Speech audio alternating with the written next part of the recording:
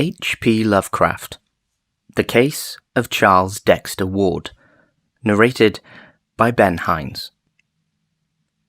The essential salts of animals may be so prepared and preserved that an ingenious man may have the whole Ark of Noah in his own study, and raise the fine shape of an animal out of its ashes at his pleasure.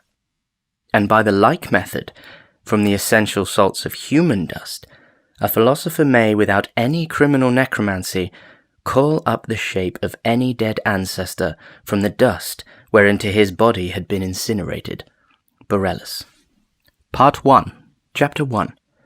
A Result and a Prologue. From a private hospital for the insane near Providence, Rhode Island, there recently disappeared an exceedingly singular person.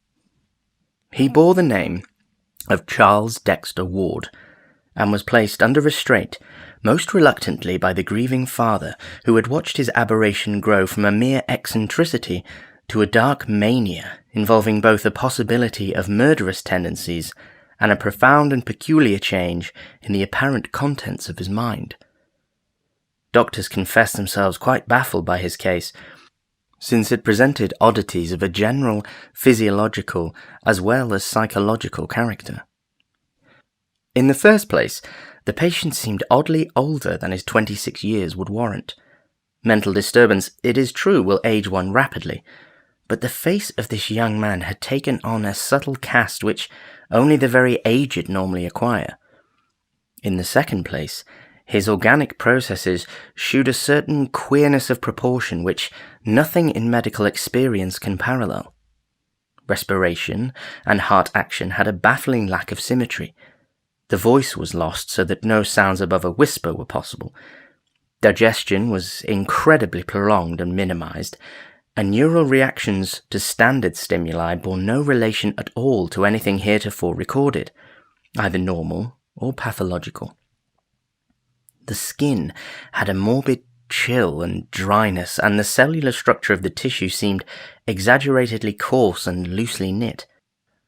Even a large olive birthmark on the right hip had disappeared, whilst there had formed on the chest a very peculiar mole or blackish spot of which no trace existed before.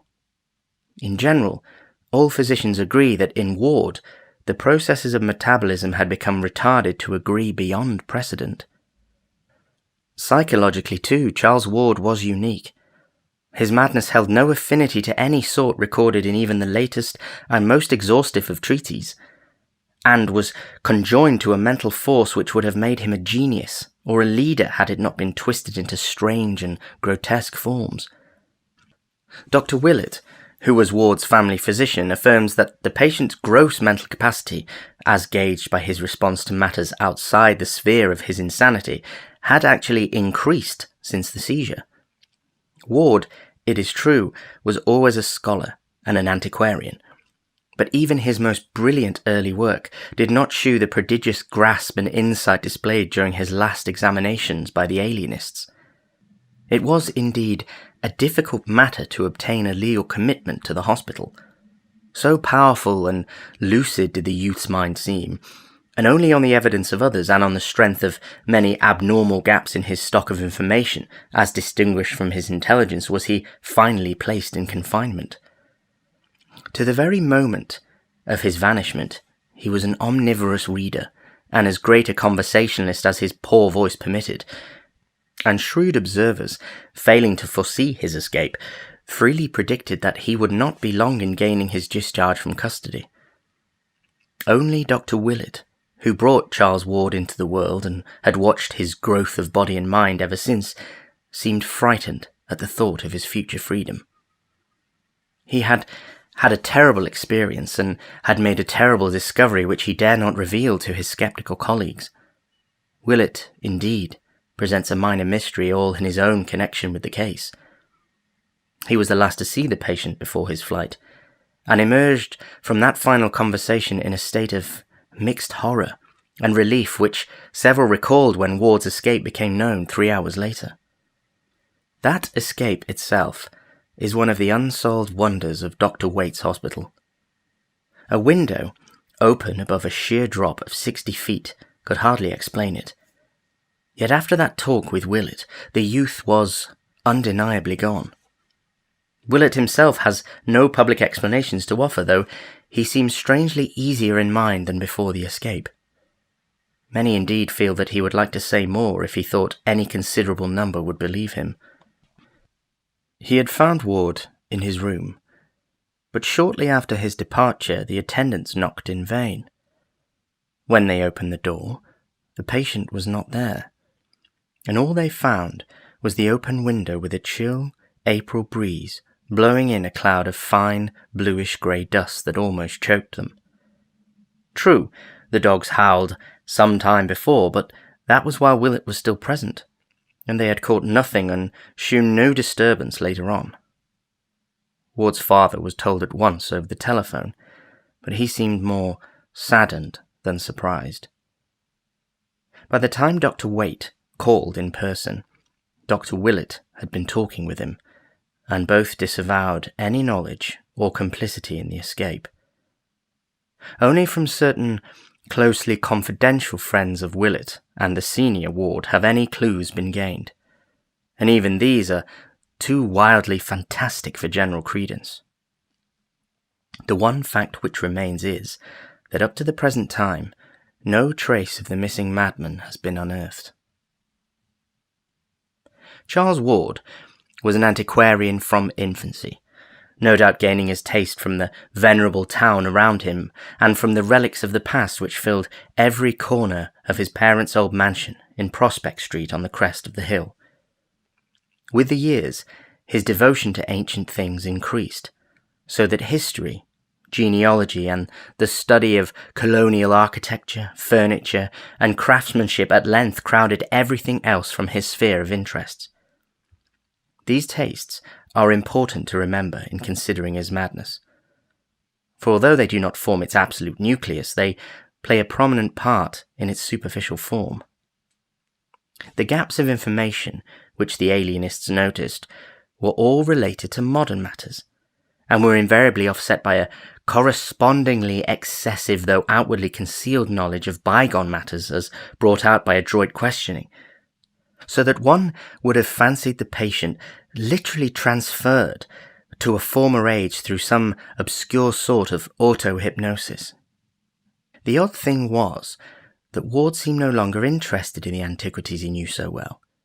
He had, it appears, lost his regard for them through sheer familiarity, and all his final efforts were obviously bent towards mastering those common facts of the modern world which had been so totally and unmistakably expunged from his brain. That this wholesale deletion had occurred he did his best to hide, but it was clear to all who watched him that his whole program of reading and conversation was determined by a frantic wish to imbibe such knowledge of his own life and of the ordinary practical and cultural background of the 20th century as ought to have been his by virtue of his birth in 1902 and his education in the schools of our own time. Alienists are now wondering how, in view of his vitally impaired range of data, the escaped patient manages to cope with the complicated world of today. The dominant opinion being that he is lying low, in some humble and unexacting position till his stock of modern information can be brought up to the normal. The beginning of Ward's madness is a matter of dispute among alienists. Dr. Lyman, the eminent Boston authority, places it at 1919 or 1920, during the boy's last year at the Moses Brown School, when he suddenly turned from the study of all the past to the study of the occult, and refused to qualify for college on the ground that he had individual researches of much greater importance to make. This is certainly borne out by Ward's altered habits at the time, especially by his continual search through town records and among old burying grounds for a certain grave dug in 1771, the grave of an ancestor named Joseph Curwen, some of whose papers he professed to have found behind the panelling of a very old house in Olney Court, on Stampers Hill, which Curwen was known to have built and occupied. It is, broadly speaking, undeniable that the writer of 1919 to 20 saw a great change in Ward, whereby he abruptly stopped his general antiquarian pursuits and embarked on a desperate delving into occult subjects both at home and abroad, varied only by this strangely persistent search for his forefather's grave. From this opinion, however, Dr. Willett substantially dissents, basing his verdict on his close and continuous knowledge of the patient, and of certain frightful investigations and discoveries which he made towards the last. Those investigations and discoveries have left their mark upon him, so that his voice trembles when he tells them, and his hand trembles when he tries to write of them. Willett admits that the change of 1919 to 20 would ordinarily appear to mark the beginning of a progressive decadence, which culminated in the horrible and uncanny alienation of 1928, but believes, from personal observation, that a finer distinction must be made. Granting freely that the boy was always ill-balanced temperamentally and prone to unduly susceptible and enthusiastic in his responses to phenomena around him, he refuses to concede that the early alteration marked the actual passage from sanity to madness, crediting instead Ward's own statement that he had discovered or rediscovered something whose effect on human thought was likely to be marvellous and profound. The true madness, he is certain, came with a later change, after the Curwen portrait and the ancient papers had been unearthed, after a trip to strange foreign places had been made, and some terrible invocations chanted under strange and secret circumstances, after certain answers to these invocations had been plainly indicated, and a frantic letter penned under agonizing and inexplicable conditions, after the wave of vampirism and the ominous Pawtuxet gossip, and after the patient's memory commenced to exclude contemporary images, whilst his voice failed and his physical aspect underwent the subtle modifications so many subsequently noticed. It was only about this time, Willett points out with much acuteness, that the nightmare qualities became indubitably linked with Ward, and the doctor feels shudderingly sure that enough solid evidence exists to sustain the youth's claim regarding his crucial discovery. In the first place, 2 workmen of high intelligence saw Joseph Curwen's ancient papers found. Secondly, the boy once shewed Dr. Willett these papers and a page of the Curwen diary, and each of the documents had every appearance of genuineness. The hole where Ward claimed to have found them was a long, visible reality, and Willett had a very convincing final glimpse of them in surroundings which can scarcely be believed and can never perhaps be proved. Then there were the mysteries and coincidences of the Orne and Hutchinson letters, and the problem of the Curwen penmanship and of what the detectives brought to light about Dr. Allen. These things, and the terrible message in medieval minuscules found in Willett's pocket when he gained consciousness after his shocking experience. And most conclusive of all, there are the 2 hideous results which the doctor obtained from a certain pair of formulae during his final investigations. Results which virtually proved the authenticity of the papers and of their monstrous implications at the same time that those papers were born forever from human knowledge. Chapter 2. One must look back at Charles Ward's earlier life as at something belonging as much to the past as the antiquities he loved so keenly. In the autumn of 1918, and with a considerable show of zest in the military training of the period, he had begun his junior year at the Moses Brown School, which lies very near his home. The old main building, erected in 1819, had always charmed his youthful antiquarian sense, and the spacious park in which the academy is set appealed to his sharp eye for landscape. His social activities were few, and his hours were spent mainly at home, in rambling walks, in his classes and drills, and in the pursuit of antiquarian and genealogical data at the City Hall, the State House, the Public Library, the Athenaeum, the Historical Society, the John Carter Brown and John Hay Libraries of Brown University, and the newly opened Shepley Library in Benefit Street. One may picture him yet as he was in those days, tall, slim, and blonde, with studious eyes and a slight stoop, dressed somewhat carelessly and giving a dominant impression of harmless awkwardness rather than attractiveness. His walks were always adventures in antiquity, during which he managed to recapture from the myriad relics of a glamorous old city a vivid and connected picture of the centuries before. His home was a great Georgian mansion atop the well near Precipitous Hill that rises just east of the river, and from the rear windows of its rambling wings he could look dizzily out over all the clustered spires, domes, roofs, and skyscraper summits of the lower town to the purple hills of the countryside beyond. Here he was born. And from the lovely classic porch of the double-bayed brick facade, his nurse had first wheeled him into his carriage, past the little white farmhouse of 200 years before that the town had long ago overtaken, and on towards the stately colleges along the shady, sumptuous street, whose old square brick mansions and smaller wooden houses, with narrow, heavy columned Doric porches, dreamed solid and exclusive amidst their generous yards and gardens. He had been wheeled too along sleepy Congdon Street, one tier lower down on the steep hill, and with all its eastern homes on high terraces.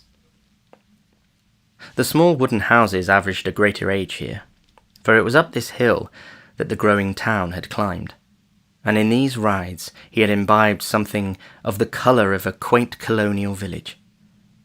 The nurse used to stop and sit on the benches of Prospect Terrace to chat with policemen, and one of the child's first memories was of the great westward sea of hazy roofs and domes and steeples and far hills which she saw one winter afternoon from that great railed embankment, all violet and mystic against a fevered, apocalyptic sunset of reds and golds and purples and curious greens. The vast marble dome of the State House stood out in massive silhouette, its crowning statue haloed fantastically by a break in one of the tinted stratus clouds that barred the flaming sky. When he was larger, his famous walks began, first with his impatiently dragged nurse, and then alone in dreamy meditation.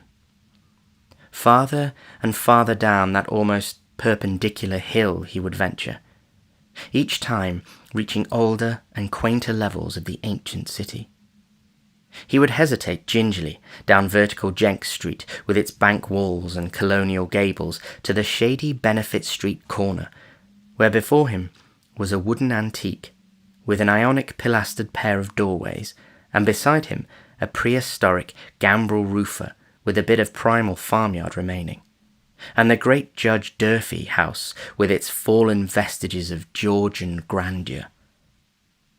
It was getting to be a slum here, but the Titan elms cast a restoring shadow over the place, and the boy used to stroll south past the long lines of the pre-revolutionary homes with their great central chimneys and classic portals. On the eastern side, they were set high over basements, with railed double flights of stone steps, and the young Charles could picture them, as they were when the street was new, and the red heels and periwigs set off the painted pediments whose signs of wear were now becoming so visible. Westward, the hill dropped almost as steeply as above, down to the old town street that the founders had laid out at the river's edge in 1636. Here ran innumerable little lanes with leaning, huddled houses of immense antiquity, and fascinated though he was, it was long before he dared to thread their archaic verticality, for fear they would turn out a dream or a gateway to unknown terrors. He found it much less formidable to continue along Benefit Street, past the iron fence of St. John's hidden churchyard, and the rear of the 1761 Colony House, and the mouldering bulk of the Golden Ball Inn, where Washington stopped. At Meeting Street, the successful Jail Lane, and King Street of other periods, he would look upward to the east and see the arched flight of steps to which the highway had to resort in climbing the slope, and downward to the west, glimpsing the old brick colonial schoolhouse that smiles across the road at the ancient sign of Shakespeare's Head, where the Providence Gazette and Country Journal was printed before the Revolution. Then came the exquisite First Baptist Church of 1775, luxurious with its matchless Gibbs steeple and Georgian roofs and cupolas hovering by. Here, and to the southward, the neighbourhood became better, flowering at last into a marvellous group of early mansions, but still the little ancient lanes led off down the precipice to the west, spectral in their many-gabled archaism and dipping to a riot of iridescent decay, where the wicked old waterfront recalls its proud East India days amidst polyglot vice and squalor, rotting wharves and blear-eyed ship chandleries with such surviving alley names as Packet, Bullion, Gold, Silver, Coin, Doubloon, Sovereign, Guilder, Dollar, Dime, and Cent. Sometimes, as he grew taller and more adventurous, young Ward would venture down into this maelstrom of tottering houses, broken transoms, tumbling steps, twisted balustrades, swarthy fences and nameless odours, winding from South Main to South Water, searching out the docks where the bay and sound steamers still touched, and returning northward, at this lower level, past the steep-roofed 1816 warehouses and the broad square at the Great Bridge, where the 1773 market house still stands firm on its ancient arches. In that square, he would pause to drink in the bewildering beauty of the old town as it rises on its eastward bluff, decked with its 2 Georgian spires and crowned by the vast new Christian Science dome as London is crowned by St. Paul's. He liked mostly to reach this point in the late afternoon, when the slanting sunlight touches the market house and the ancient hill roofs and belfries with gold, and throws magic around the dreaming wharves where Providence Indiamen used to ride at anchor. After a long look he would grow almost dizzy with a poet's love for the sight, and then he would scale the slope homeward in the dusk, past the old white church, and up the narrow, precipitous ways where yellow gleams would begin to peep out in small paned windows, and through fanlights set high over double flights of steps with curious wrought-iron railings. At other times, and in later years, he would seek for vivid contrasts, spending half a walk in the crumbling colonial regions northwest of his home, where the hill drops to the lower eminence of Stamper's Hill, with its ghetto and Negro quarter clustering round the place where the Boston stagecoach used to start before the Revolution, and the other half in the gracious southerly realm about George, Benevolent, Power and Williams streets, where the old slope holds unchanged the fine estates and bits of walled garden and steep green lane in which so many fragrant memories linger. These rambles, together with the diligent studies which accompanied them, certainly account for a large amount of the antiquarian lore which at last crowded the modern world from Charles Ward's mind, and illustrate the mental soil upon which fell in that fateful winter of 1919-20 the seeds that came to such strange and terrible fruition. Dr. Willett is certain that, up to this ill-omened winter of first change, Charles Ward's antiquarianism was free from every trace of the morbid. Graveyards held for him no particular attraction beyond their quaintness and historic value, and of anything like the violence or savage instinct he was utterly devoid. Then, by insidious degrees, there appeared to develop a curious sequel to one of his genealogical triumphs of the year before, when he had discovered, among his maternal ancestors, a certain very long-lived man named Joseph Curwen, who had come from Salem in March of 1692, and about whom a whispered series of highly peculiar and disquieting stories clustered. Ward's great-great-grandfather, Welcome Potter, had in 1785 married a certain Anne Tillinghast, daughter of Mrs. Eliza, daughter to Captain James Tillinghast, of whose paternity the family had preserved no trace. Late in 1918, whilst examining a volume of original town records in manuscript, the young genealogist encountered an entry describing a legal change of name, by which, in 1772, a Mrs. Eliza Curwen, widow of Joseph Curwen, resumed, along with her 7-year-old daughter Anne, her maiden name of Tillinghast, on the ground that her husband's name was become a public reproach by reason of what was known after his decease, the which confirming an ancient common rumour, though not to be credited by a loyal wife till so proven as to be wholly past doubting. This entry came to light upon the accidental separation of 2 leaves, which had been carefully pasted together and treated as one by a laboured revision of the page numbers. It was at once clear to Charles Ward that he had indeed discovered a hitherto unknown great-great-great-grandfather. The discovery doubly excited him because he had already heard vague reports and seen scattered allusions relating to this person, about whom there remained so few publicly available records, aside from those becoming public only in modern times, that it almost seemed as if a conspiracy had existed to blot him from memory. What did appear, moreover, was of such singular and provocative nature that one could not fail to imagine curiously what it was that the colonial recorders were so anxious to conceal and forget, or to suspect that the deletion had reasons all too valid.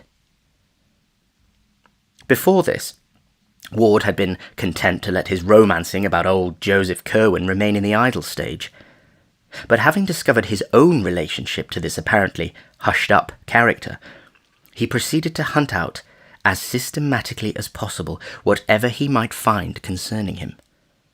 In this excited quest, he eventually succeeded beyond his highest expectations.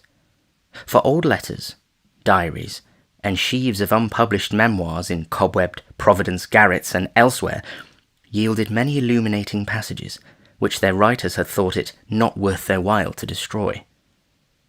One important sidelight came from a point as remote as New York, where some Rhode Island colonial correspondence was stored in the museum at Francis Tavern. The really crucial thing, though, and what in Dr. Willett's opinion formed the definitive source of Ward's undoing, was the matter found in August 1919, behind the panelling of the crumbling house in Olney Court.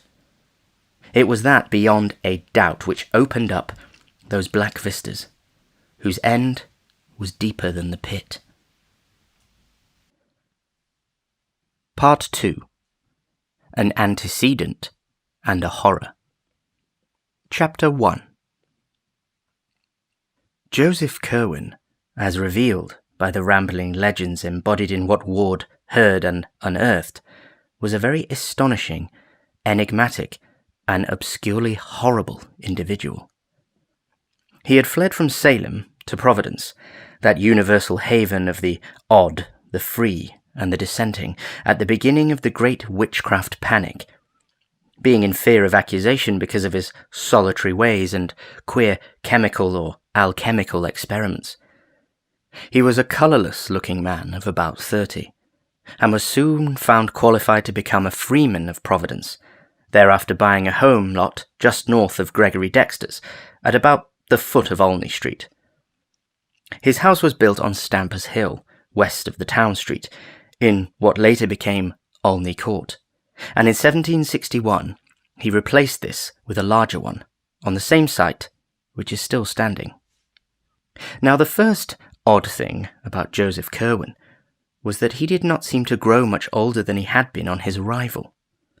He engaged in shipping enterprises, purchased wharfage near Mile End Cove, helped rebuild the Great Brigade in 1713, and in 1723 was one of the founders of the Congregational Church on the hill.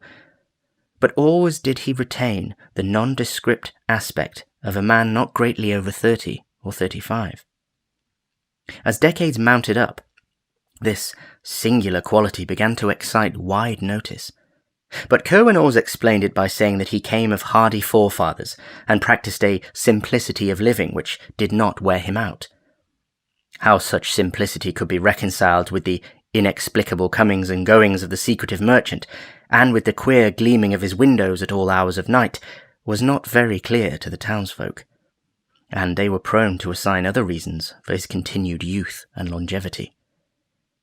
It was held, for the most part, that Curwen's incessant mixings and boilings of chemicals had much to do with his condition.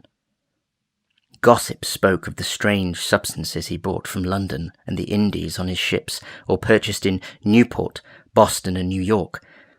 And when old Dr. Jabez Bowen came from Rehoboth and opened his apothecary shop across the Great Bridge at the sign of the Unicorn and Mortar, there was ceaseless talk of the drugs, acids, and metals that the taciturn recluse incessantly bought or ordered from him. Acting on the assumption that Curwen possessed a wondrous and secret medical skill, many sufferers of various sorts applied to him for aid. But though he appeared to encourage their belief in a non-committal way, and always gave them odd-coloured potions in response to their requests, it was observed that his ministrations to others seldom proved of benefit. At length, when over 50 years had passed since the stranger's advent, and without producing more than 5 years' apparent change in his face and physique, the people began to whisper more darkly, and to meet more than halfway that desire for isolation which he had always shewn. Private letters and diaries of the period reveal too a multitude of other reasons why Joseph Curwen was marvelled at, feared, and finally shunned like a plague. His passion for graveyards, in which he was glimpsed at all hours and under all conditions, was notorious. Though no one had witnessed any deed on his part which could actually be termed ghoulish, on the Pawtuxet Road he had a farm, at which he generally lived during the summer, and to which he would frequently be seen riding at various odd times of the day or night. Here, his only visible servants, farmers and caretakers, were a sullen pair of aged Narragansett Indians, the husband dumb and curiously scarred, and the wife of a very repulsive cast of countenance, probably due to a mixture of Negro blood. In the lean-to of this house was the laboratory where most of the chemical experiments were conducted. Curious porters and teamers who delivered bottles, bags, or boxes at the small rear door would exchange accounts of the fantastic flasks, crucibles, alembics, and furnaces they saw in the low-shelved room, and prophesied in whispers that the closed-mouthed chymist, by which they meant alchemist, would not be long in finding the philosopher's stone. The nearest neighbours to this farm, the Fenners, a quarter of a mile away, had still queerer things to tell of certain sounds which they insisted came from the Curwen place in the night. There were cries, they said, and sustained howlings, and they did not like the large number of livestock which thronged the pastures, for no such amount was needed to keep a lone old man and a very few servants in meat, milk, and wool. The identity of the stock seemed to change from week to week, as new droves were purchased from the Kingston farmers. Then, too, there was something very obnoxious about a certain great stone outbuilding, with only high, narrow slits for windows. Great bridge idlers likewise had much to say of Curwen's town-house in Olney Court. Not so much the fine new one built in 1761, when the man must have been nearly a century old, but the first low gambrel-roofed one with the windowless attic and shingled sides, whose timbers he took the peculiar precaution of burning after its demolition.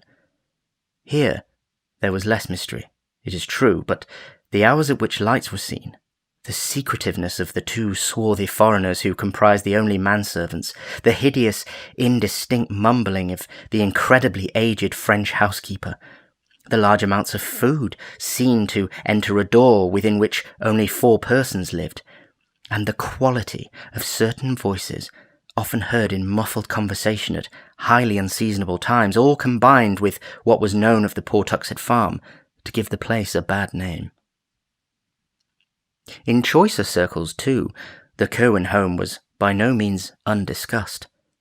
For as the newcomer had gradually worked into the church and trading life of the town, he had naturally made acquaintances of the better sort, whose company and conversation he was well fitted by education to enjoy. His birth was known to be good, since the Curwens or Corwins of Salem needed no introduction in New England. It developed that Joseph Curwen had travelled much in very early life, living for a time in England and making at least 2 voyages on the Orient.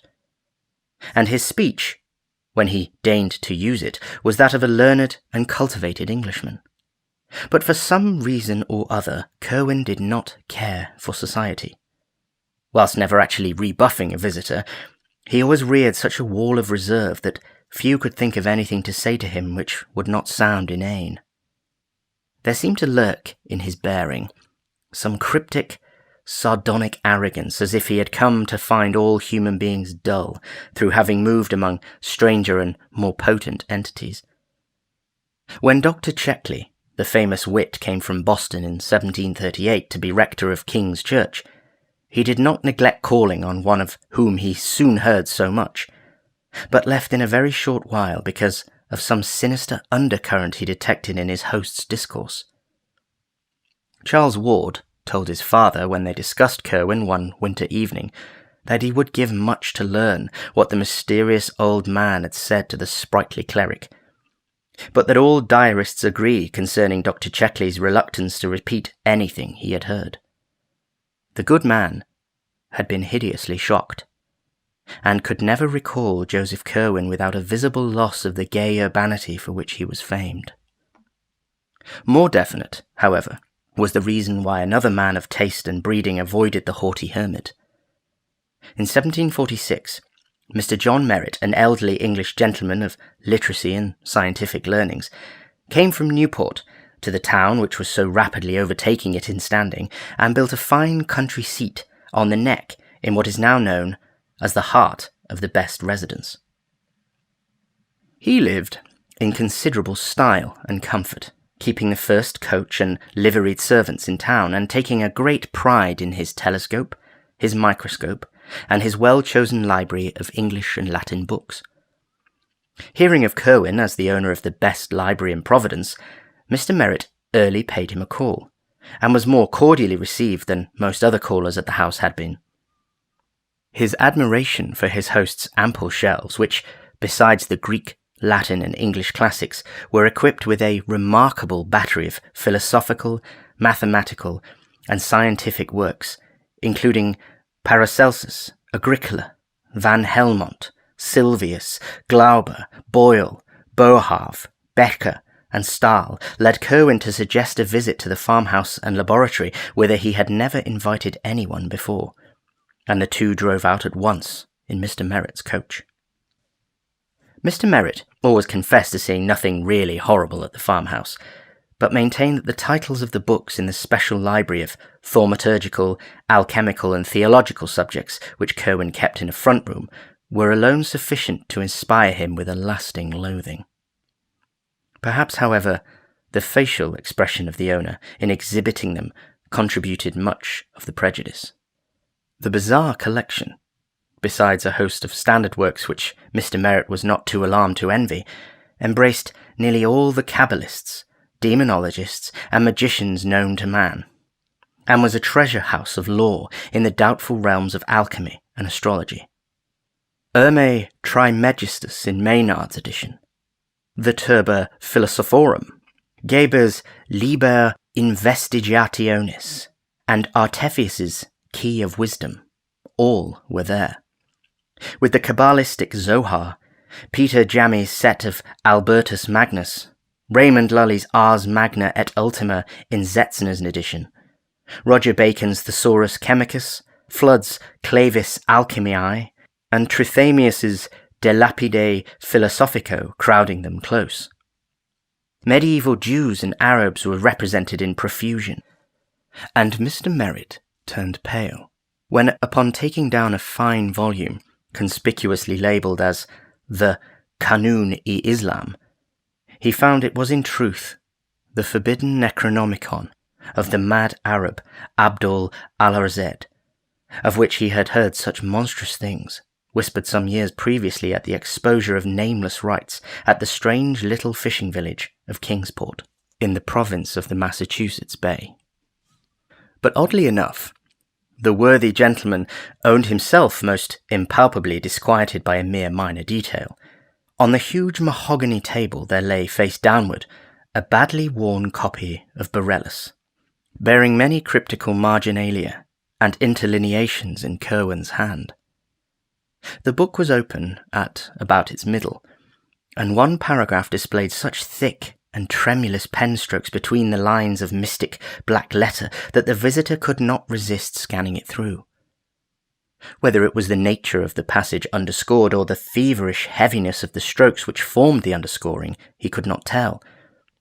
But something in that combination affected him very badly and very peculiarly. He recalled it to the end of his days, writing it down from memory in his diary and once trying to recite it to his close friend Dr. Checkley, till he saw how greatly it disturbed the urbane rector.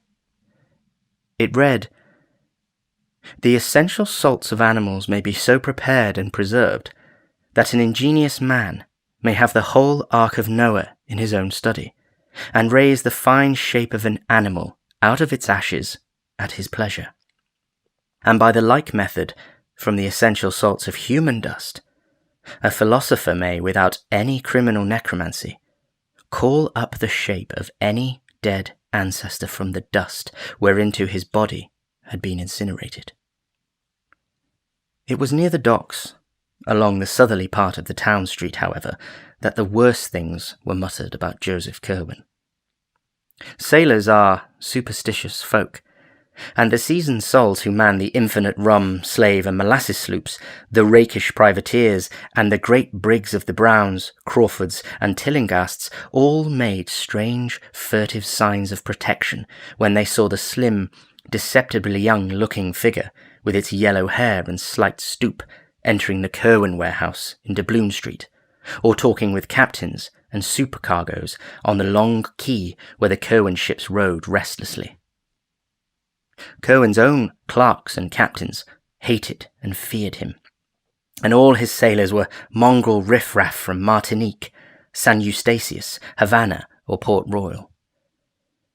It was, in a way, the frequency with which these sailors were replaced which inspired the acutest and most tangible part of the fear in which the old man was held. A crew would be turned loose in the town on shore leave, some of its members perhaps charged with this errand or that, and when reassembled, it would be almost sure to lack one or more men. That many of the errands had concerned the farm on the Pawtuxet Road, and that few of the sailors had ever been seen to return from that place, was not forgotten, so that in time it became exceedingly difficult for Curwen to keep his oddly assorted hands. Almost invariably, several would desert soon after hearing the gossip of the Providence wharves, and their replacement in the West Indies became an increasingly great problem to the merchant. In 1760, Joseph Curwen was virtually an outcast, suspected of vague horrors and demonic alliances which seemed all more menacing because they could not be named, understood, or even proven to exist. The last straw may have come from the affair of the missing soldiers in 1758, for in March and April of that year, 2 royal regiments on their way to New France were quartered in Providence, and depleted by an inexplicable process far beyond the average rate of desertion. Rumour dwelt on the frequency with which Curwen was wont to be seen talking with the red-coated strangers, and as several of them began to be missed, people thought of the odd conditions among his own seamen. What would have happened if the regiments had not been ordered on? No one can tell. Meanwhile, the merchant's worldly affairs were prospering. He had a virtual monopoly in the town's trade of saltpetre, black pepper, and cinnamon, and easily led any of the other shipping establishments save the Browns in his importation of brassware, indigo, cotton, woolens, salt, rigging, iron, paper, and English goods of every kind. Such shopkeepers as James Green at the sign of the Elephant in Cheapside, the Russells at the sign of the Golden Eagle across the bridge, or Clark and Nightingale at the Frying Pan and Fish near the new coffee house, depended almost wholly upon him for their stock, and his arrangements with the local distillers, the Narragansett dairymen and horse breeders, and the Newport candle makers made him one of the prime exporters of the colony. Ostracized though he was, he did not lack for civic spirit of a sort. When the colony house burned down, he subscribed handsomely to the lotteries by which the new brick one, still standing at the head of its parade in the old Main Street, was built in 1761. In that same year, too, he helped rebuild the Great Bridge after the October gale, He replaced many of the books of the public library consumed in the Colony House fire, and bought heavily in the lottery that gave the muddy market parade and deep-rutted town street their pavement of great round stones, with a brick footwalk or causey in the middle. About this time also he built the plain but excellent new house whose doorway is still such a triumph of carving. When the Whitefield adherents broke off from Dr. Cotton's Hill Church in 1743 and founded Deacon Snow's Church across the bridge, Cohen had gone with them, though his zeal and attendance soon abated. Now, however, he cultivated piety once more, as if to dispel the shadow which had thrown him into isolation, and would soon begin to wreck his business fortunes, if not sharply checked. Chapter 2. The sight of this strange, pallid man, hardly middle-aged in aspect, yet certainly not less than a full century old, seeking at last to emerge from a cloud of fright and detestation too vague to pin down or analyse, was at once a pathetic, a dramatic, and a contemptible thing. Such is the power of wealth, and of surface gestures, however, that there came indeed a slight abatement in the visible aversion displayed toward him, especially after the rapid disappearances of his sailors abruptly ceased. He must likewise have begun to practice an extreme care and secrecy in his graveyard expeditions, for he was never again caught at such wanderings, whilst the rumours of uncanny sounds and manoeuvres at his Pawtuxet farm diminished in proportion. His rate of food consumption and cattle replacement remained abnormally high, but not until modern times, when Charles Ward examined a set of his accounts and invoices in the Shepley Library, did it occur to any person, save one embittered youth perhaps, to make dark comparisons between the large number of guinea blacks he imported until 1766, and the disturbingly small number for whom he could produce bona fide bills of sale, either to slave dealers at the Great Bridge or to the planters of the Narragansett country. Certainly, the cunning and ingenuity of this abhorred character were uncannily profound, once the necessity for their exercise had become impressed upon him. But of course, the effect of all this belated mending was necessarily slight. Cohen continued to be avoided and distrusted, as indeed the one fact of his continued air of youth at a great age would have been enough to warrant, and he could see that in the end his fortunes would be likely to suffer.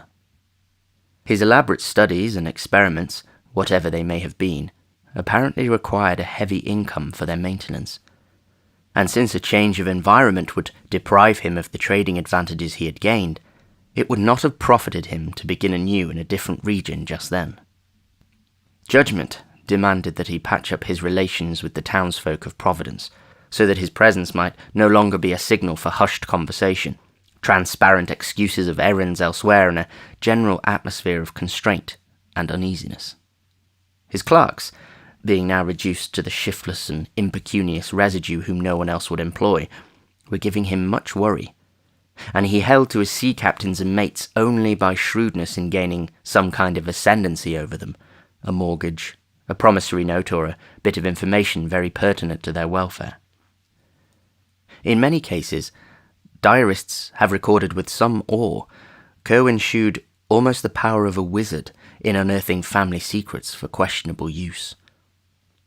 During the final 5 years of his life, it seemed as though only direct talks with the long dead could possibly have furnished some of the data which he had so glibly at his tongue's end. About this time, the crafty scholar hit upon a last desperate expedient to regain his footing in the community. Hitherto a complete hermit, he now determined to contract an advantageous marriage, securing as a bride some lady whose unquestioned position would make all ostracism of his home impossible. It may be that he also had deeper reasons for wishing an alliance, reasons so far outside the known cosmic sphere that only papers found a century and a half after his death caused anyone to suspect them. But of this, nothing can ever be learned. Naturally, he was aware of the horror and indignation with which ordinary courtship of his would be received. Hence, he looked about for some likely candidate upon whose parents he might exert a suitable pressure. Such candidates, he found, were not at all easy to discover, since he had very peculiar requirements in the way of beauty, accomplishments, and social security. At length, his survey narrowed down to the household of one of his best and oldest ship captains, a widower of high birth and unblemished standing named Duty Tillinghast, whose only daughter Eliza seemed dowered with every conceivable advantage save prospects as an heiress. Captain Tillinghast was completely under the domination of Curwen, and consented, after a terrible interview in his cup-old house on Powers Lane Hill, to sanction the blasphemous alliance. Eliza Tillinghast was at that time 18 years of age, and had been reared as gently as the reduced circumstances of her father permitted. She had attended Stephen Jackson's school, opposite the courthouse parade, and had been diligently instructed by her mother, before the latter's death of smallpox in 1757, in all the arts and refinements of domestic life. A sampler of hers, worked in 1753 at the age of 9, may still be found in the rooms of the Rhode Island Historical Society. After her mother's death, she had kept the house, aided only by one old black woman. Her arguments with her father concerning the proposed Curwen marriage must have been painful indeed, but of these we have no record. Certain it is that her engagement to the young Ezra Whedon, second mate of the Crawford Packet Enterprise, was dutifully broken off, and that her union with Joseph Curwen took place on the 7th of March, 1763, in the Baptist Church, in the presence of one of the most distinguished assemblages which the town could boast, the ceremony being performed by the younger Samuel Windsor. The Gazette mentioned the event very briefly, and in most surviving copies the item in question seems to be cut or torn out. Ward found a single intact copy after much search in the archives of a private collector of note, observing with amusement the meaningless urbanity of the language. Monday evening last, Mr. Joseph Curwen of this town, merchant, was married to Miss Eliza Tillinghast, daughter of Captain Duty Tillinghast, a young lady who has real merit, added to a beautiful person to grace the connubial state and perpetuate its felicity. The collection of Durfee Arnold letters, discovered by Charles Ward shortly before his first reputed madness, in the private collection of Melville F. Peters, Esquire, of George Street, and covering this and a somewhat antecedent period, throws vivid light on the outrage done to public sentiment by this ill-assorted match. The social influence of the Tillinghasts, however, was not to be denied, and once more Joseph Curwen found his house frequented by persons whom he could never otherwise have induced to cross his threshold.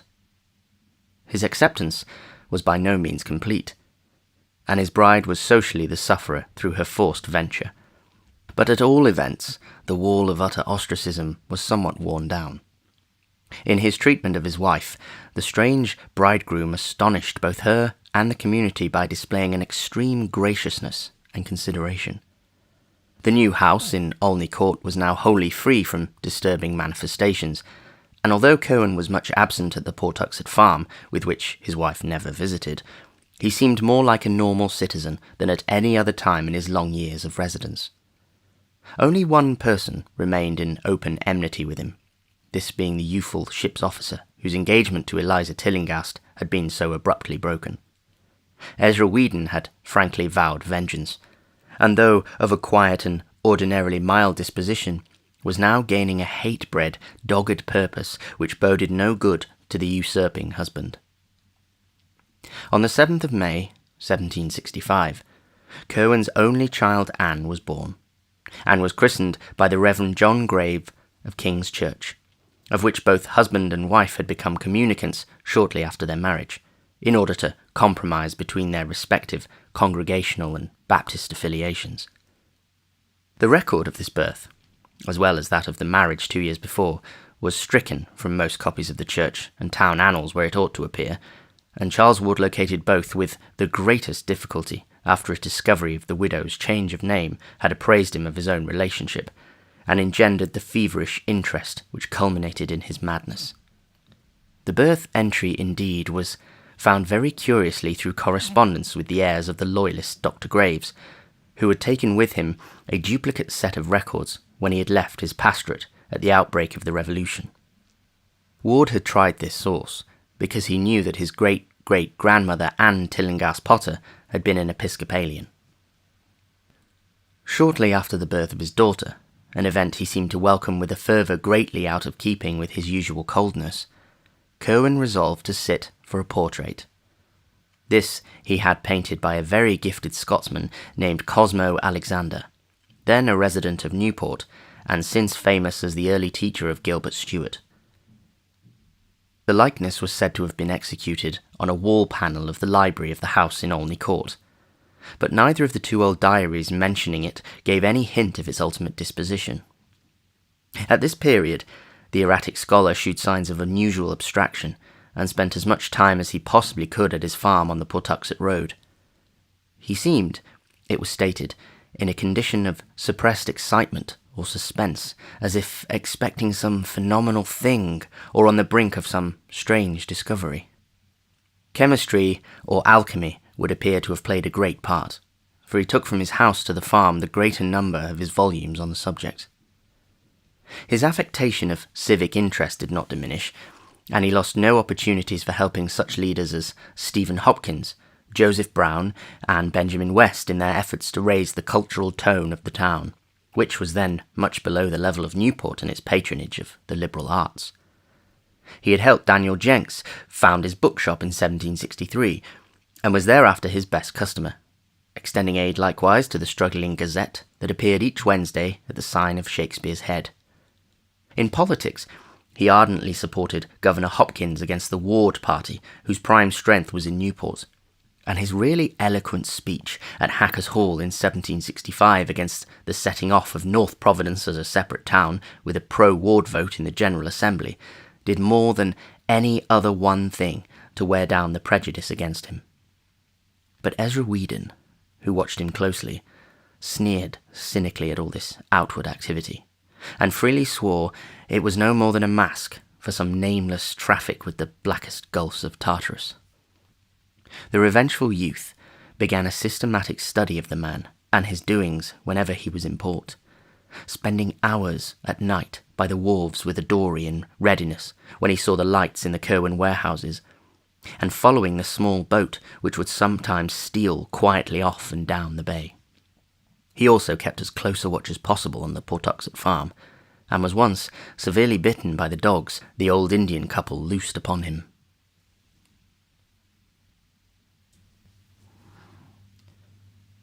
Chapter 3. In 1766 came the final change in Joseph Curwen. It was very sudden, and gained wide notice amongst the curious townsfolk, for the air of suspense and expectancy dropped like an old cloak, giving instant place to an ill-concealed exultation of perfect triumph. Curwen seemed to have difficulty in restraining himself from public harangues on what he had found or learned or made, but apparently the need of secrecy was greater than the longing to share his rejoicing, for no explanation was ever offered by him. It was after this transition, which appears to have come early in July, that the sinister scholar began to astonish people by his possession of information which only their long-dead ancestors would seem to be able to impart. But Curwen's feverish, secret activities by no means ceased with this change. On the contrary, they tended rather to increase, so that more and more of his shipping business was handled by the captains whom he now bound to him by ties of fear as potent of those of bankruptcy had been. He altogether abandoned the slave trade, alleging that its profits were constantly decreasing. Every possible moment was spent at the Pawtuxet farm, though there were rumours now and then of his presence in places which, though not actually near graveyards, were yet so suited in relation to graveyards that thoughtful people wondered just how thorough the old merchant's change of habits really was.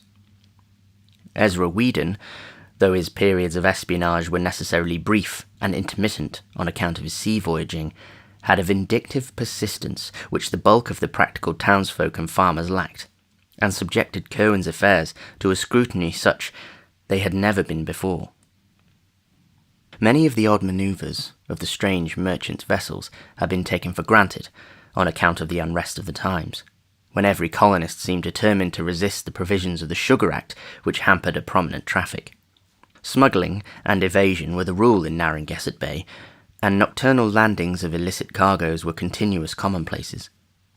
But Weedon, night after night, following the lighters or small sloops which he saw steal off from the Kerwin warehouses at the Town Street docks, soon felt assured that it was not merely His Majesty's armed ships which the sinister skulker was anxious to avoid. Prior to the change, in 1766, these boats had for the most part contained chained Negroes, who were carried down and across the bay and landed at an obscure point on the shore just north of Pawtuxet, being afterward driven up the bluff and across the country to the Kerwin farm, where they were locked in that enormous stone outbuilding which had only high narrow slits for windows. After that change, however, the whole programme was altered. Importation of slaves ceased at once, and for a time Kerwin abandoned his midnight sailings. Then, about the spring of 1767, a new policy appeared. Once more the lighters grew wont to put out from the black, silent docks, and this time they would go down the bay some distance, perhaps as far as Nanquit Point, where they would meet and receive cargo from strange ships of considerable size and widely varied appearance.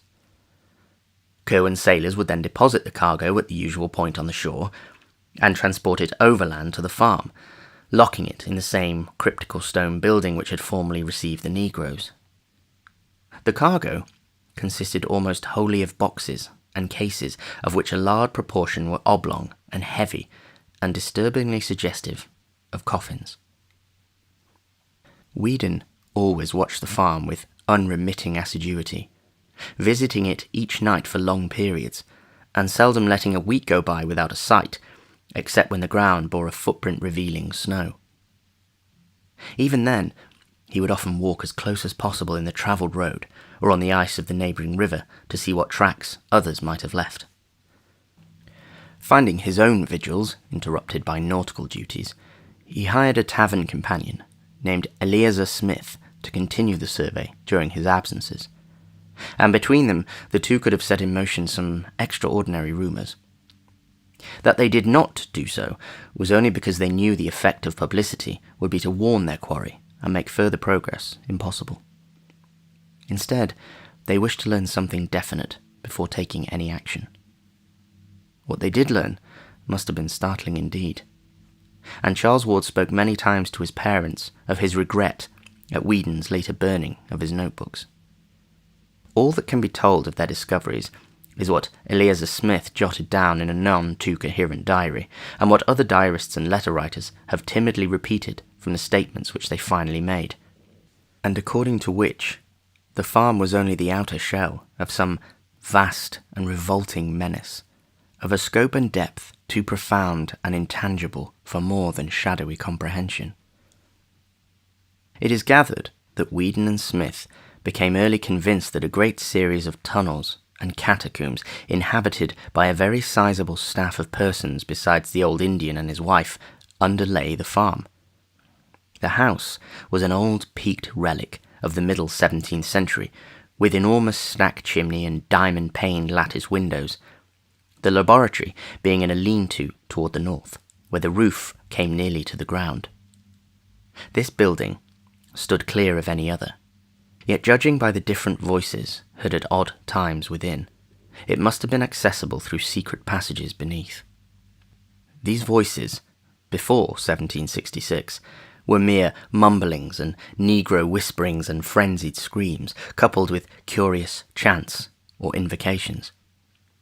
After that date, however, they assumed a very singular and terrible cast, as they ran the gamut betwixt dronings of dull acquiescence and explosions of frantic pain or fury, rumblings of conversation and whines of entreaty, pantings of eagerness, and shouts of protest. They appeared to be in different languages, all known to Kerwin, whose rasping accents were frequently distinguishable in reply, reproof, or threatening. Sometimes it seemed that several persons must be in the house, Kerwin, certain captives, and the guards of those captives. There were voices of a sort that neither Whedon or Smith had ever heard before, despite their wide knowledge of foreign parts, and many that they did seem to place as belonging to this or that nationality. The nature of the conversations seemed always a kind of catechism, as if Kerwin were extorting some sort of information from terrified or rebellious prisoners. Whedon had many verbatim reports of overheard scraps in his notebook, for English, French, and Spanish, which he knew were frequently used, but of these nothing has survived. He did, however, say that besides a few ghoulish dialogues in which the past affairs of Providence families were concerned, most of the questions and answers he could understand were historical or scientific, occasionally pertaining to very remote places and ages. Once, for example, an alternately raging and sullen figure was questioned in French about the Black Prince's massacre at Limoges in 1370, as if there were some hidden reason which he ought to know. Kerwin asked the prisoner, if prisoner it were, whether the order to slay was given because of the sign of the goat found on the altar in the ancient Roman crypt beneath the cathedral, or whether the dark man of the Haute Vienne coven had spoken the 3 words.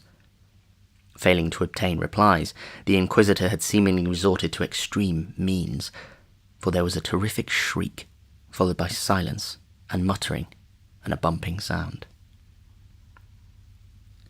None of these colloquies were ever ocularly witnessed, since the windows were always heavily draped.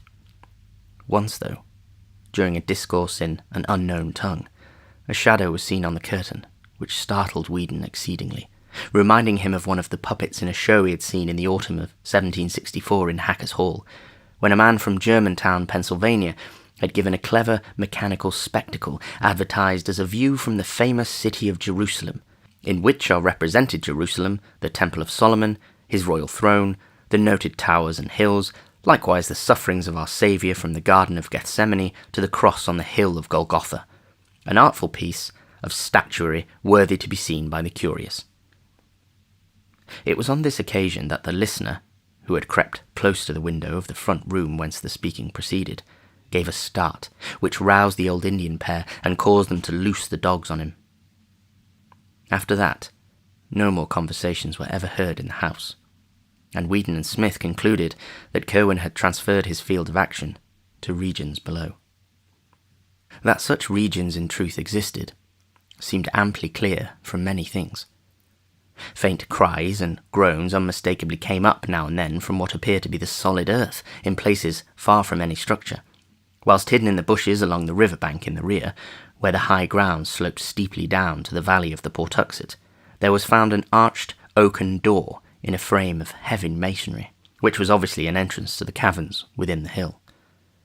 When or how these catacombs could have been constructed, Whedon was unable to say, but he frequently pointed out how easily the place might have been reached by bands of unseen workmen from the river. Joseph Kerwin put his mongrel seamen to diverse uses indeed.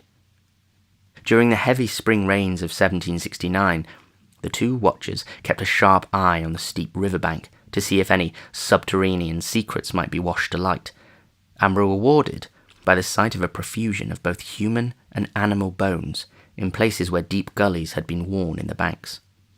Naturally, there might be many explanations of such things in the rear of a stock farm, and in a locality where old Indian burying grounds were common, but Whedon and Smith drew their own inferences.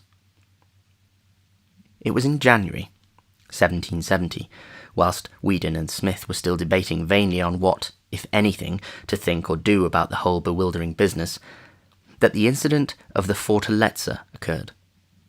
Exasperated by the burning of the revenue sloop Liberty at Newport during the previous summer, the customs fleet, under Admiral Wallace, had adopted an increased vigilance concerning strange vessels, and on this occasion His Majesty's armed schooner Signet, under Captain Charles Leslie, captured, after a short pursuit one early morning, the snow Fortaleza of Barcelona, Spain, under Captain Manuel Arruda, bound, according to its log, from Grand Cairo, Egypt, to Providence. When searched for contraband material, this ship revealed the astonishing fact that its cargo consisted exclusively of Egyptian mummies, consigned to sailor A, B, C, who had come to remove its goods in a lighter just off Namquit Point, and whose identity Captain Arruda felt himself honour bound not to reveal. The Vice-Admiralty Court at Newport, at a loss what to do in view of the non-contraband nature of the cargo on the one hand, and of the unlawful secrecy of the entry on the other hand, compromised on Collector Robinson's recommendation by freeing the ship but forbidding it a port in Rhode Island waters. There were later rumours of its having been seen in Boston Harbour, though it never openly entered the port of Boston. This extraordinary incident did not fail of wide remark in Providence, and there were not many who doubted the existence of some connection between the cargo of mummies and the sinister Joseph Curwen. His exotic studies and his curious chemical importations being common knowledge, and his fondness for graveyards being common suspicion, it did not take much imagination to link him with a freakish importation which could not conceivably have been destined for anyone else in the town. As if conscious of this natural belief, Curwen took care to speak casually on several occasions of the chemical value of the balsams found in mummies, thinking perhaps that he might make the affair seem less unnatural, yet stopping just short of admitting his participation. Whedon and Smith, of course, felt no doubt whatsoever of the significance of the thing, and indulged in the wildest theories concerning Curwen and his monstrous labours. The following spring, like that of the year before, had heavy rains, and the watchers kept careful track of the riverbank behind the Curwen farm. Large sections were washed away, and a certain number of bones discovered, but no glimpse was afforded of any actual subterranean chambers or burrows. Something was rumoured, however, at the village of Pawtuxet, about a mile below, where the river flows in falls over a rocky terrace to join the placid landlocked cove. There, where quaint old cottages climb the hill from the rustic bridge, and fishing smacks lay anchored in their sleepy docks, a vague report went round of things that were floating down the river and flashing into sight for a minute as they went over the falls. Of course, the Pawtuxet is a long river which winds through many settled regions abounding in graveyards, and of course the spring rains had been very heavy, but the fisher folk about the bridge did not like the wild way that one of the things stared as it shot down to the still water below, or the way that another half cried out, although its condition had greatly departed from that of objects which normally cry out. That rumour sent Smith, for Whedon was just then at sea, in haste to the riverbank behind the farm, where surely enough there remained the evidences of an extensive cave-in. There was, however, no trace of a passage into the steep bank, for the miniature avalanche had left behind a solid wall of mixed earth and shrubbery from aloft. Smith went to the extent of some experimental digging, but was deterred by lack of success, or perhaps by fear of possible success. It's interesting to speculate on what the persistent and revengeful Whedon would have done if he had been at shore at the time. Chapter 4. By the autumn of 1770, Whedon decided that the time was ripe to tell others of his discoveries, for he had a large number of facts to link together, and a second eyewitness to refute the possible charge that jealousy and vindictiveness had spurred his fancy.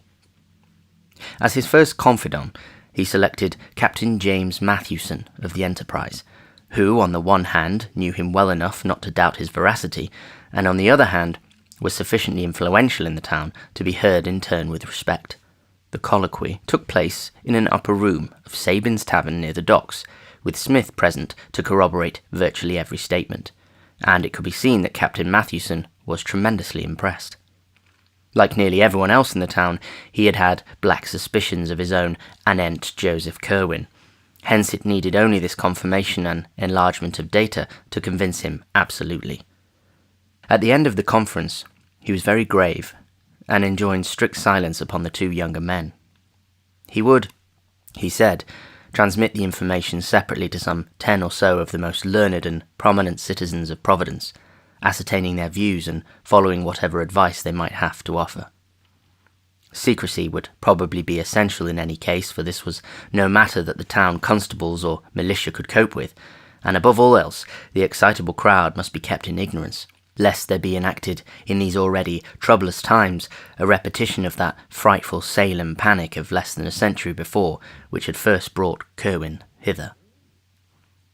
The right persons to tell, he believed, would be Dr. Benjamin West, whose pamphlet on the late transit of Venus proved him a scholar and keen thinker, Reverend James Manning, president of the college which had just moved up from Warren, and was temporarily housed in the new King Street schoolhouse, awaiting the completion of its building on the hill above Presbyterian Lane, ex-Governor Stephen Hopkins, who had been a member of the Philosophical Society at Newport, and was a man of very broad perceptions, John Carter, publisher of the Gazette, all four of the Brown brothers, John, Joseph, Nicholas, and Moses, who formed the recognised local magnates, and of whom Joseph was an amateur scientist of parts.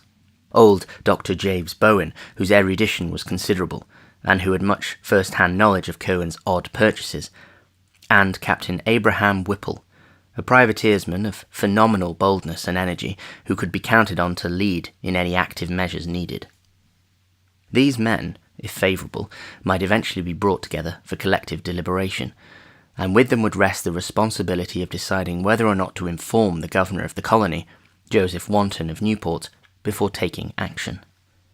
The mission of Captain Mathewson prospered beyond his highest expectations, for while he found one or two of the chosen confidants somewhat sceptical of the possible ghastly side of Whedon's tale, there was not one who did not think it necessary to take some sort of secret and coordinated action. Curwen, it was clear, formed a vague potential menace to the welfare of the town and colony, and must be eliminated at any cost. Late in December 1770, a group of eminent townsmen met at the home of Stephen Hopkins and debated tentative measures. Whedon's notes, which he had given to Captain Mathewson, were carefully read, and he and Smith were summoned to give testimony anent details. Something very like fear seized the whole assemblage before the meeting was over, though there ran through that fear a grim determination which Captain Whipple's bluff and resident profanity best expressed. They would not notify the governor, because a more than legal course seemed necessary. Within hidden powers of uncertain extent apparently at his disposal, Curwen was not a man who could safely be warned to leave town. Nameless reprisals might ensue, and even if the sinister creature complied, the removal would be no more than the shifting of an unclean burden to another place. The times were lawless, and men who had flouted the king's revenue forces for years were not the ones to balk at sterner things when duty impelled. Curwen must be surprised at his Pawtuxet farm by a large raiding party of seasoned privateersmen, and given one decisive chance to explain himself. If he proved a madman, amusing himself with shrieks and imaginary conversations in different voices, he would be properly confined. If something graver appeared, and if the underground horrors indeed turned out to be real, he and all with him must die. It could be done quietly, and even the widow and her father need not be told how it came about. While these serious steps were under discussion, there occurred in the town an incident so terrible and inexplicable that for a time little else was mentioned for miles around. In the middle of a moonlight January night, with heavy snow underfoot, there resounded over the river and up the hill a shocking series of cries, which brought sleepy heads to every window, and people around Weybosset Point saw a great white thing plunging frantically along the badly cleared space in front of the Turk's Head. There was a baying of dogs in the distance, but this subsided as soon as the clamour of the awakened town became audible. Parties of men with lanterns and muskets hurried out to see what was happening, but nothing rewarded their search. The next morning, however, a giant, muscular body, stark naked, was found on the jams of ice around the southern piers of the great bridge, where the long dock stretched out beside Abbott's Distal House, and the identity of this object became a theme for endless speculation and whispering. It was not so much the younger as the older folk who whispered, for only in the patriarchs did that rigid face with horror-bulging eyes strike any chord of memory. They, shaking as they did so, exchanged furtive murmurs of wonder and fear. For in those stiff, hideous features lay a resemblance so marvellous as to be almost an identity. And that identity was a man who had died full 50 years before.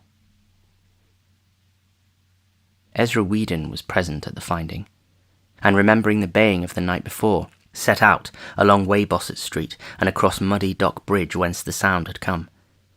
He had a curious expectancy, and was not surprised when reaching the edge of the settled district where the street merged into Pawtuxet Road, he came upon some very curious tracks in the snow. The naked giant had been pursued by dogs and many booted men, and the returning tracks of the hounds and their masters could easily be traced. They'd given up the chase upon coming too near to the town. Whedon smiled grimly, and as a perfunctory detail traced the footprints back to their source. It was the Pawtuxet farm of Joseph Curwen, as he well knew it would be, and he would have given much had the yard been less confusingly trampled. As it was, he dared not to seem too interested in full daylight.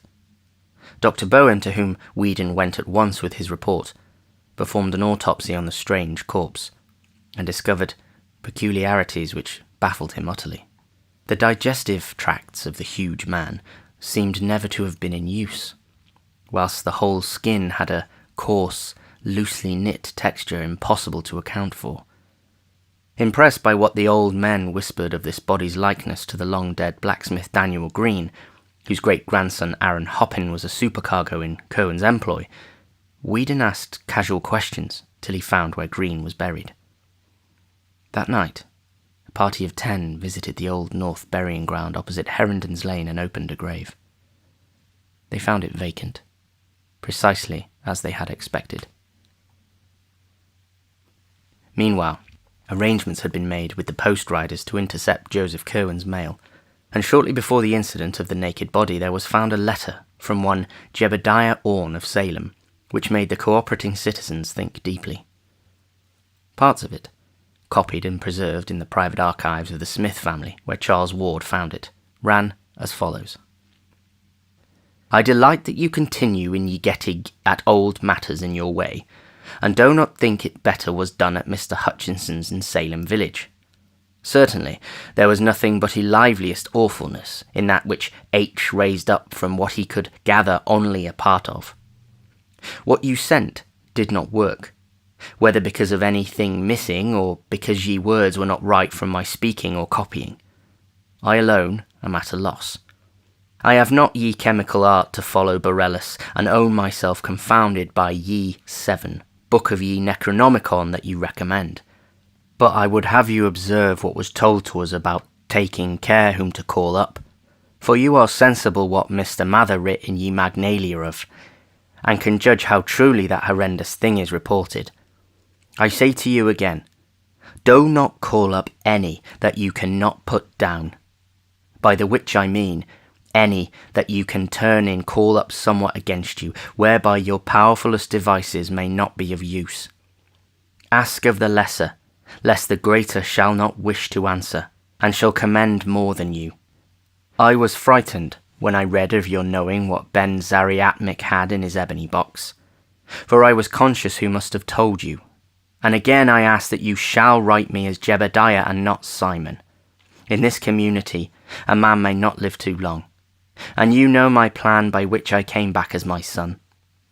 I am desirous you will acquaint me with what ye black men learnt from Sylvanus Cossidus in ye vault under ye Roman wall, and will be obliged for ye lending of ye MS you speak of.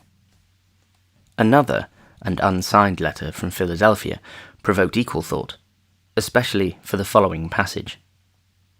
I will observe what you say respecting the sending of accounts only by your vessels, but cannot always be certain when to expect them. In the matter spoke of, I require only one more thing, but wish to be made sure I apprehend you exactly. You inform me that no part must be missing if the finest effects are to be had, but you cannot know how hard it is to be sure. It seems a great hazard and burden to take away the whole box, and in town, i.e. St. Peter's, St. Paul's, St. Mary's or Christ Church, it can scarce be done at all. But I know what imperfections were in the one I raised up in October last, and how many live specimens you were forced to employ before you hit upon the right mode in the year 1766. So will be guided by you in all matters.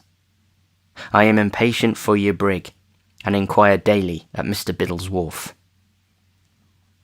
Third suspicious letter was in an unknown tongue, and even an unknown alphabet. In the Smith diary, found by Charles Ward, a single oft-repeated combination of characters is clumsily copied, and authorities at Brown University have pronounced the alphabet Aramaic or Abyssinian, although they do not recognize the word. None of these epistles were ever delivered to Curwen, though the disappearance of Jebediah Orne from Salem, as recorded shortly afterward, shewed that the Providence men took certain quiet steps. The Pennsylvania Historical Society also has some curious letters received by Dr. Shippen regarding the presence of an unwholesome character in Philadelphia, but more decisive steps were in the air, and it is in the secret assemblages of sworn and tested sailors and faithful old privateersmen in the brown warehouses by night that we must look for the main fruits of Whedon's disclosures. Slowly and surely a plan of campaign was under development which would leave no trace of Joseph Curwen's noxious mysteries.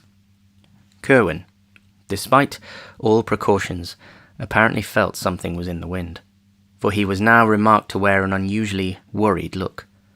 His coach was seen at all hours in the town and on the Pawtuxet Road, and he dropped little by little the air of forced geniality with which he had latterly sought to combat the town's prejudice. The nearest neighbours to his farm, the Fenners, one night remarked a great shaft of light shooting into the sky from some aperture in the roof of that cryptical stone building with the high, excessively narrow windows, an event which they quickly communicated to John Brown in Providence. Mr. Brown had become the executive leader of the select group bent on Curwen's extirpation, and had informed the Fenners that some action was about to be taken. This he deemed needful because of the impossibility of their not witnessing the final raid, and he explained his course by saying that Curwen was known to be the spy of the customs officers at Newport, against whom the hand of every Providence shipper, merchant, and farmer was openly or clandestinely raised. Whether the ruse was wholly believed by the neighbours who had seen so many queer things is not certain, but at any rate the Fenners were willing to connect any evil with a man of such queer ways. To them, Mr. Brown had entrusted the duty of watching the Curwen farmhouse, and of regularly reporting every incident which took place there.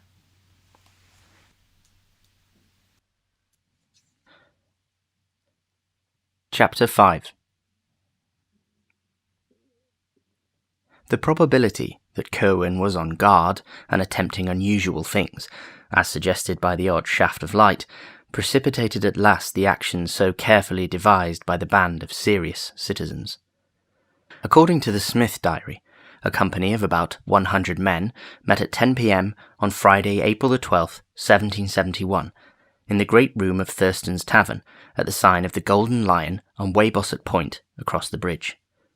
Of the guiding group of prominent men, in addition to the leader John Brown, there were present Dr. Bowen, with his case of surgical instruments, President Manning, without the great periwig, the largest in the colonies for which he was noted, Governor Hopkins, wrapped in his dark cloak and accompanied by his seafaring brother Isaac, whom he had initiated at the last moment with the permission of the rest, John Carter, Captain Mathewson, and Captain Whipple, who was to lead the actual raiding party. These chiefs conferred apart in a rear chamber, after which Captain Whipple emerged to the great room and gave the gathered seamen their last oaths and instructions. Eleazar Smith was with the leaders as they sat in the rear apartment, awaiting the arrival of Ezra Whedon, whose duty was to keep track of Curwen and report the departure of his coach for the farm. About 10:30, a heavy rumble was heard on the great bridge, followed by the sound of a coach in the street outside. And that hour there was no need of waiting for Whedon in order to know that the doomed man had set out for his last night of unhallowed wizardry. A moment later, as the receding coach clattered faintly over the muddy dock bridge, Whedon appeared, and the raiders fell silently into military order in the street, shouldering the firelocks, fowling pieces, or whaling harpoons which they had with them. Weed and Smith were with the party, and of the deliberating citizens there were present for active service Captain Whipple, the leader, Captain Isaac Hopkins, John Carter, President Manning, Captain Mathewson, and Dr. Bowen, together with Moses Brown, who had come at the 11th hour, though absent from the preliminary session in the tavern. All these freemen and their 100 sailors began the long march without delay, grim and a trifle apprehensive as they left the muddy dock behind and mounted the general rise of Broad Street towards the Pawtuxet Road. Just beyond Elder Snow's church, some of the men turned back to take a parting look at Providence, lying outspread under the early spring stars. Steeples and gables rose dark and shapely, and salt breezes swept up gently from the cove north of the bridge. Vega was climbing above the great hill across the water, whose crest of trees was broken by the roofline of the unfinished college edifice. At the foot of that hill, and along the narrow mounting lanes of its side, the old town dreamed. Old Providence, for whose safety and sanity so monstrous and colossal a blasphemy was about to be wiped out. An hour and a quarter later, the raiders arrived, as previously agreed, at the Fenner farmhouse, where they heard a final report on their intended victim. He had reached his farm over half an hour before, and the strange light had soon afterwards shot once into the sky, but there were no lights in any visible windows. This was always the case of late. Even after this news was given, another great glare arose toward the south, and the party realized that they had indeed come close to the scene of the awesome and unnatural wonders. Captain Whipple now ordered his force to separate into 3 divisions, one of 20 men under Eleazar Smith to strike across to the shore and guard the landing place against possible reinforcements for Cowan until summoned by a messenger for desperate service. A second of 20 men under Captain Isaac Hopkins to steal down into the river valley beyond the Cowan farm and demolish with axes or gunpowder the oaken door in the high, steep bank. And the third to close in on the house and adjacent buildings themselves. Of this division, 1/3 was to be led by Captain Mathewson to the cryptical stone edifice with high, narrow windows, another third to follow Captain Whipple himself to the main farmhouse, and the remaining third to preserve a circle around the whole group of buildings until summoned by a final emergency signal. The river party would break down the hillside door at the sound of a single whistle blast, then waiting and capturing anything which might issue from the regions within. At the sound of 2 whistle blasts, it would advance through the aperture to oppose the enemy or join the rest of the raiding contingent. The party at the stone building would accept these respective signals in an analogous manner, forcing an entrance at the first, and at the second descending whatever passage into the ground might be discovered, and joining the general or focal warfare expected to take place within the caverns. Third, or emergency signal of 3 blasts, would summon the immediate reserve from its general guard duty, its 20 men dividing equally and entering the unknown depths throughout both farmhouse and stone building. Captain Whipple's belief in the existence of catacombs was absolute, and he took no alternative into consideration when making his plans. He had with him a whistle of great power and shrillness, and did not fear any upsetting or misunderstanding of signals.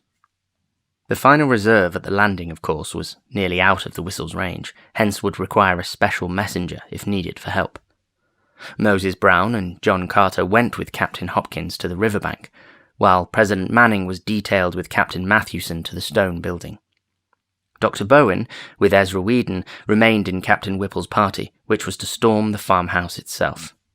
The attack was to begin as soon as a messenger from Captain Hopkins had joined Captain Whipple, to notify him of the river party's readiness. The leader would then deliver the loud signal blast, and the various advance parties would commence their simultaneous attack on 3 points.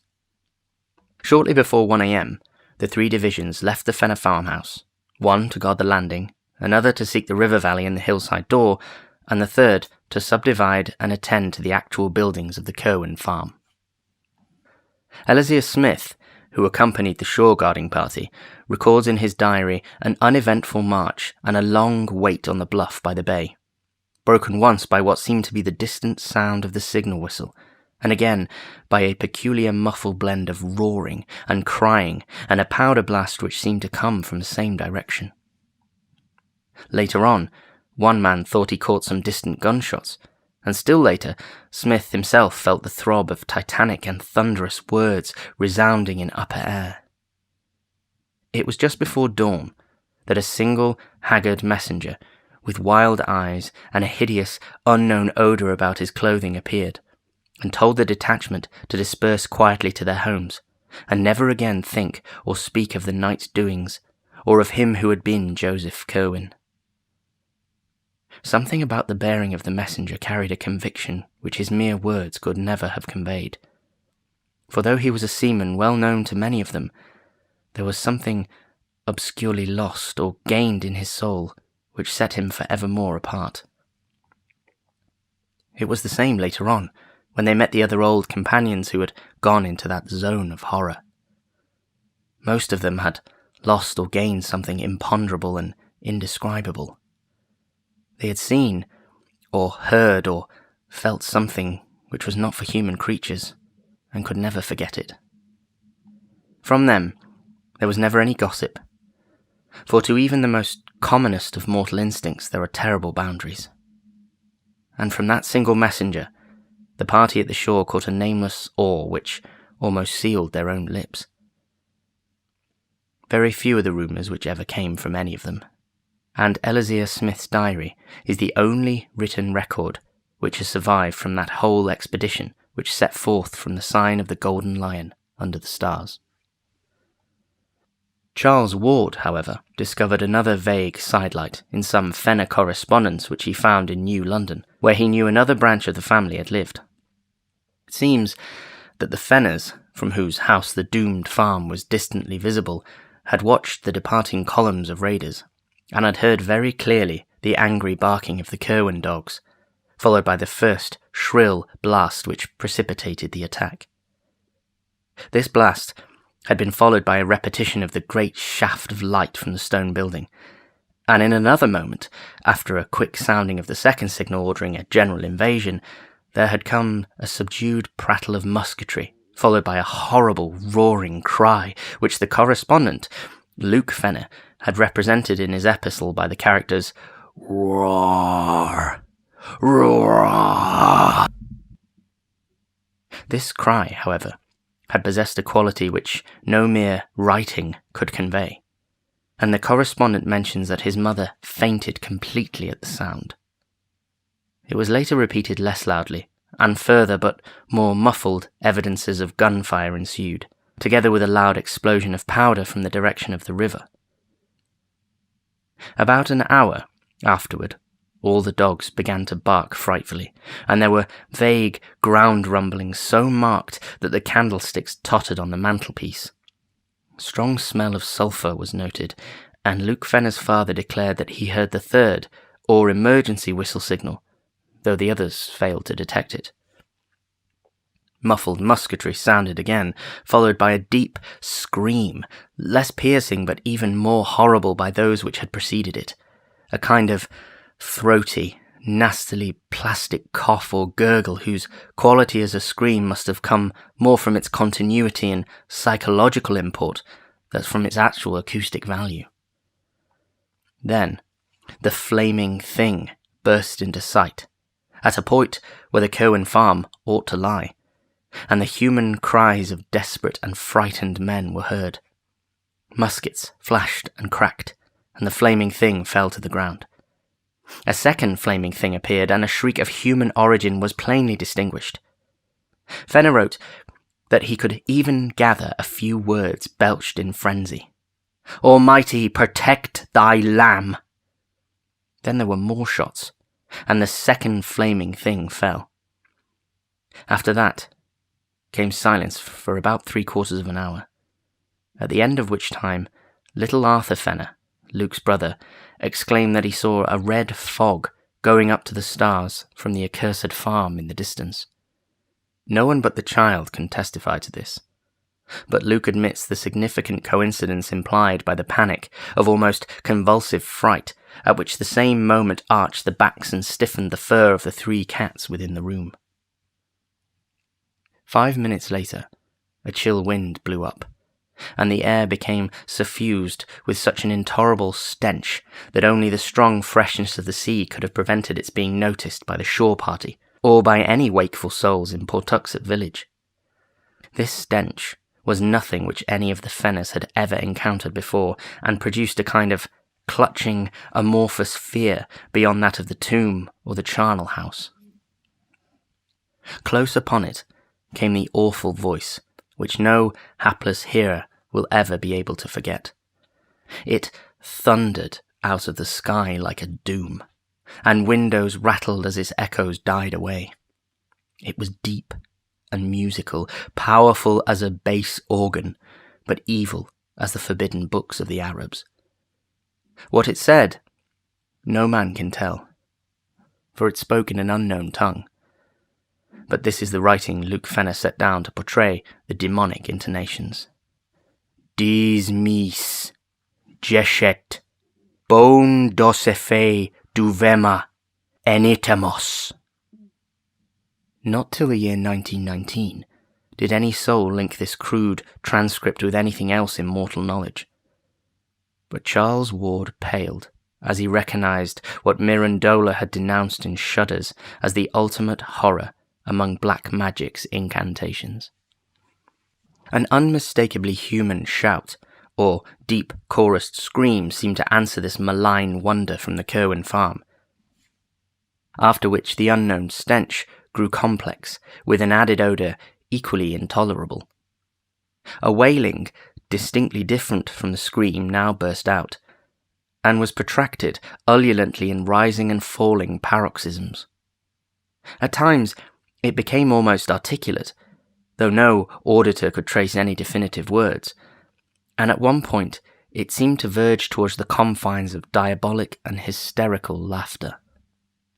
Then a yell of utter, ultimate fright and stark madness wrenched from scores of human throats, a yell which came strong and clear despite the depth from which it must have burst.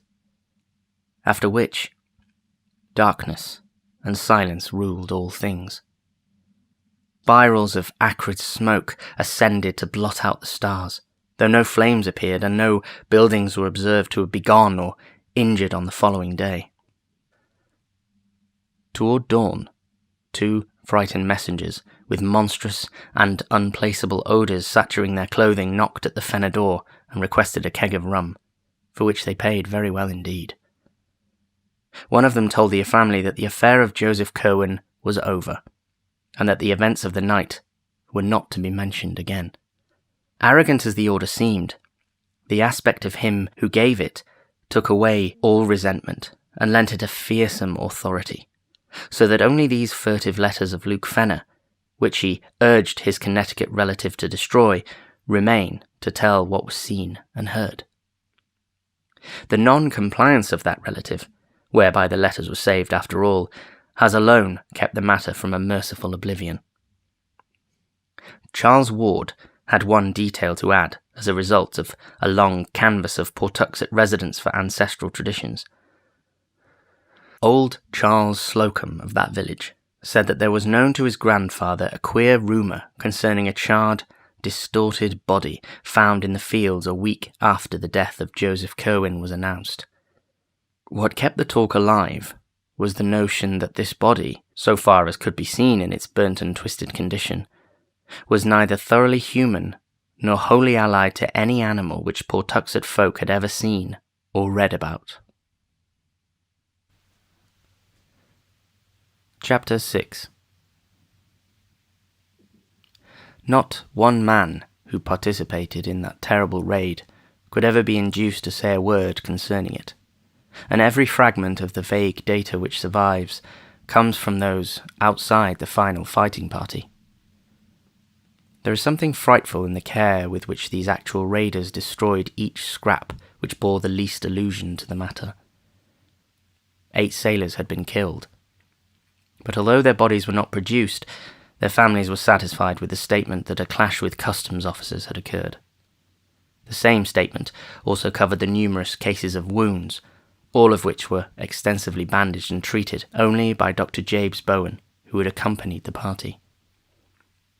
Hardest to explain was the nameless odour clinging to all the raiders, a thing which was discussed for weeks. Of the citizen leaders, Captain Whipple and Moses Brown were most severely hurt, and letters of their wives testify the bewilderment with which their reticence and close guarding of their bandages produced. Psychologically, every participant was aged, sobered, and shaken. It's fortunate that they were all strong men of action and simple, orthodox religionists, for with more subtle introspectiveness and mental complexity, they would have fared ill indeed. President Manning was the most disturbed, but even he outgrew the darkest shadow and smothered memories in prayers. Every man of those leaders had a stirring part to play in later years, and it's perhaps fortunate that this is so. Little more than a 12-month afterward, Captain Whipple led the mob who burnt the revenue ship Gaspee, and in this bold act we may trace one step in the blotting out of unwholesome images. There was delivered to the widow of Joseph Cohen a sealed leaden coffin of curious design, obviously found ready on the spot when needed, and which she was told her husband's body lay. He had, it was explained, been killed in a customs battle, about which it was not politic to give details. More than this, no tongue ever uttered of Joseph Cohen's end, and Charles Ward had only a single hint wherewith to construct a theory. This hint was the merest thread, a shaky underscoring of a passage in Jebediah Orne's confiscated letter to Cohen, as partially copied in Ezra Whedon's handwriting. The copy was found in possession of Smith's descendants, and we are left to decide whether Whedon gave it to his companion after the end as a mute clue to the abnormality which had occurred, or whether, as is more probable, Smith had it before, and added the underscoring himself from what he managed to extract from his friend by shrewd guessing and adroit cross-questioning. The underlying passage is merely this: "I say to you again, do not call up any that you cannot put down, by the which I mean any that can in turn call up somewhat against you, whereby your powerfulest devices may not be of use. Ask of the lesser, lest the greater shall not wish to answer, and shall command more than you." In the light of this passage, and reflecting on what last unmentionable allies a beaten man might try to summon in his direst extremity, Charles Ward may well have wondered whether any citizen of Providence killed Joseph Cohen. The deliberate effacement of every memory of the dead man from Providence life and annals was vastly aided by the influence of the raiding leaders. They had not at first meant to be so thorough, and had allowed the widow and her father and child to remain in ignorance of the true conditions. But Captain Tillinghast was an astute man, and soon uncovered enough rumours to whet his horror and cause him to demand that his daughter and granddaughter change their name, burn the library and all remaining papers, and chisel the inscription from the slate slab above Joseph Cohen's grave. He knew Captain Whipple well, and probably extracted more hints from that bluff mariner than anyone else ever gained respecting the end of the accused sorcerer. From that time on, the obliteration of Cohen's memory became increasingly rigid, extending at last by common consent even to the town records and files of the Gazette. It can be compared in spirit only to the hush that lay on Oscar Wilde's name for a decade after his disgrace, and in extent only to the fate of that sinful king of Runazar in Lord Dunsinay's tale, whom the gods decided must not only cease to be, but must cease ever to have been. Mrs. Tillinghast, as the widow became known after 1772, sold the house in Olney Court, and resided with her father in Powers Lane till her death in 1817.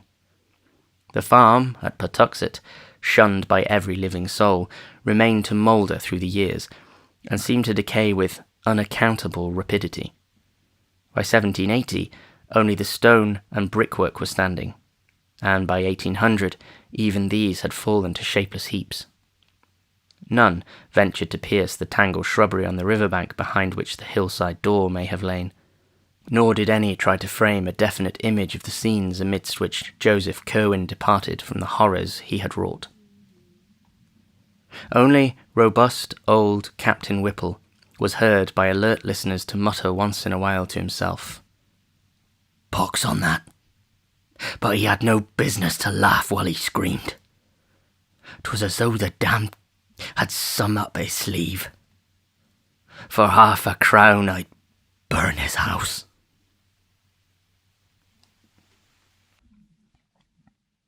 Part 3.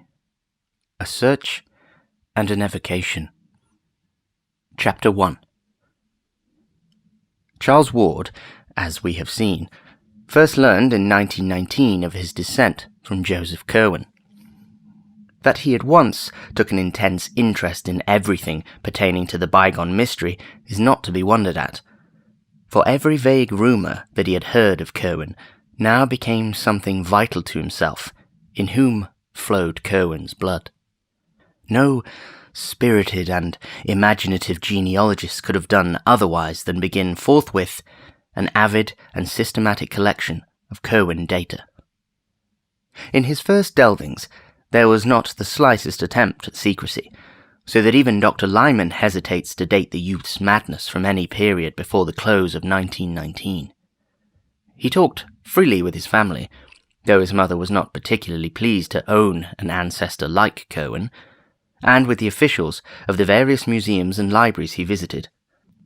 In applying to private families for records thought to be in their possession, he made no concealment of his object, and shared the somewhat amused scepticism with which the accounts of the old diarists and letter writers were regarded. He often expressed a keen wonder as to what really had taken place a century and a half before at that poor Tuxet farmhouse, whose site he vainly tried to find, and what Joseph Curwen really had been. When he came across the Smith diary and archives and encountered the letter from Jebediah Orne, he decided to visit Salem and look up Curwen's early activities and connections there, which he did during the Easter vacation of 1919. At the Essex Institute, which was well known to him from former sojourns in the glamorous old town of crumbling Puritan gables and clustered gambrel roofs, he was very kindly received, and unearthed there a considerable amount of Curwen data. He found that his ancestor was born in Salem Village, now Danvers, 7 miles from town, on the 18th of February 1662-3, and that he had run away to sea at the age of 15, not appearing again for 9 years, when he returned with the speech, dress, and manners of a native Englishman and settled in Salem proper. At that time, he had little to do with his family, but spent most of his hours with the curious books he had brought from Europe, and the strange chemicals which came for him on ships from England, France, and Holland. Certain trips of his into the country were the objects of much local inquisitiveness, and were whisperingly associated with vague rumours of fires on the hills at night. Curwen's only close friends had been one Edward Hutchinson of Salem Village and one Simon Orne of Salem. With these men he was often seen in conference about the common, and visits among them were by no means infrequent. Hutchinson had a house well out towards the woods, and it was not altogether liked by sensitive people because of the sounds heard there at night. He was said to entertain strange visitors, and the lights, seen from his windows, were not always of the same colour. The knowledge he displayed concerning long-dead persons and long-forgotten events was considered distinctly unwholesome, and he disappeared about the time the witchcraft panic began, never to be heard from again. At that time, Joseph Curwen also departed, but his settlement in Providence was soon learned of.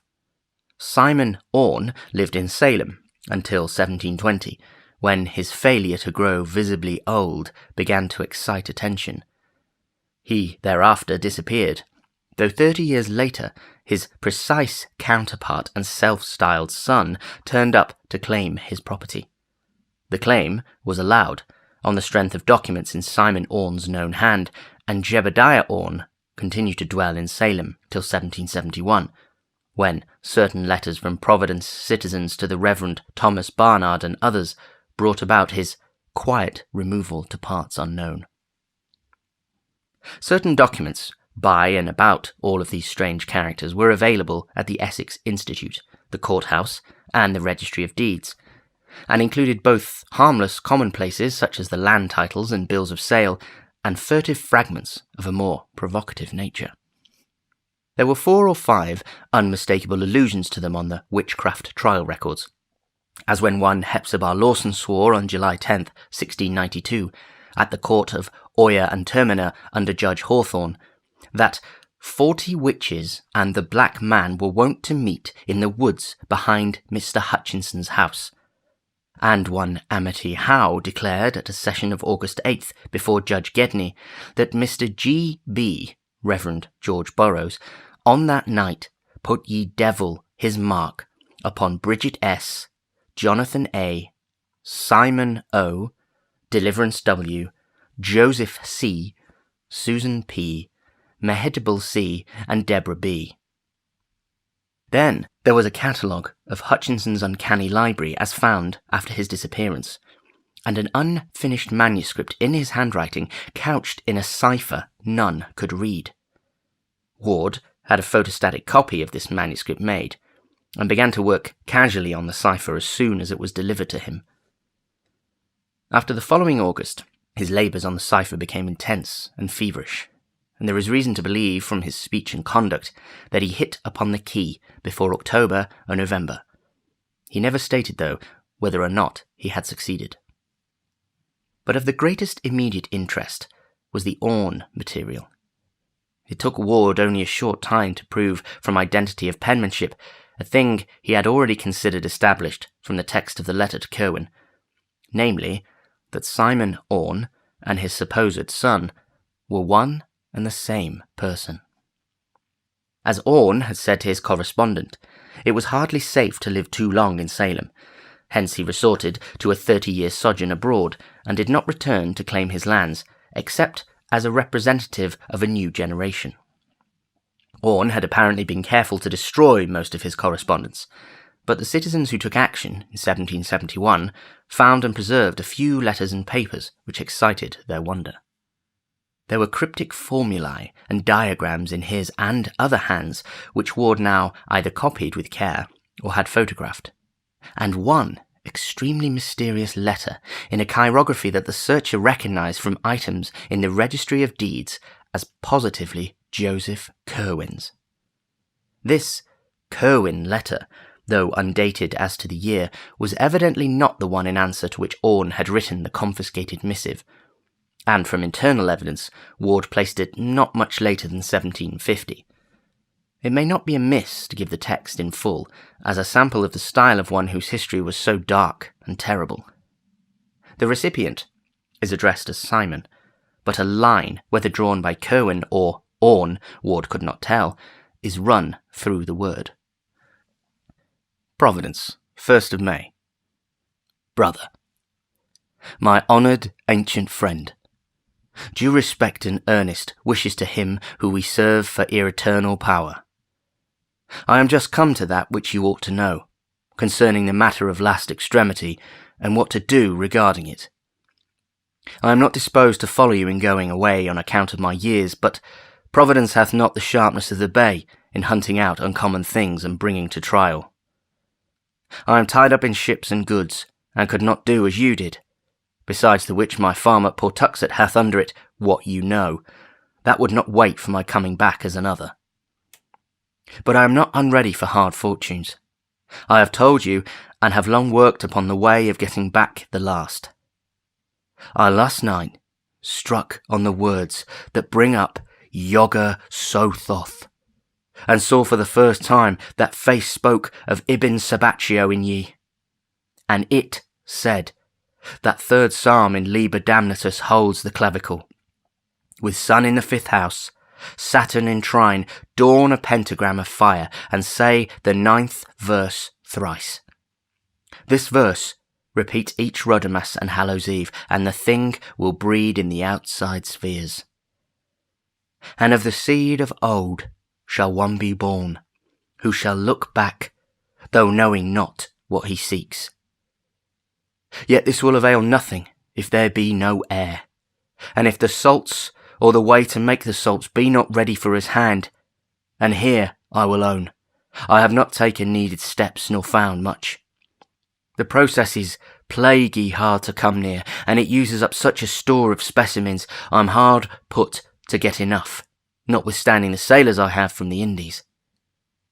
The people about to become curious, but I can stand them off. The gentry are worse than the populace, being more circumstantial in their accounts and more believed in what they tell. That parson and Dr. Merritt have talked some. I'm fearful, but no thing so far is dangerous. The chemical substances are easy of getting, there being two good chemists in town, Dr. Boehm and Samuel Carew. I am following out what Borellus said, and hath hoped in Abdul Ahazred's his 7th book. Whatever I get you shall have, and in the meanwhile do not neglect to make use of the words I've given. I have them right, but if you desire to see him, employ the writings on the piece of that I am putting in this packet. Say the verses every Roodmas and Hallows Eve, and if your line run out, one shall be in years to come that shall look back and use what salts or stuff for salts you shall leave him. Job 14:14. I rejoice you are again at Salem, and hope I may see you not long hence. I have a good stallion, and am thinking of getting a coach, there being one, Mr. Merritt's, in Providence already, though the roads are bad. If you are disposed to travel, do not pass me by. From Boston, take the post road, through Dedham, Wrentham, and Attleborough, good taverns being at all these towns. Stop at Mr. Bolcombe's in Wrentham, where the beds are finer than Mr. Hatch's, but eat at the other house, for their cook is better. Turn into Providence by Pawtucket Falls, and the road past Mr. Sale's tavern. My house, opposite Mr. Pennitus Olney's tavern off the town street, first of the north side of Olney's Court. Distance from Boston Stone, about 19 miles. Sir, I am your old and true friend and servant, in Almazine, Metraton. Josephus C. To Mr. Simon Orne, Williams Lane, in Salem. This letter, oddly enough, was what first gave Ward the exact location of Curwen's Providence home, for none of the records encountered up to that time had been all that specific. The discovery was doubly striking because it indicated the newer Curwen house, built in 1761, on the site of the old, a dilapidated building still standing in Olney Court and well known to Ward in his antiquarian rambles over Stamper's Hill. The place was indeed only a few squares from his own home on the great hill's higher ground, and was now the abode of a Negro family much esteemed for occasional washing, house-cleaning, and furnace-tending services. To find, in distant Salem, such sudden proof of the significance of this familiar rookery in his own family history was a highly impressive thing to Ward, and he resolved to explore the place immediately upon his return. The more mystical phases of the letter, which he took to be some extravagant kind of symbolism, frankly baffled him, though he noted with a thrill of curiosity that the biblical passage referred to, Job 14:14, was the familiar verse, "If a man die, shall he live again? All the days of my appointed time will I wait, till my change come." Chapter 2. Young Ward came home in a state of pleasant excitement, and spent the following Saturday in a long and exhaustive study of the house in Olney Court. The place, now crumbling with an age, had never been a mansion, but was a modest 2.5-story wooden townhouse of the familiar Providence colonial type, with plain peaked roof, large central chimney, and artistically carved doorway with rayed fanlight, triangular pediment, and trim Doric pilasters. It had suffered but little alteration externally, and Ward felt he was gazing on something very close to the sinister matters of his quest. The present Negro inhabitants were known to him, and he was very courteously shown about the interior by old Asa and his stout wife Hannah. Here there was more change than the outside indicated, and Ward saw with regret that fully half of the fine scroll and urn overmantels and shell-carved cupboard linings were gone, whilst much of the fine wainscoting and Bolection moulding was marked, hacked, and gouged, or covered up altogether with cheap wallpaper. In general, the survey did not yield as much as Ward had somehow expected, but it was at least exciting to stand within the ancestral walls which had housed such a man of horror as Joseph Curwen. He saw with a thrill that a monogram had been very carefully effaced from the ancient brass knocker. From then, until the close of the school, Ward spent his time on the photostatic copy of the Hutchinson cipher and the accumulation of local Curwen data. The former still proved unyielding, but of the latter he obtained so much and so many clues to similar data elsewhere that he was ready, by July, to make a trip to New London and New York to consult old letters whose presence in those places was indicated. This trip was very fruitful, for it brought him the Fenner letters with their terrible description of the Pawtuxet farmhouse raid, and the Nightingale Talbot letters in which he learned of the portrait painted on a panel of the Curwen Library. This matter of the portrait interested him particularly, since he would have given much to know just what Joseph Curwen looked like, and he decided to make a second search of the house in Olney Court to see if there might be some trace of the ancient features beneath peeling coats of later paint or layers of mouldy wallpaper. Early in August, that search took place, and Ward went carefully over the walls of every room sizable enough to have been, by any possibility, the library of the evil builder. He paid especial attention to the large panels of such overmantels as still remained, and was keenly excited after about an hour when on a broad area above the fireplace, in a spacious ground-floor room, he became certain that the surface, brought out by peeling of several coats of paint, was sensibly darker than any ordinary interior paint or the wood beneath it was likely to have been. A few more careful tests with a thin knife, and he knew that he had come upon an oil portrait of great extent. With truly scholarly restraint, the youth did not risk the damage which an immediate attempt to uncover the hidden picture with his knife might have done, but just retired from the scene of his discovery to enlist expert help.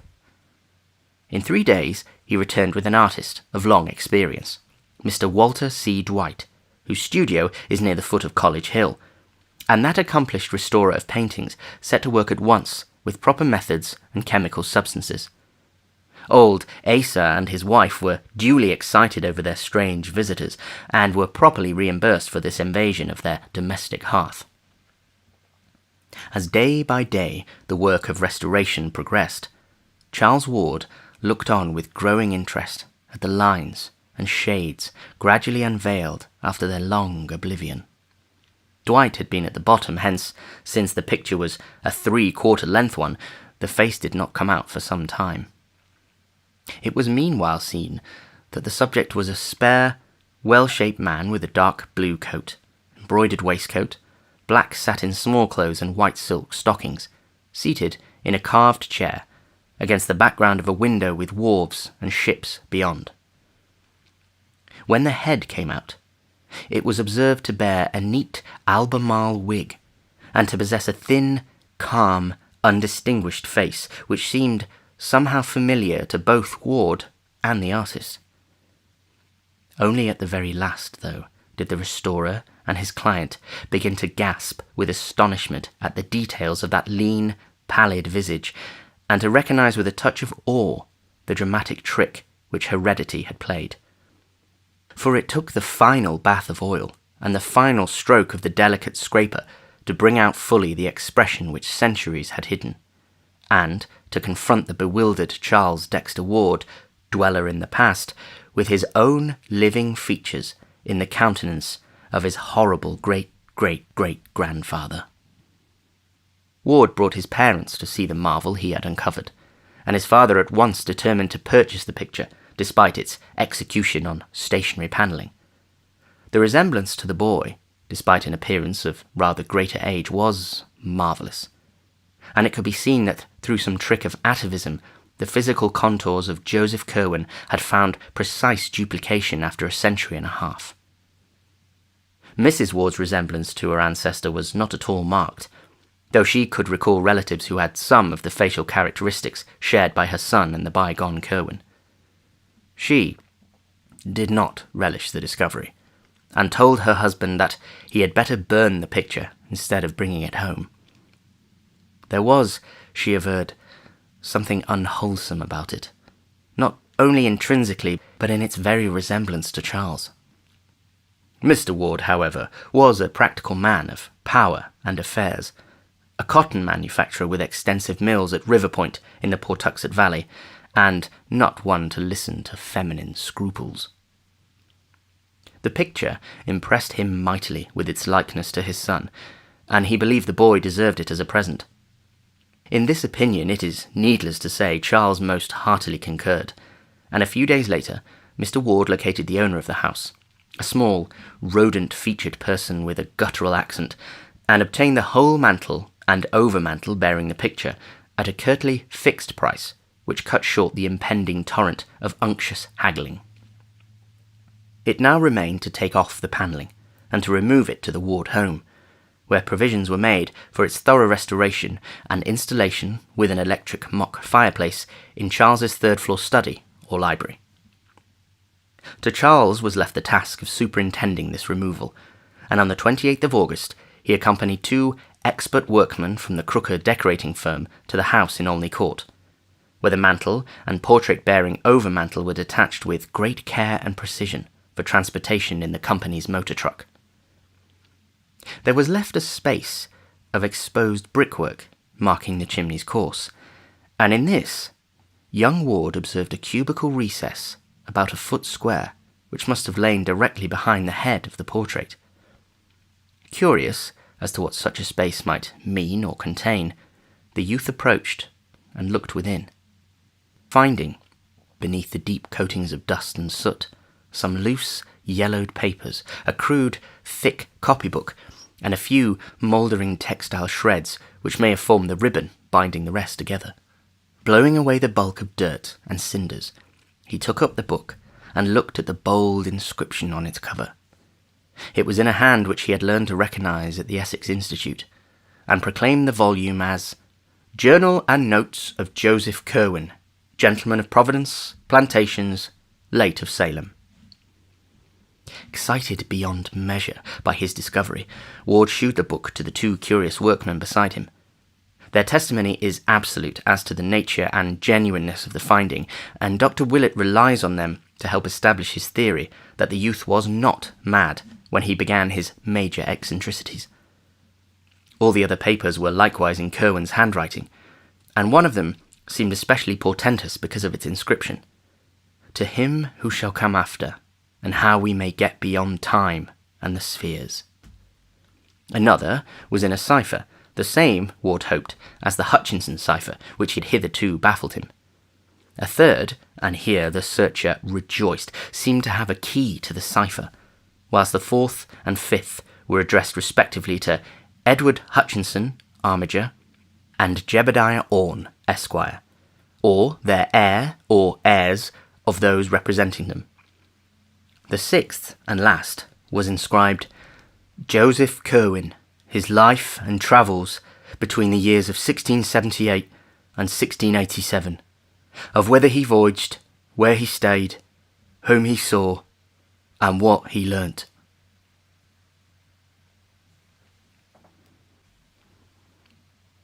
Chapter 3. We have now reached the point from which the more academic school of alienists date Charles Ward's madness. Upon his discovery, the youth had looked immediately at a few of the inner pages of the book and manuscripts, and had evidently seen something which impressed him tremendously. Indeed, in shewing the titles to the workmen, he appeared to guard the text itself with peculiar care, and to labour under a new perturbation for which even the antiquarian and genealogical significance of the find could hardly account. Upon returning home, he broke the news with an almost embarrassed air, as if he wished to convey an idea of its supreme importance, without having to exhibit the evidence itself. He did not even shew the titles to his parents, but simply told them he had found some documents in Joseph Curwen's handwriting, mostly in cipher, which would have to be studied very carefully before yielding up their true meaning. It's unlikely that he would have shewn what he did to the workmen had it not been for their unconcealed curiosity. As it was, he doubtless wished to avoid any display of peculiar reticence which would increase their discussion of the matter. That night, Charles Ward sat up in his room reading the newest found book and papers, and when day came, he did not desist. His meals, on his urgent request, when his mother called to see what was amiss, were sent up to him, and in the afternoon he appeared only briefly when the men came to install the Curwen picture and mantelpiece in his study. The next night he slept in snatches in his clothes, meanwhile wrestling feverishly with the unravelling of the cipher manuscript, and in the morning his mother saw that he was at work on the photostatic copy of the Hutchinson cipher, which he had frequently shewn her before. But in response to her query, he said that the Curwen key could not be applied to it.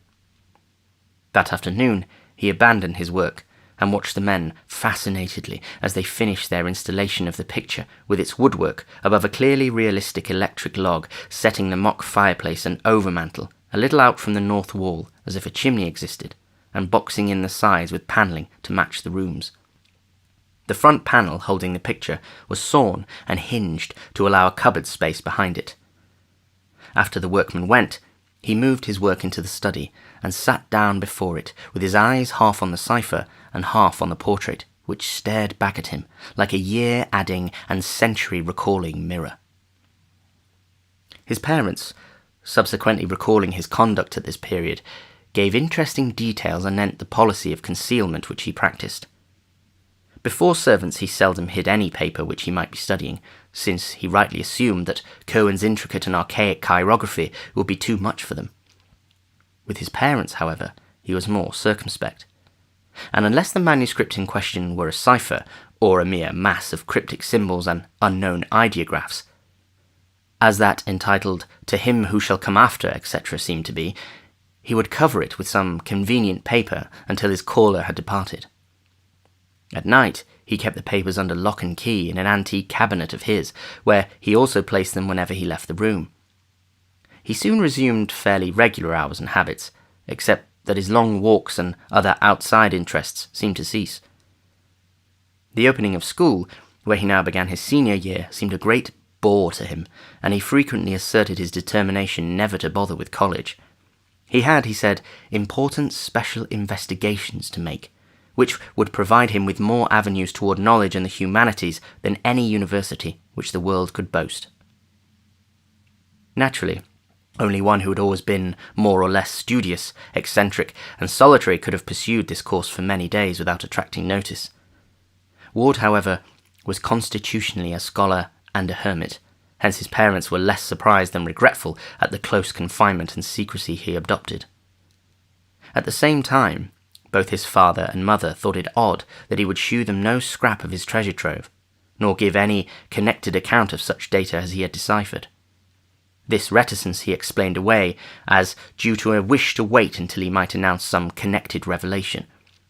But as the weeks passed without further disclosures, there began to grow up between the youth and his family a kind of constraint, intensified by his mother's case by her manifest disapproval of all Curwen delvings. During October, Ward began visiting the libraries again, but no longer for the antiquarian matter of his former days. Witchcraft and magic, occultism and demonology were what he sought now, and when Providence sources proved unfruitful, he would take the train for Boston and tap the wealth of the Great Library in Copley Square, the Widener Library at Harvard, or the Zion Research Library in Brookline, where certain rare works on biblical subjects are available. He bought extensively, and fitted up a whole additional set of shelves in his study for newly acquired works on uncanny subjects, while during the Christmas holidays he made a round of out-of-town trips, including one to Salem, to consult certain records at the Essex Institute. About the middle of January, 1920, there entered Ward's bearing an element of triumph, which he did not explain, and he was no more found at work upon the Hutchinson cipher. Instead, he inaugurated a dual policy of chemical research and record scanning, fitting up for the one a laboratory in the unused attic of the house, and for the latter, haunting all the sources of vital statistics in Providence. Local dealers in drugs and scientific supplies, later questioned, gave astonishingly queer and meaningless catalogues of the substances and instruments he purchased, but clerks at the State House, the City Hall, and the various libraries agree as to the definite object of his second interest. He was searching intensely and feverishly for the grave of Joseph Curwen, from whose slate slab an older generation had so wisely blotted the name. Little by little, there grew upon the Ward family the conviction something was wrong. Charles had had freaks and changes of minor interests before, but this growing secrecy and absorption in strange pursuits was unlike even him. His schoolwork was the merest pretense, and although he failed in no test, it could be seen that the old application had all vanished. He had no other concernments now, and when not in his new laboratory with a score of obsolete alchemical books, could be found either poring over old burial records downtown or glued to his volumes of occult lore in his study, where the startlingly, one almost fancied increasingly similar features of Joseph Curwen stared blandly at him from the great overmantel on the north wall. Late in March, Ward added to his archive searching a ghoulish series of rambles about the various ancient cemeteries of the city. The cause appeared later, when it was learned from City Hall clerks that he had probably found an important clue. His quest had suddenly shifted from the grave of Joseph Curwen to that of one Naphtali Field, and this shift was explained when, upon going over the files that he had been over, the investigators actually found a fragmentary record of Curwen's burial, which had escaped the general obliteration, and which stated that the curious leaden coffin had been interred 10 foot south and 5 foot west of Naphtali Field grave in the lack of a specified burying ground in the surviving entry greatly complicated the search, and Naphtali Field's grave seemed as elusive as that of Curwen. But here no systematic effacement had existed, and one might reasonably expected to stumble upon the stone itself, even if its record had perished. Hence the rambles, from which St. John's, the former King's churchyard, and the ancient congregational burial ground in the midst of Swan Point Cemetery were excluded, since other statistics had shewn that the only Naphtali Field, albeit 1729, whose grave could have been meant, had been a Baptist. Chapter 4. It was toward May, when Dr. Willett, at the request of the senior ward, and fortified with all the Curwen data which the family had gleaned from Charles in his non-secretive days, talked with the young man. The interview was of little value or conclusiveness, for Willett felt at every moment that Charles was thoroughly master of himself and in touch with the matters of real importance, but it at least forced the secretive youth to offer some rational explanation of his recent demeanour. Of a pallid, impassive type not easily shewing embarrassment, Ward seemed quite ready to discuss his pursuits, though not to reveal their object. He stated that the papers of his ancestor had contained some remarkable secrets of early scientific knowledge, for the most part in cipher, of an apparent scope comparable only to the discoveries of Friar Bacon and perhaps surpassing even those. They were, however, meaningless, except when correlated with a body of learning now wholly obsolete, so that their immediate presentation to a world equipped only with modern science would rob them of all impressiveness and dramatic significance. To take their vivid place in the history of human thought, they must first be correlated by one familiar with the background out of which they evolved, and to this task of correlation Ward was now devoting himself. He was seeking to acquire, as fast as possible, those neglected arts of old which a true interpreter of the Curwen data must possess, and hoped in time to make a full announcement and presentation of the utmost interest to mankind and to the world of thought. Not even Einstein, he declared, could more profoundly revolutionize the current conception of things. As to his graveyard search, whose object he freely admitted, but the details of whose progress he did not relate, he said he had reason to think that Joseph Curwen's mutilated headstone bore certain mystic symbols, carved from directions in his will and ignorantly spared by those who would efface the name, which were absolutely essential to the final solution of his cryptic system. Curwen, he believed, had wished to guard his secret with care, and had consequently distributed the data in an exceedingly curious fashion. When Dr. Willett asked to see the mystic documents, Ward displayed much reluctance and tried to put him off with such things as photostatic copies of the Hutchinson cipher and Orne formulae and diagrams, but finally shewed him the exteriors of some of the real Curwen finds: the journal and notes, the cipher, title in cipher also, and the formula-filled message, "To him who shall come after," and let him glance inside such as were in obscure characters. He also opened a diary at a page carefully selected for its innocuousness, and gave Willett a glimpse of Curwen's connected handwriting in English. The doctor noted very closely the crabbed and complicated letters, and the general aura of the 17th century which clung round both penmanship and style, despite the writer's survival into the 18th century, and became quickly certain that the document was genuine. The text itself was relatively trivial, and Willett recalled only a fragment. Wednesday, 16th of October 1754. My sloop, the Wakeful, this day put in from London, with 20 new men picked up in the Indies, Spaniards from Martinico and 2 Dutch men from Suriname. The Dutchmen are like to desert from having heard somewhat ill of these ventures, but I will see to the including of them to stay.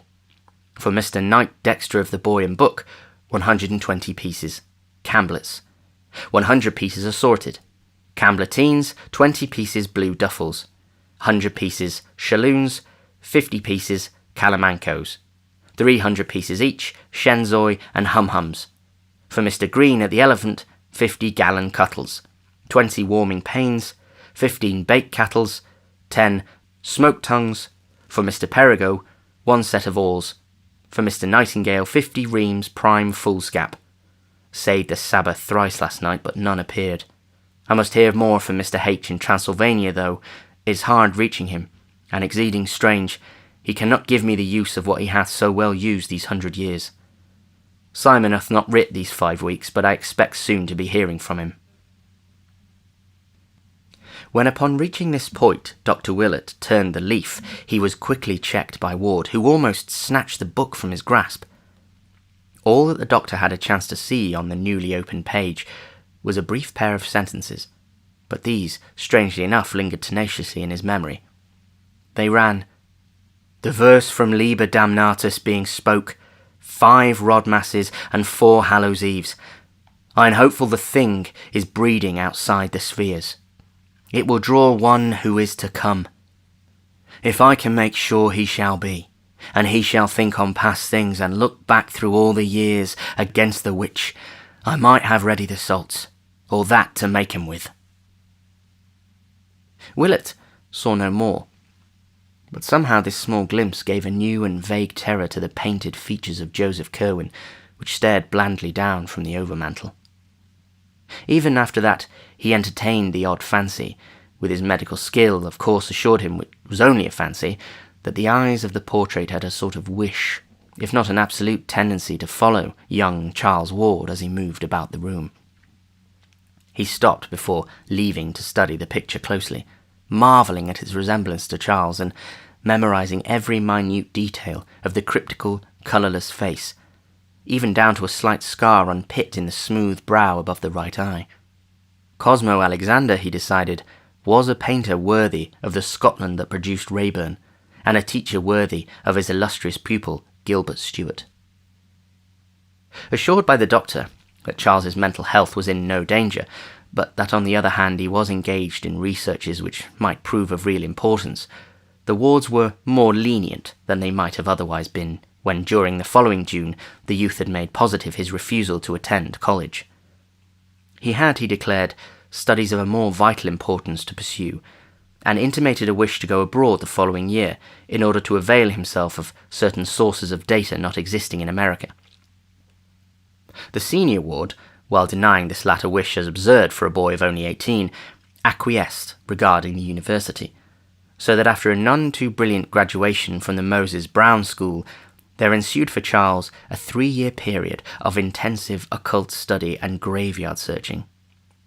He became recognized as an eccentric, and dropped even more completely from the sight of his family's friends than he had been before, keeping close to his work and only occasionally making trips to other cities to consult obscure records.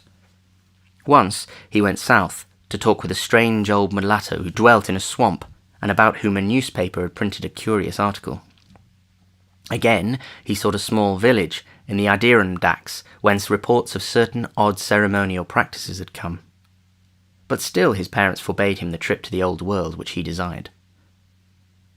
Coming of age in April 1923, and having previously inherited a small competence from his maternal grandfather, Ward determined at last to take the European trip hitherto denied him. Of his proposed itinerary he would say nothing, save that the needs of his studies would carry him to many places, but he promised to write his parents fully and faithfully. When they saw he could not be dissuaded, they ceased all opposition, and helped as best they could, so that in June the young man sailed for Liverpool, with the farewell blessings of his father and mother, who accompanied him to Boston and waved him out of sight from the White Star Pier in Charlestown. Letters soon told of his safe arrival, and of his securing good quarters in Great Russell Street, London, where he proposed to stay, shunning all family friends till he exhausted the resources of the British Museum in a certain direction. Of his daily life he wrote but little, for there was little to write. Study and experiment consumed all his time, and he mentioned a laboratory which he had established in one of his rooms. That he said nothing of antiquarian rambles in the glamorous old city, with its luring skyline of ancient domes and steeples, and its tangles of roads and alleys whose mystic convolutions and sudden vistas alternately beckon and surprise, was taken by his parents as a good index of the degree to which his new interests had engrossed his mind. In June 1924, a brief note told of his departure for Paris, to which he had made before 1 or 2 flying trips for material in the Bibliothèque Nationale. For 3 months thereafter, he sent only postal cards, giving an address in the Rue Saint-Jacques, and referring to a special search among rare manuscripts in the library of an unnamed private collector. He avoided acquaintances, and no tourists brought back reports of having seen him. Then came a silence, and in October the Wards received a picture card from Prague, Czechoslovakia, stating that Charles was in that ancient town for the purpose of conferring with a certain very aged man, supposed to be the last living professor of some very curious medieval information.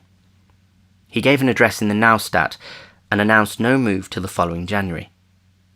When he dropped several cards from Vienna telling of his passage through that city on his way toward a more easterly region, whither one of his correspondents and fellow delvers into the occult had invited him. The next card was from Klausenburg in Transylvania, and told of Ward's progress toward his destination.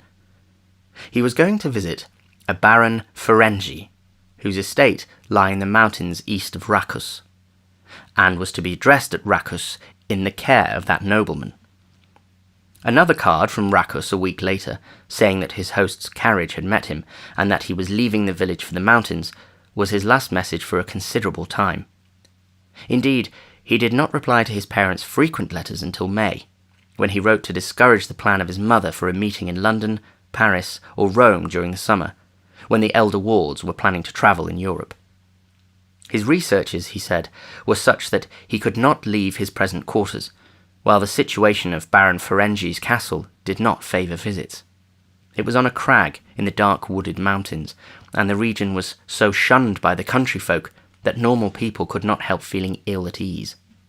Moreover, the Baron was not a person likely to appeal to correct and conservative New England gentlefolk. His aspect and manners had idiosyncrasies, and his age was so great as to be disquieting.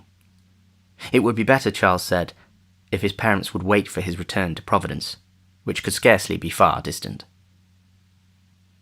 That return did not, however, take place until May 1926, when after a few heralding cards, the young wanderer quietly slipped into New York on the Homeric, and traversed the long miles to Providence by motor coach, eagerly drinking in the green rolling hills, the fragrant blossoming orchards, and the white steepled towns of Vernal, Connecticut, his first taste of ancient New England in nearly 4 years.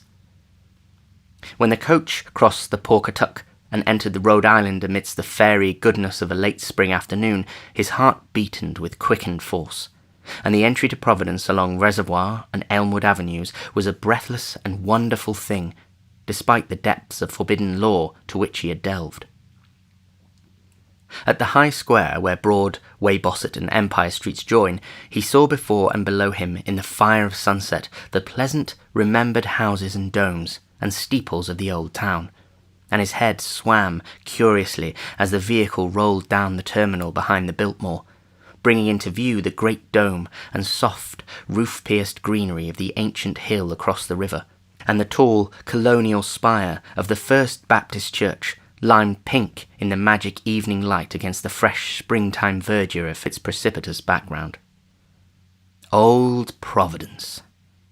It was this place and the mysterious forces of its long, continuous history which had brought him into being, and which had drawn him back towards marvels and secrets whose boundaries no prophet might fix.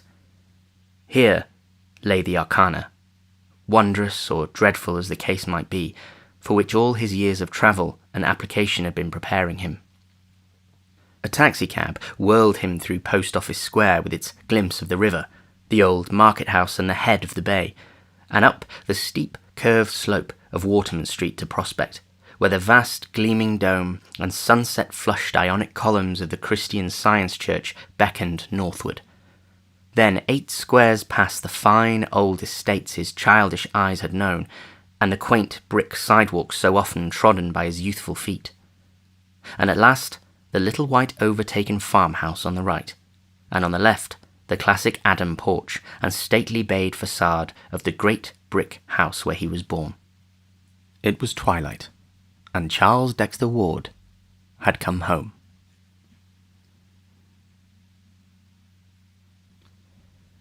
Chapter 5. A school of alienists, slightly less academic than Dr. Lyman's, assigned to Ward's European trip the beginning of his true madness. Admitting that he was sane when he started, they believe that his conduct upon returning implies a disastrous change. But even to this claim, Dr. Willett refuses to accede.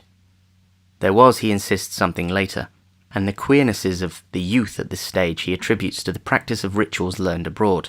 Odd enough things, to be sure, but by no means implying mental aberration on the part of their celebrant. Ward himself, though visibly aged and hardened, was still normal in his general reactions, and in several talks with Willett displayed a balance which no madman, even an incipient one, could feign continuously for long. What elicited the notion of insanity at this period were the sounds heard at all hours from Ward's attic laboratory, in which he kept himself most of the time.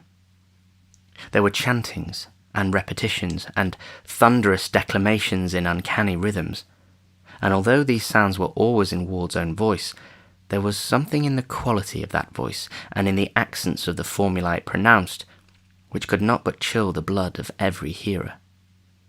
It was noticed that Nig, the venerable and beloved black cat of the household, bristled and arched his back perceptibly when certain of the tones were heard. The odours occasionally wafted from the laboratory were likewise exceedingly strange. Sometimes they were very noxious, but more often they were aromatic with a haunting, elusive quality which seemed to have the power of inducing fantastic images. People who smelled them had a tendency to glimpse momentary mirages of enormous vistas, with strange hills or endless avenues of sphinxes and hippogriffs stretching off into infinite distance.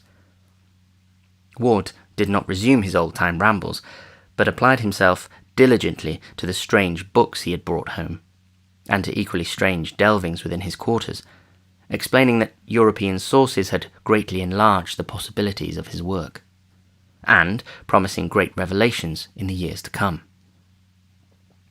His older aspect increased to a startling degree his resemblance to the Curwen portrait in his library, and Dr. Willett would often pause by the latter after a call, marvelling at the virtual identity and reflecting that only the small pit above the picture's right eye now remained to differentiate the long-dead wizard from the living youth. These calls of Willett's, undertaken at the request of the senior wards, were curious affairs. Ward at no time repulsed the doctor, but the latter saw that he could never reach the young man's inner psychology. Frequently he noted peculiar things about, little wax images of grotesque design on the shelves or tables, and the half-erased remnants of circles, triangles and pentagrams in chalk or charcoal on the cleared central space of the large room. And always in the night, those rhythms and incantations thundered, till it became very difficult to keep servants or suppress furtive talk of Charles' madness. In January 1927, a peculiar incident occurred. One night, about midnight, as Charles was chanting a ritual whose weird cadence echoed unpleasantly through the house below, there came a certain gust of chill wind from the bay, and a faint, obscure trembling of the earth which everyone in the neighbourhood noted.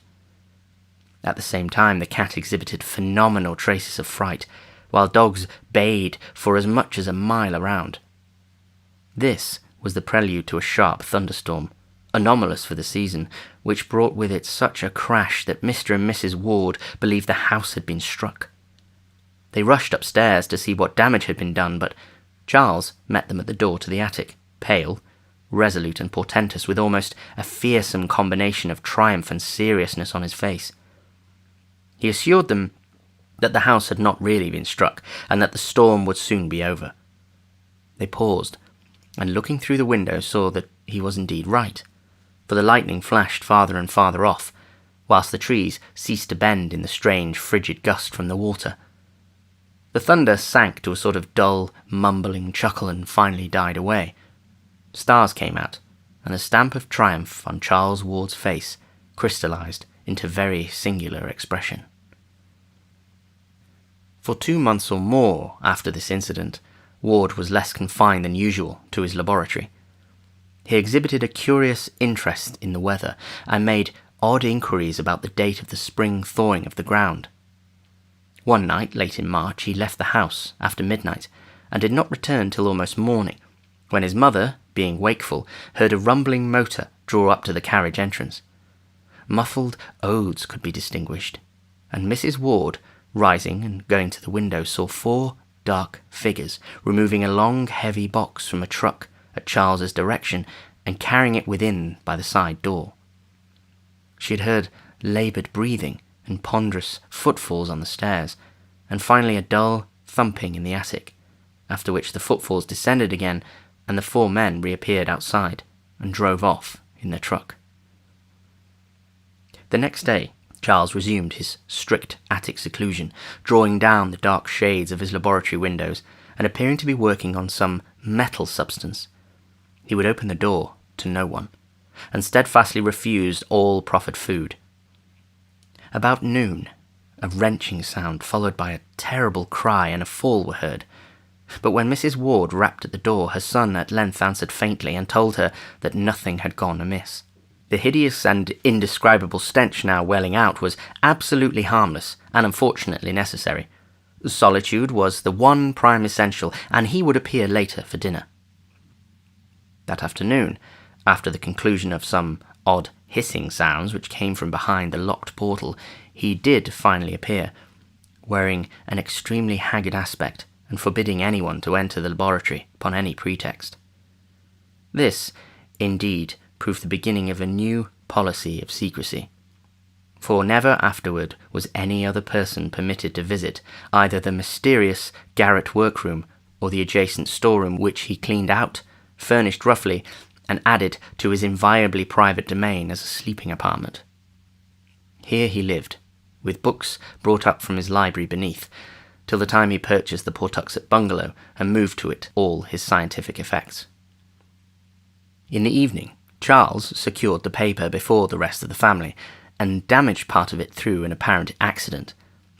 Later on, Dr. Willett, having found the date from statements by various members of the household, looked up an intact copy at the journal office, and found that in the destroyed section the following small item had occurred: Nocturnal diggers surprised in North Burial Ground. Robert Hart, night watchman at the North Burial Ground, this morning discovered a party of several men with a motor truck in the oldest part of the cemetery, but apparently frightened them off before they accomplished whatever their object may have been. The discovery took place about 4 o'clock, when Hart's attention was attracted to the sound of a motor outside his shelter. Investigating, he saw a large truck on the main drive several rods away, but could not reach it before the sound of his feet on the gravel had revealed his approach. The men hastily placed a large box in the truck and drove away toward the street before they could be overtaken, and since no known grave was disturbed, Hart believed that this box was an object which they wished to bury. The diggers must have been at work for a long while before detection, for Hart found an enormous hole at a considerable distance back from the roadway in the lot of a Massa field, where most of the old stones have long ago disappeared. The hole, a place as large and deep as a grave, was empty, and did not coincide with any interment mentioned in the cemetery records. Sergeant Riley of the 2nd Station viewed the spot and gave the opinion that the hole was dug by bootleggers, rather gruesomely and ingeniously seeking a safe cache for liquor in a place not likely to be disturbed. In reply to questions, Hart said he thought the escaping truck had headed up Rochambeau Avenue, though he could not be sure. During the next few days, Ward was seldom seen by his family. Having added sleeping quarters to his attic realm, he kept closely to himself there, ordering food brought to the door and not taking it in until after the servant had gone away. The droning of monotonous formulae and chanting of bizarre rhythms recurred at intervals, while at other times occasional listeners could detect the sound of tinkling glass, hissing chemicals, running water or roaring gas flames. Odours of the most unplaceable quality, wholly unlike any before noted, hung at times around the door, and the air of tension observable in the young recluse whenever he did venture briefly forth was such to excite the keenest speculation. Once he made a hasty trip to the Athenaeum for a book he required, and again he hired a messenger to fetch him a wholly obscure volume from Boston. Suspense was written portentously over the whole situation, and both the family and Dr. Willett confessed themselves wholly at a loss what to do or think about it.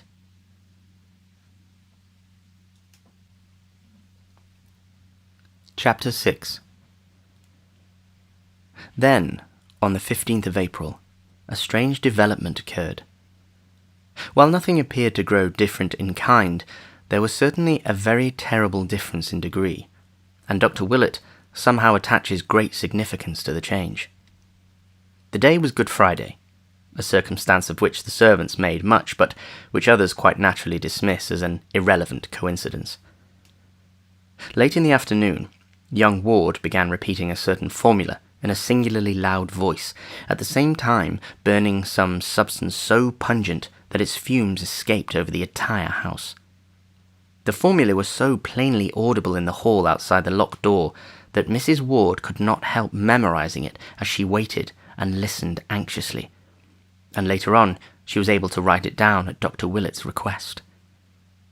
It ran as follows, and experts have told Dr. Willett that its very close analogue can be found in the mystic writings of Eliphas Levi, that cryptic soul who crept through a crack in the forbidden door and glimpsed the frightful vistas of the void beyond. Per Adonai Elohim, Adonai Jehovah, Adonai Sabaoth, Metraton on Alga Mathon, Verbum Pythonicum, Mysterium Salamandrae, Convetus Silvorum, Antra Nomorum, Demoniae Coli Gad, Almusin, Gibor, Jehoshua, Evam, Zarinatmic, Veni, Veni, Veni. This had been going on for 2 hours, without change or intermission, when over all the neighbourhood a pandemoniac howling of dogs set in. The extent of this howling can be judged from the space it received in the papers the next day, but to those in the Ward household it was overshadowed by an odour which instantly followed it. A hideous, all-pervasive odour which none of them have ever smelt before or ever smelt since. In the midst of this mephitic flood there came a very perceptible flash, like that of lightning, which would have been blinding and impressive but for the daylight around. And then was heard the voice that no listener can ever forget, because of its thunderous remoteness, its incredible depth, and its eldritch dissimilarity to Charles Ward's voice. It shook the house, and was clearly heard by at least 2 neighbours above the howling of the dogs. Mrs. Ward, who had been listening in despair outside her son's locked laboratory, shivered as she recognised its hellish import, for Charles had told her of its evil fame in dark books, and of the manner in which it had thundered, according to the Fenner letters, above the doomed Pawtuxet farmhouse on the night of Joseph Curwen's annihilation. There was no mistaking that nightmare phrase, for Charles had described it too vividly in the old days when he had talked frankly of his Curwen investigations. And yet it was only this fragment of an archaic and forgotten language. Dies mies geshet, boen dosef, duvema enitemeus. Close upon this thundering, there came a momentary darkening of the daylight, though sunset was still an hour distant, and then a puff of added odour, different from the first but equally unknown and intolerable. Charles was chanting again now, and his mother could hear syllables that sounded like Yinash, Yog, Sothoth, He, Legeb, Fi, Throdog, ending in a Ya, whose maniacal force mounted in an ear-splitting crescendo. A second later, all previous memories were effaced by the wailing scream which burst out with frantic explosiveness and gradually changed form to a paroxysm of diabolic and hysterical laughter. Mrs. Ward, with the mingled fear and blind courage of maternity, advanced and knocked affrightedly at the concealed panels, but obtained no sign of recognition. She knocked again, but paused nervelessly as a second shriek arose, this one unmistakably in the familiar voice of her son, and sounding concurrently with the still bursting cachinnations of that other voice. Presently she fainted, although she is still unable to recall the precise and immediate cause. Memory sometimes makes merciful deletions. Mr. Ward returned from the business section at about 6:15, and, not finding his wife downstairs, was told by the frightened servants that she was probably watching at Charles's door, from which the sounds had been far stranger than ever before. Mounting the stairs at once, he saw Mrs. Ward stretched at full length on the floor of the corridor outside the laboratory, and realizing that she had fainted, hastened to fetch a glass of water from a set bowl in a neighbouring alcove. Dashing the cold fluid in her face, he was heartened to observe an immediate response on her part, and was watching the bewildered opening of her eyes when a chill shot through him and threatened to reduce him to the very state from which she was emerging. For the seemingly silent laboratory was not as silent as it had appeared to be, but held the murmurs of a tense, muffled conversation in tones too low for comprehension, yet of a quality profoundly disturbing to the soul. It was not, of course, new for Charles to mutter formulae, but this muttering was definitely different. It was so palpably a dialogue, or intimation of a dialogue, with the regular alternations of inflections suggesting question and answer, statement and response. One voice was undisguisedly that of Charles, but the other had a depth and hollowness which the youth's best powers of ceremonial mimicry had scarcely approached before. There was something hideous, blasphemous and abnormal about it, and but for a cry from his recovering wife, which cleared his mind by arousing his protective instincts, it is not likely that Theodore Howland Ward could have maintained for nearly a year more his old boast that he had never fainted. As it was, he seized his wife in his arms and bore her quickly downstairs, before she could notice the voices which had so horribly disturbed him. Even so, however, he was not quick enough to escape catching something himself, which caused him to stagger dangerously with his burden. For Mrs. Ward's cry had evidently been heard by others than he, and there had come from behind the locked door the first distinguishable words which that masked and terrible colloquy had yielded. They were merely an excited caution in Charles's own voice, but somehow their implications held a nameless fright for the father who overheard them. The phrase was just this: "Shh! Right!" Mr. and Mrs. Ward conferred at some length after dinner, and the former resolved to have a firm and serious talk with Charles that very night. No matter how important the object, such conduct could no longer be permitted, for these latest developments transcended every limit of sanity and formed a menace to the order and nervous well-being of the entire household. The youth must have indeed taken complete leave of his senses, since only downright madness could have prompted the wild screams and imaginary conversations in assumed voices which the present day had brought forth. All this must be stopped, or Mrs. Ward would be made ill and the keeping of servants become an impossibility.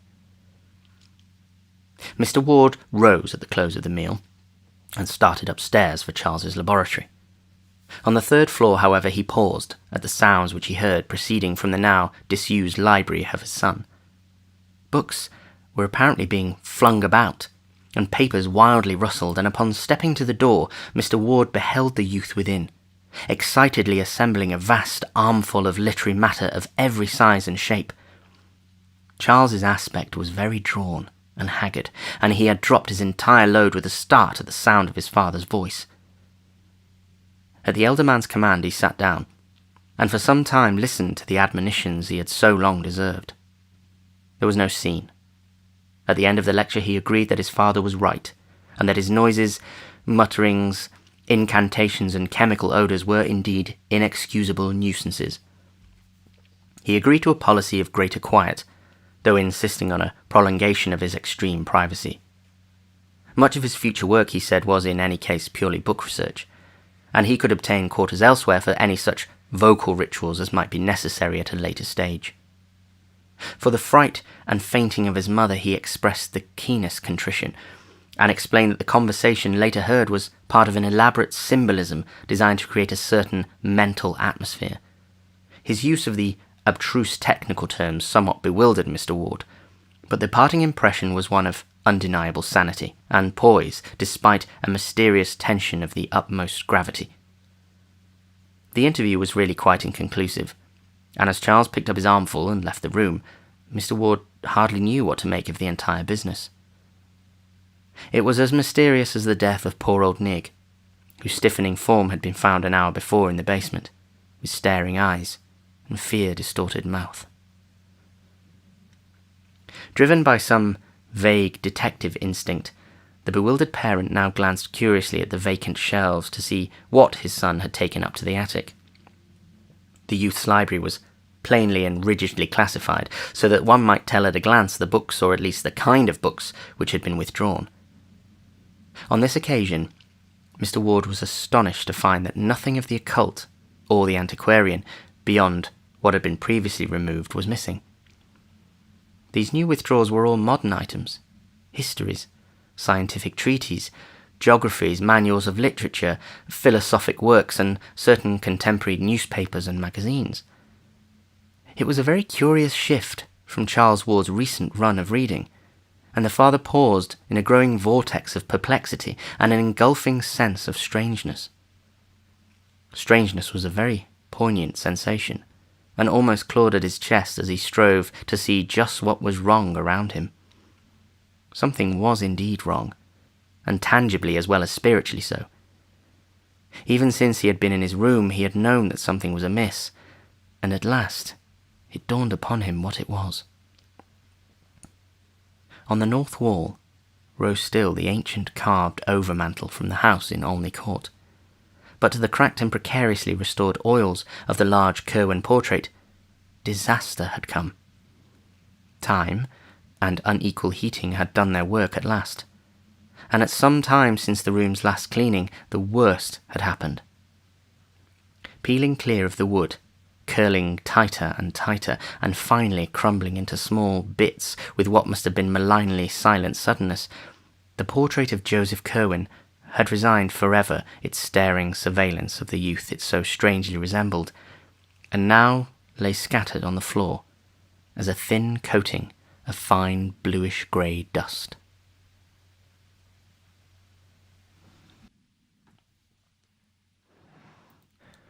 Part 4. A Mutation and a Madness. Chapter 1. In the week following that memorable Good Friday, Charles Ward was seen more often than usual, and was continually carrying books between his library and the attic laboratory. His actions were quiet and rational, but he did have a furtive, hunted look which his mother did not like, and developed an incredibly ravenous appetite as gauged by his demands on the cook. Dr. Willett had been told of those Friday noises and happenings, and on the following Tuesday had a long conversation with the youth in the library where the picture stared no more. The interview was, as always, inconclusive, but Willett is still ready to swear that the youth was sane and himself at the time. He held out promises of an early revelation and spoke of the need of securing a laboratory elsewhere. At the loss of the portrait, he grieved singularly, little considering his first enthusiasm over it, but seemed to find something of positive humour in its sudden crumbling. About the second week, Charles began to be absent from the house for long periods, and one day, when good old Black Hannah came to help with the spring cleaning, she mentioned his frequent visits to the old house in Olney Court, where he would come with a large valise and perform curious delvings in the cellar. He was always very liberal to her and to old Asa, but seemed more worried than he used to be, which grieved her very much, since she had watched him grow up from birth. Another report of his doings came from Pawtuxet, where some friends of the family saw him at a distance a surprising number of times. He seemed to haunt the resort and canoe house of Rhodes on the Pawtuxet, and subsequent inquiries by Dr. Willett at that place brought out the fact that his purpose was always to secure access to the rather hedged-in riverbank, along which he would walk toward the north, usually not reappearing for a very long while. Late in May came a momentary revival of ritualistic sounds in the attic laboratory, which brought a stern reproof from Mr. Ward, and a somewhat distracted promise of amendment from Charles. It occurred one morning, and seemed to form a resumption of the imaginary conversation noted on that turbulent Good Friday. The youth was arguing or remonstrating hotly with himself, for there suddenly burst forth a perfectly distinguishable series of clashing shouts in differentiated tones, like alternate demands and denials, which caused Mrs. Ward to run upstairs and listen at the door. She could hear no more than a fragment, whose only plain words were, "Must have it read for 3 months." And upon her knocking, all sounds ceased at once. When Charles was later questioned by his father, he said that there were certain conflicts of spheres of consciousness which only great skill could avoid, but which he would try to transfer to other realms. About the middle of June, a queer nocturnal incident occurred. In the early evening there had been some noise and thumping in the laboratory upstairs, and Mr. Ward was on the point of investigating when it suddenly quieted down. That midnight, after the family had retired, the butler was night-locking the front door, when, according to his statement, Charles appeared, somewhat blunderingly and uncertainly at the foot of the stairs, with a large suitcase, and made signs that he wished egress. The youth spoke no word, but the worthy Yorkshireman caught one sight of his fevered eyes and trembled causelessly. He opened the door, and young Ward went out, but in the morning he presented his resignation to Mrs. Ward. There was, he said, something unholy in the glance Charles had fixed on him. It was no way for a young gentleman to look at an honest person, and he could not possibly stay another night. Mrs. Ward allowed the man to depart, but she did not value his statement highly. To fancy Charles in a savage state that night was quite ridiculous, for as long as she had remained awake, she had heard faint sounds from the laboratory above. Sounds as if of sobbing and pacing and of sighing, which told only of despair's profoundest depths. Mrs. Ward had grown used to listening for sounds in the night, for the mystery of her son was fast driving all else from her mind. The next evening, much as on another evening nearly 3 months before, Charles Ward seized the newspaper very early and accidentally lost the main section. The matter was not recalled till later, when Dr. Willett began checking up loose ends and searching out missing links here and there. In the journal office, he found the section which Charles had lost, and marked 2 items of possible significance. They were as follows. More cemetery delving. It was this morning discovered by Robert Hart, night watchman at the North Burial Ground, that ghouls were again at work in the ancient portion of the cemetery. The grave of Ezra Whedon, who was born in 1740 and died in 1824, according to his uprooted and savagely splintered slate headstone, was found excavated and rifled, the work being evidently done with a spade stolen from an adjacent tool shed. Whatever the contents may have been after more than a century of burial was all gone, except a few slivers of decayed wood. There were no wheel tracks, but the police have measured a single set of footprints which they found in the vicinity, and which indicate the boots of a man of refinement. Hart is inclined to link this incident with the digging discovered last March, when a party in a motor truck were frightened away after making a deep excavation. But Sergeant Riley of the 2nd Station discounts this theory and points to vital differences in the 2 cases. In March, the digging had been in a spot where no grave was known, but this time a well-marked and cared-for grave had been rifled with every evidence of deliberate purpose, and with a conscious malignity expressed in the splintering of the slab which had been intact up to the day before. Members of the Whedon family, notified of the happening, expressed their astonishment and regret, and were wholly unable to think of any enemy who would care to violate the grave of their ancestor.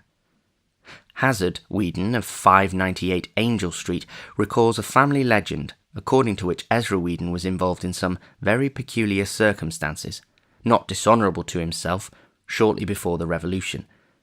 But of any modern feud or mystery he is frankly ignorant. Inspector Cunningham has been assigned to the case and hopes to uncover some valuable clues in the near future. Dogs noisy in Pawtuxet.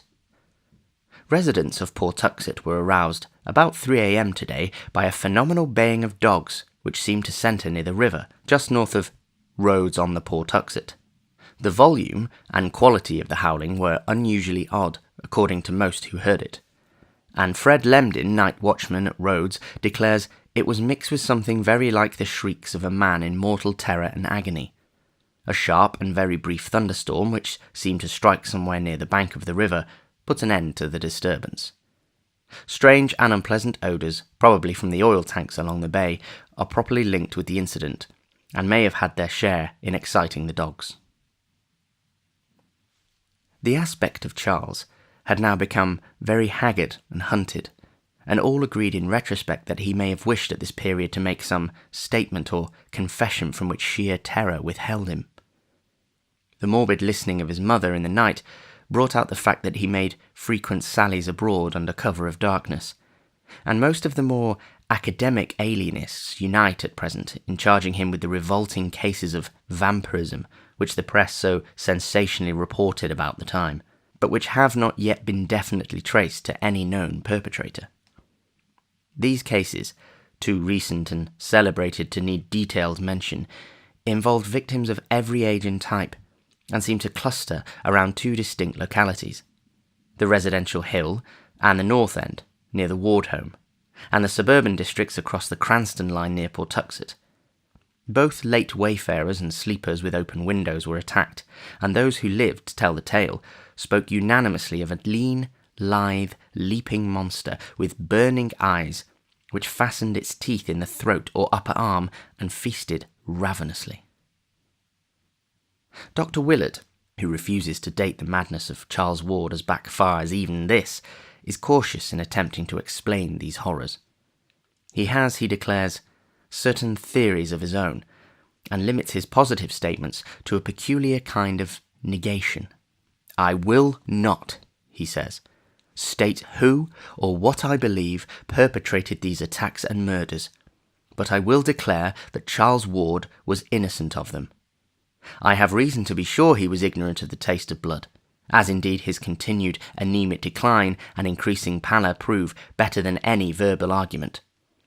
Ward meddled with terrible things, but he has paid for it, and he was never a monster or a villain. As for now, I don't like to think. A change came, and I'm content to believe that the old Charles Ward died with it. His soul did anyhow, for that mad flesh that vanished from Waite's Hospital had another. Willett speaks with authority, for he was often at the Ward home, attending Mrs. Ward, whose nerves had begun to snap under the strain. Her nocturnal listening had bred some morbid hallucinations which she confided to the doctor with hesitancy, and which he ridiculed in talking to her, although they made him ponder deeply when alone. These delusions always concerned the faint sounds which she fancied she heard in the attic laboratory and bedroom, and emphasized the occurrence of muffled sighs and sobbings at the most impossible times. Early in July, Willett ordered Mrs. Ward to Atlantic City for an indefinite recuperative sojourn, and cautioned both Mr. Ward and the haggard and elusive Charles to write her only cheering letters. It's probably to this enforced and reluctant escape that she owes her life and continued sanity.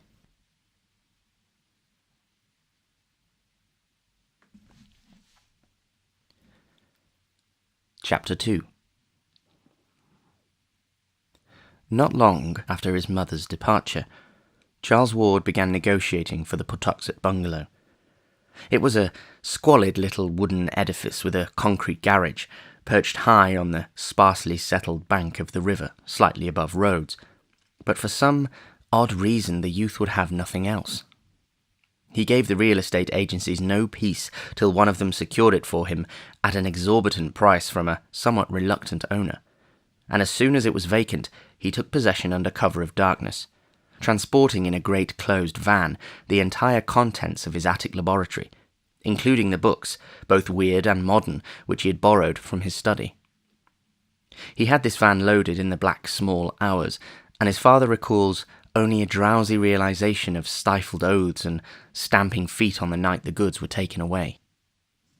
After that, Charles moved back to his own old quarters on the 3rd floor and never haunted the attic again.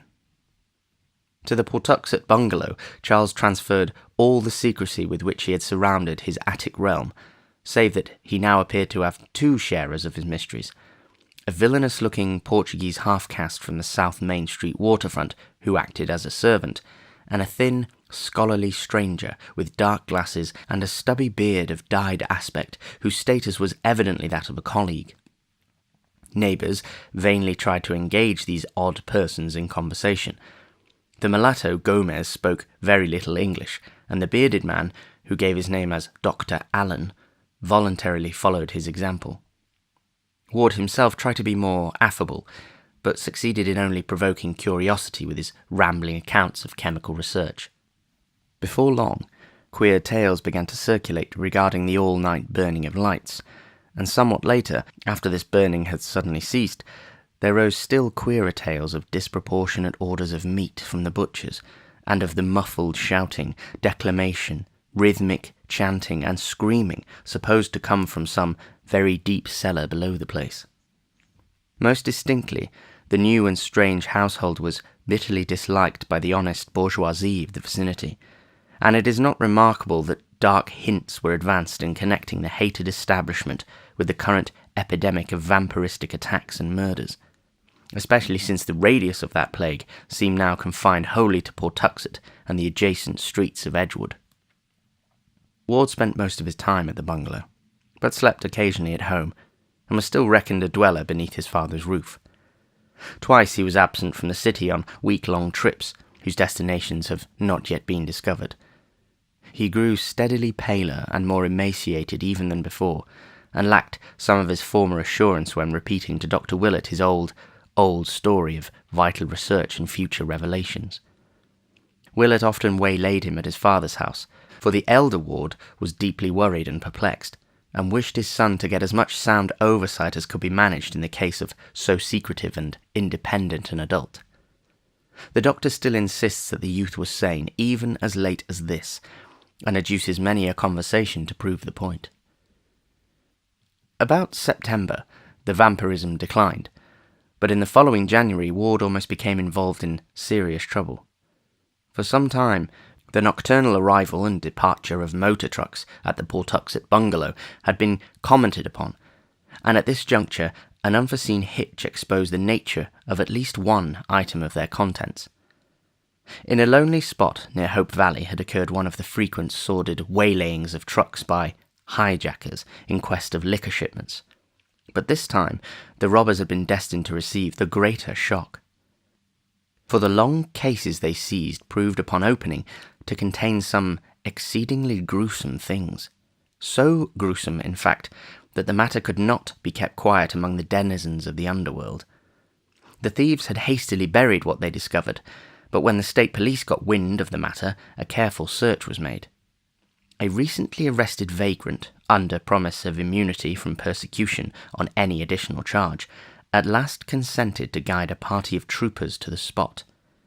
And there was found, in that hasty cache, a very hideous and shameful thing. It would not be well for the national, or even the international, sense of decorum if the public were ever to know what was uncovered by that awestruck party. There was no mistaking it. Even by these far from studious officers, the telegrams to Washington ensued with feverish rapidity. The cases were addressed to Charles Ward at his Pawtuxet bungalow, and state and federal officials at one point paid him a very forceful and serious call. They found him pallid and worried with his two odd companions, and received from him what seemed to be a valid explanation and evidence of innocence. He had needed certain anatomical specimens as part of a program of research whose depth and genuineness anyone who had known him in the last decade could prove, and had ordered the required kind and number from agencies which he had thought as reasonably legitimate as such things can be.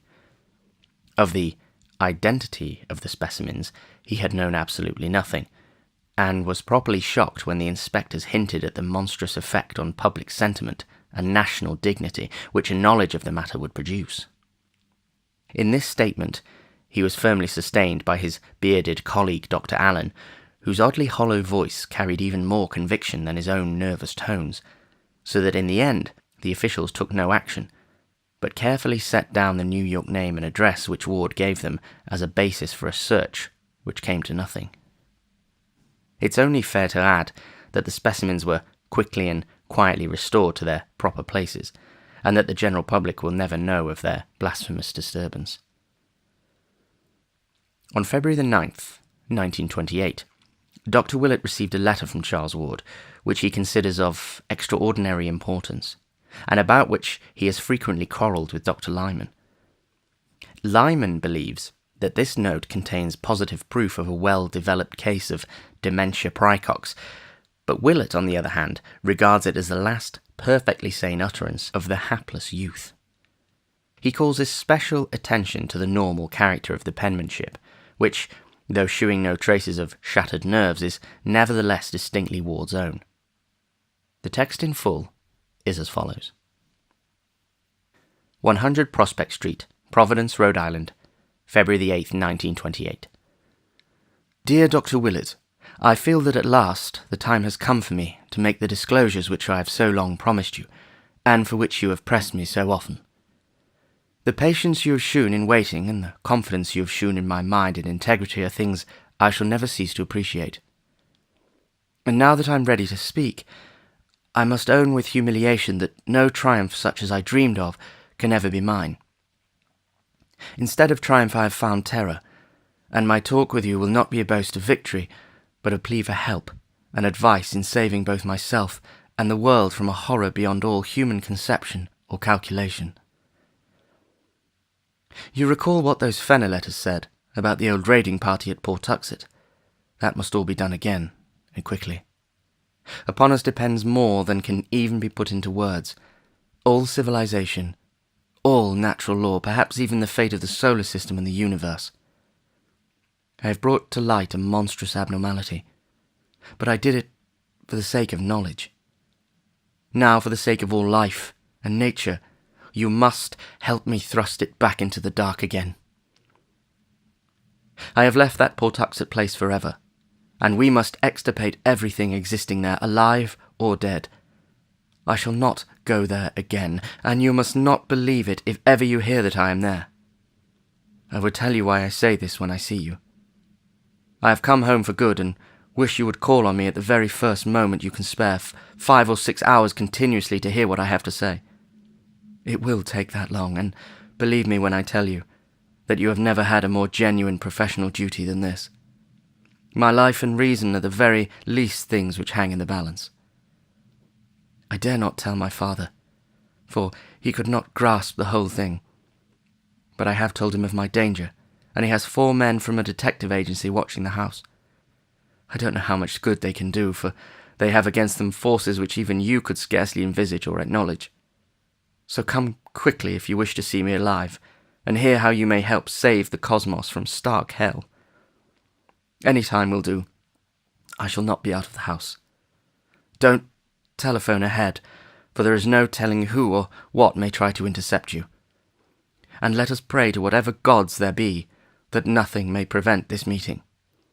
In utmost gravity and desperation, Charles Dexter Ward. P.S. Shoot Dr. Allen on sight and dissolve his body in acid. Don't burn it. Dr. Willett received this note about 10:30 a.m. and immediately arranged to spare the whole late afternoon and evening for the momentous talk, letting it extend on into the night as long as might be necessary. He planned to arrive about 4 o'clock, and through all the intervening hours was so engulfed in every sort of wild speculation that most of his tasks were very mechanically performed. Maniacal as the letter would have sounded to a stranger, Willett had seen too much of Charles Ward's oddities to dismiss it as sheer raving. That something very subtle, ancient, and horrible was hovering about he felt quite sure, and the reference to Dr. Allen could almost be comprehended in view of what Pawtuxet gossip said of Ward's enigmatical colleague. Willett had never seen the man, but had heard much of his aspect and bearing, and could not but wonder what sort of eyes those much-discussed dark glasses might conceal. Promptly at 4, Dr. Willett presented himself at the Ward residence, but found to his annoyance that Charles had not adhered to his determination to remain indoors. The guards were there, but said that the young man seemed to have lost part of his timidity. He had that morning done much apparently frightened arguing and protesting over the telephone, one of the detectives said, replying to some unknown voice with phrases such as, "I am very tired and must rest a while. I can't receive anyone for some time. You'll have to excuse me. Please postpone decisive action till we can arrange some sort of compromise." Or, "I'm very sorry, but I must take a complete vacation from everything. I'll talk with you later." Then, apparently gaining boldness through medication, he had slipped out so quietly that no one had seen him depart, or knew that he had gone until he returned about 1 o'clock and entered the house without a word. He'd gone upstairs, where a bit of his fear must have surged back, for he was heard to cry out in a highly terrified fashion upon entering his library, afterward trailing off into a kind of choking gasp. When, however, the butler had gone to inquire what the trouble was, he had appeared at the door with a great show of boldness, and silently gestured the man away in a manner that terrified him unaccountably. Then he had evidently done some rearranging of his shelves, for a great clattering and thumping and creaking ensued, after which he had reappeared and left at once. Willett inquired whether or not any message had been left, but was told that there was none. The butler seemed queerly disturbed about something in Charles' appearance and manner, and asked solicitously if there was much hope for a cure for his disordered nerves. For almost 2 hours Dr. Willett waited vainly in Charles Ward's library, watching the dusty shelves with their wide gaps where books had been removed, and smiling grimly at the panelled overmantel on the north wall, whence, a year before, the suave features of old Joseph Curwen had looked mildly down. After a time, the shadows began to gather, and the sunset cheer gave place to a vague, growing terror, which flew shadow-like before the night. Mr. Ward finally arrived, and shewed much surprise and anger at his son's absence after all the pains with which he had taken to guard him. He had not known of Charles' appointment, and promised to notify Willett when the youth returned. In bidding the doctor good night, he expressed his utter perplexity at his son's condition, and urged his caller to do all he could to restore the boy to a normal poise. Willett was glad to escape from that library, for something frightful and unholy seemed to haunt it, as if the vanished picture had left behind a legacy of evil. He had never liked that picture, and even now, strong-nerved though he was, there lurked a quality in its vacant panel which made him feel an urgent need to get out into the pure air as soon as possible. Chapter 3. The next morning, Willett received a message from the senior ward saying that Charles was still absent. Mr. Ward mentioned that Dr. Allen had telephoned him to say that Charles would remain at Pawtuxet for some time, and that he must not be disturbed. This was necessary because Allen himself was suddenly called away for an indefinite period, leaving the researchers in need of Charles's constant oversight. Charles sent his best wishes and regretted any bother his abrupt change of plans might have caused. In listening to this message, Mr. Ward heard Dr. Allen's voice for the first time, and it seemed to excite some vague and elusive memory which could not be actually placed, but which was disturbing to the point of fearfulness. Faced by these baffling and contradictory reports, Dr. Willett was frankly at a loss what to do. The frantic earnestness of Charles' note was not to be denied, yet what could one think of its writer's immediate violation of his own express policy? Young Ward had written that his delvings had become blasphemous and menacing, that they and his bearded colleague must be extirpated at any cost, and that he himself would never return to their final scene. Yet, according to the latest advices, he had forgotten all this, and was back in the thick of the mystery. Common sense bade one leave the youth alone with his freakishness, yet some deeper instinct would not permit the impression of that frenzied letter to subside. Willett read it over again, and could not make its essence sound as empty and insane as both its bombastic verbiage and its lack of fulfillment would seem to imply. Its terror was too profound and real, and in conjunction with what the doctor already knew, evoked too vivid hints of monstrosities from beyond time and space to permit of any cynical explanation.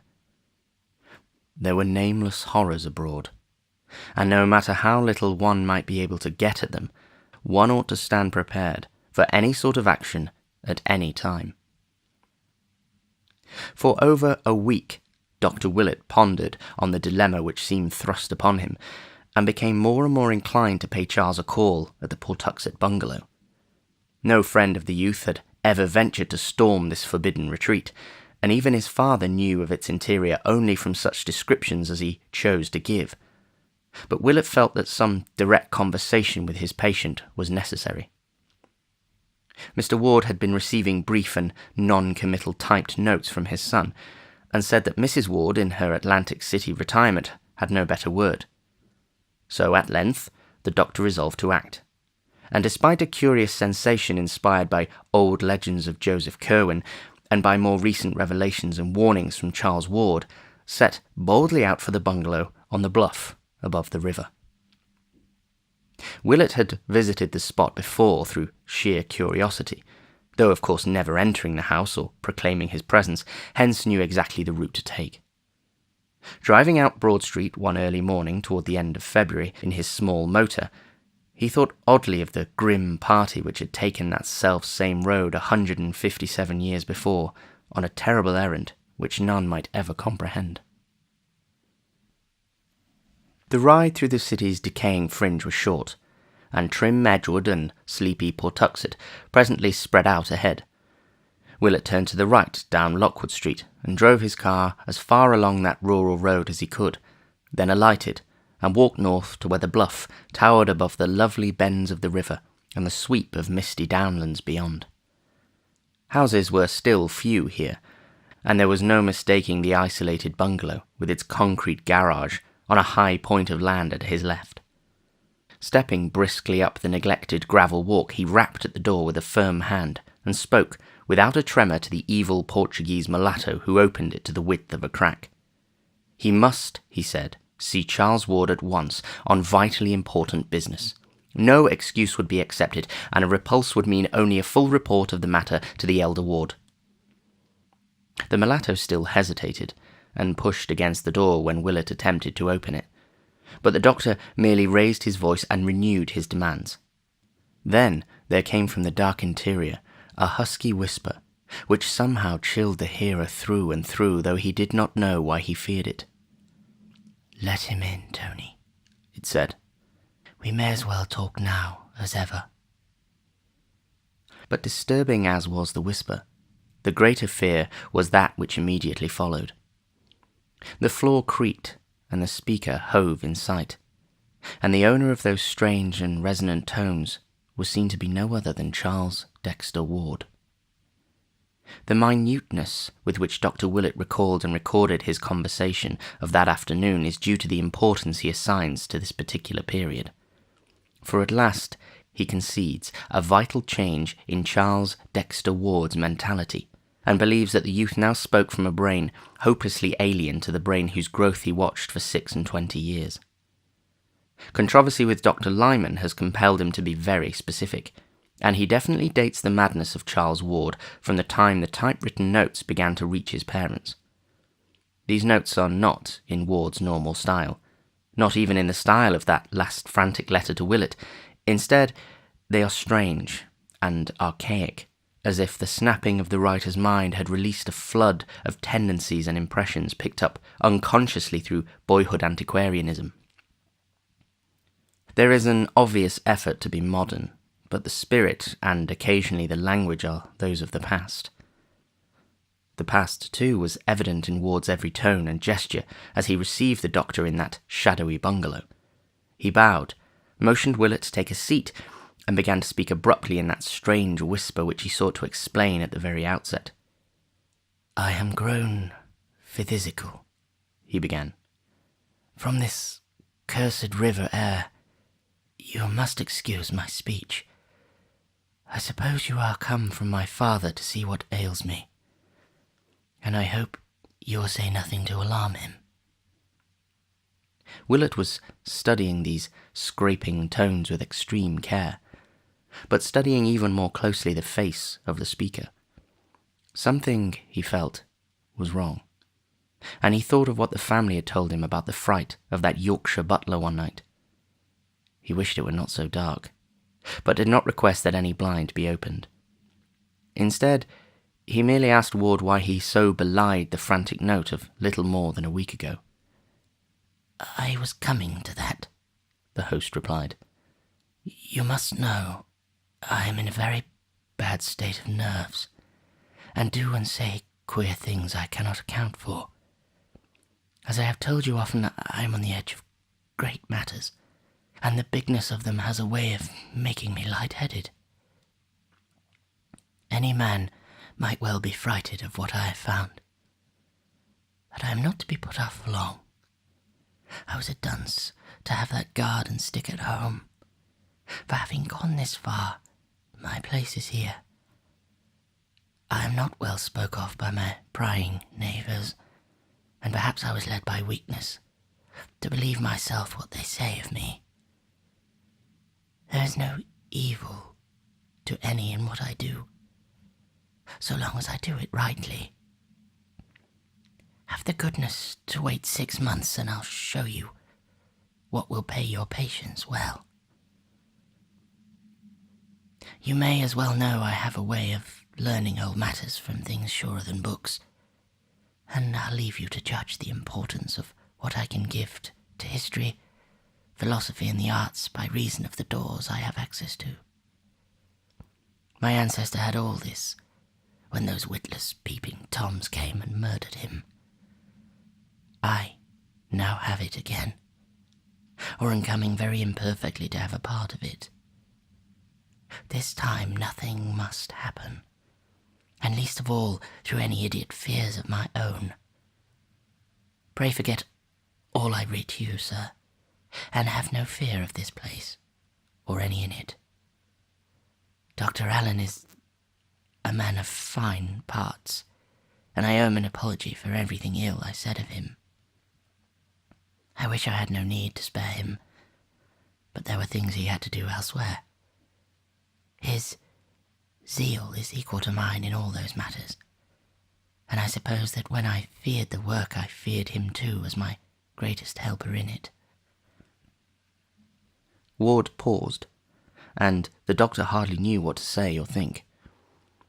He felt almost foolish in the face of this calm repudiation of the letter, and yet there clung to him the fact that, while the present discourse was strange and alien and indubitably mad, the note itself had been tragic in its naturalness and likeness to the Charles Ward he knew.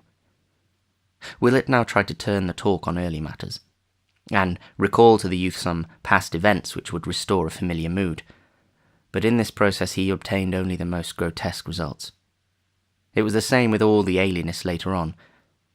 Important sections of Charles Ward's store of mental images, mainly those touching modern times and his own personal life, had been unaccountably expunged, whilst all the massed antiquarianism of his youth had welled up from some profound subconscious to engulf the contemporary and the individual. The youth's intimate knowledge of elder things was abnormal and unholy, and he tried his best to hide it. When Willett would mention some favourite object of his boyhood archaistic studies, he often shed by pure accident such a light as no normal mortal could conceivably be expected to possess, and the doctor shuddered as the glib allusion glided by. It was not wholesome to know so much about the way the fat sheriff's wig fell off as he leaned over at the play in Mr. Douglas's Histrionic Academy in King Street on the 11th of February 1762, which fell on a Thursday, or about how the actors cut the text of Steele's Conscious Lovers so badly that one was almost glad the Baptist-ridden legislature closed the theatre a fortnight later. That Thomas Sabin's Boston coach was damned uncomfortable, old letters may well have told. But what healthy antiquarian could recall how the creaking of Epenetus Olney's new signboard, the gaudy crown he set up after he took to calling his tavern the Crown Coffee House, was exactly like the first few notes of the new jazz piece all the radios in Pawtuxet were playing? Ward, however, would not be quizzed long in this vein. Modern and personal topics he waved aside quite summarily, whilst regarding antique affairs he soon shewed the plainest boredom. What he wished clearly enough was only to satisfy his visitor enough to make him depart without the intention of returning. To this end, he offered to shew Willett the entire house, and at once proceeded to lead the doctor through every room from cellar to attic. Willett looked sharply, but noted the visible books were far too few and trivial ever to have filled the wide gaps on Ward's shelves at home, and that the meagre so-called laboratory was the flimsiest sort of a blind. Clearly there were a library and laboratory elsewhere, but just where, it was impossible to say. Essentially defeated in his quest for something he could not name, Willett returned to town before evening and told the senior ward everything which had occurred. They agreed that the youth must definitely be out of his mind, but decided that nothing drastic need to be done just then. Above all, Mrs. Ward must be kept in as complete an ignorance as her son's own strange typed notes would permit. Mr. Ward now determined to call in person upon his son, making it wholly a surprise visit. Dr. Willett took him in his car one evening, guiding him to within sight of the bungalow and waiting patiently for his return.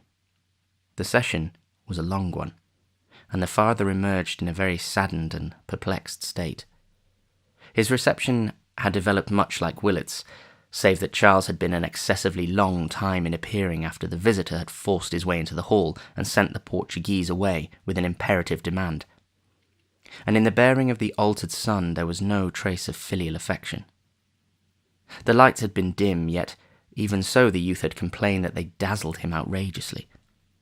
He had not spoken out loud at all, averring that his throat was in very poor condition, but in his hoarse whisper there was a quality so vaguely disturbing that Mr. Ward could not banish it from his mind.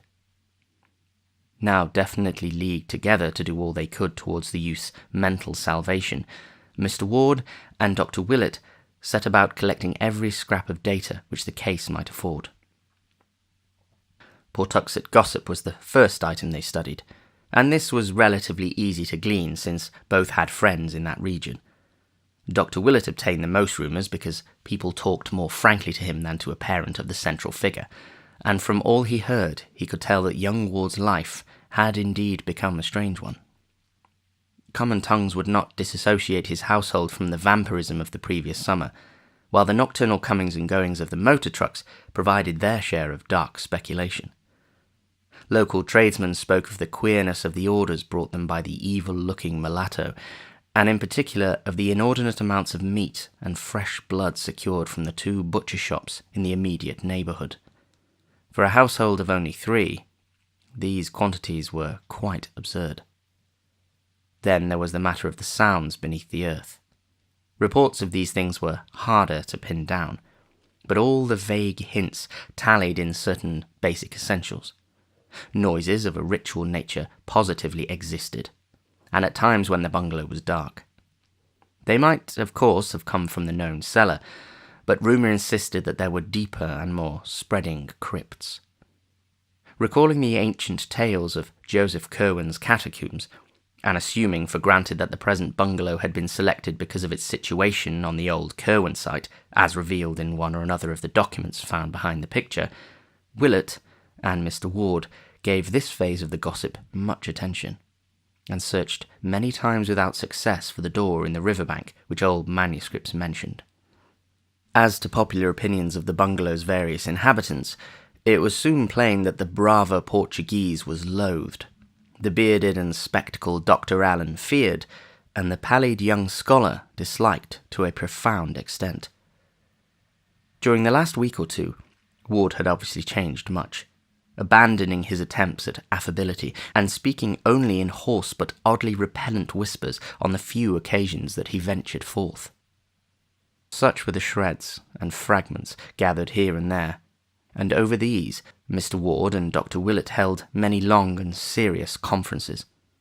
They strove to exercise deduction, induction, and constructive imagination to their utmost extent, and to correlate every known fact of Charles's later life, including the frantic letter which the doctor now shewed the father with the meagre documentary evidence available concerning old Joseph Curwen. They would have given much for a glimpse of the papers Charles had found, for very clearly the key to the youth's madness lay in what he had learned of the ancient wizard and his doings.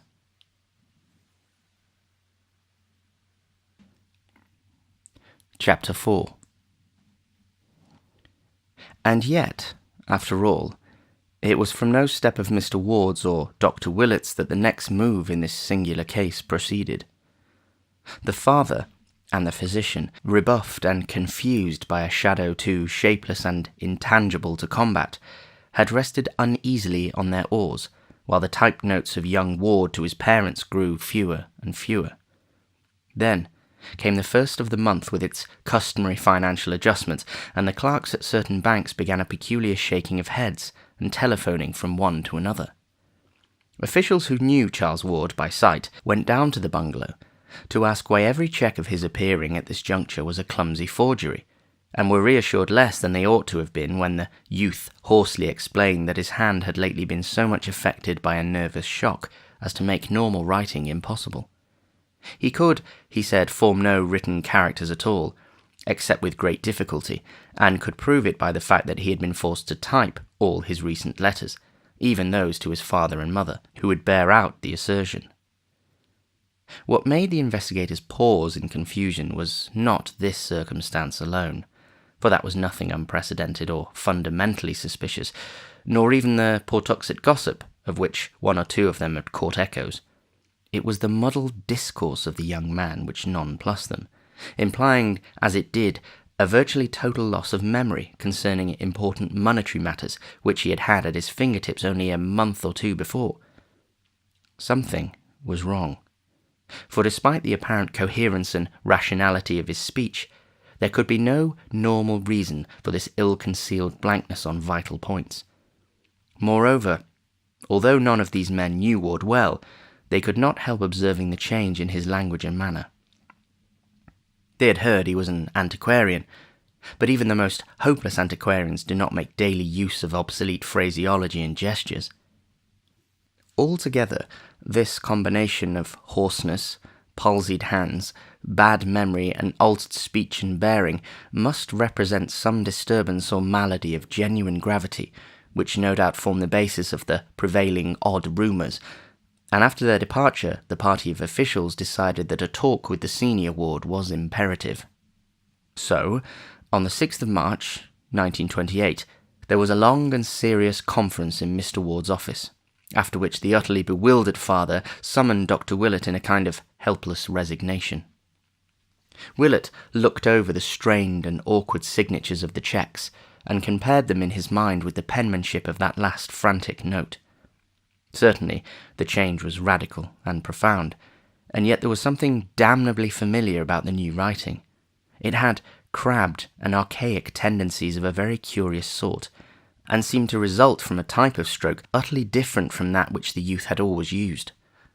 It was strange, but where had he seen it before? On the whole, it was obvious that Charles was insane. Of that there could now be no doubt.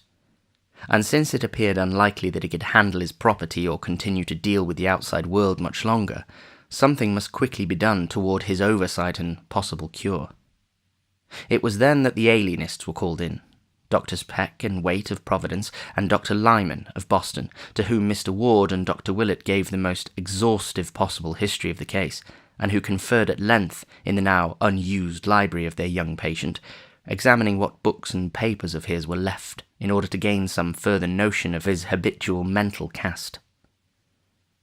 After scanning this material, and examining the ominous note to Willett, they all agreed that Charles Ward's studies had been enough to unseat or at least to warp any ordinary intellect, and wished most heartily that they could see his more intimate volumes and documents. But this latter they knew they could do, if at all, only after a scene at the bungalow itself. Willett now reviewed the whole case with febrile energy, it being at this time that he obtained the statements of the workmen who had seen Charles find the Kirwan documents, and that he collated the incidents of the destroyed newspaper items, looking up the latter at the Journal office.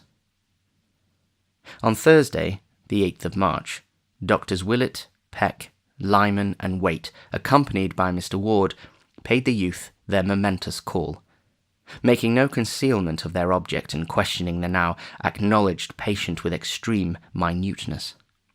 Charles, though he was inordinately long in answering the summons, and was still redolent of strange and noxious laboratory odours when he did finally make his agitated appearance, proved a far from recalcitrant subject, and admitted freely that his memory and balance had suffered somewhat from close application to abstruse studies. He offered no resistance when his removal to other quarters was insisted upon, and seemed indeed to display a high degree of intelligence as apart from mere memory. His conduct would have sent his interviewers away in bafflement had not the persistently archaic trend of his speech and unmistakable replacement of modern by ancient ideas in his consciousness marked him out as one definitely removed from the normal. Of his work, he would say no more to the group of doctors than he had formerly said to his family and to Dr. Willett, and his frantic note of the previous month he dismissed as mere nerves and hysteria. He insisted that this shadowy bungalow possessed no library or laboratory beyond the visible ones, and waxed abstruse in explaining the absence from the house of such odours as now saturated all his clothing. Neighbourhood gossip he attributed to nothing more than the cheap inventiveness of the baffled curiosity. Of the whereabouts of Dr. Allen, he said he did not feel at liberty to speak definitely, but assured his inquisitors that the bearded and spectacled man would return when needed.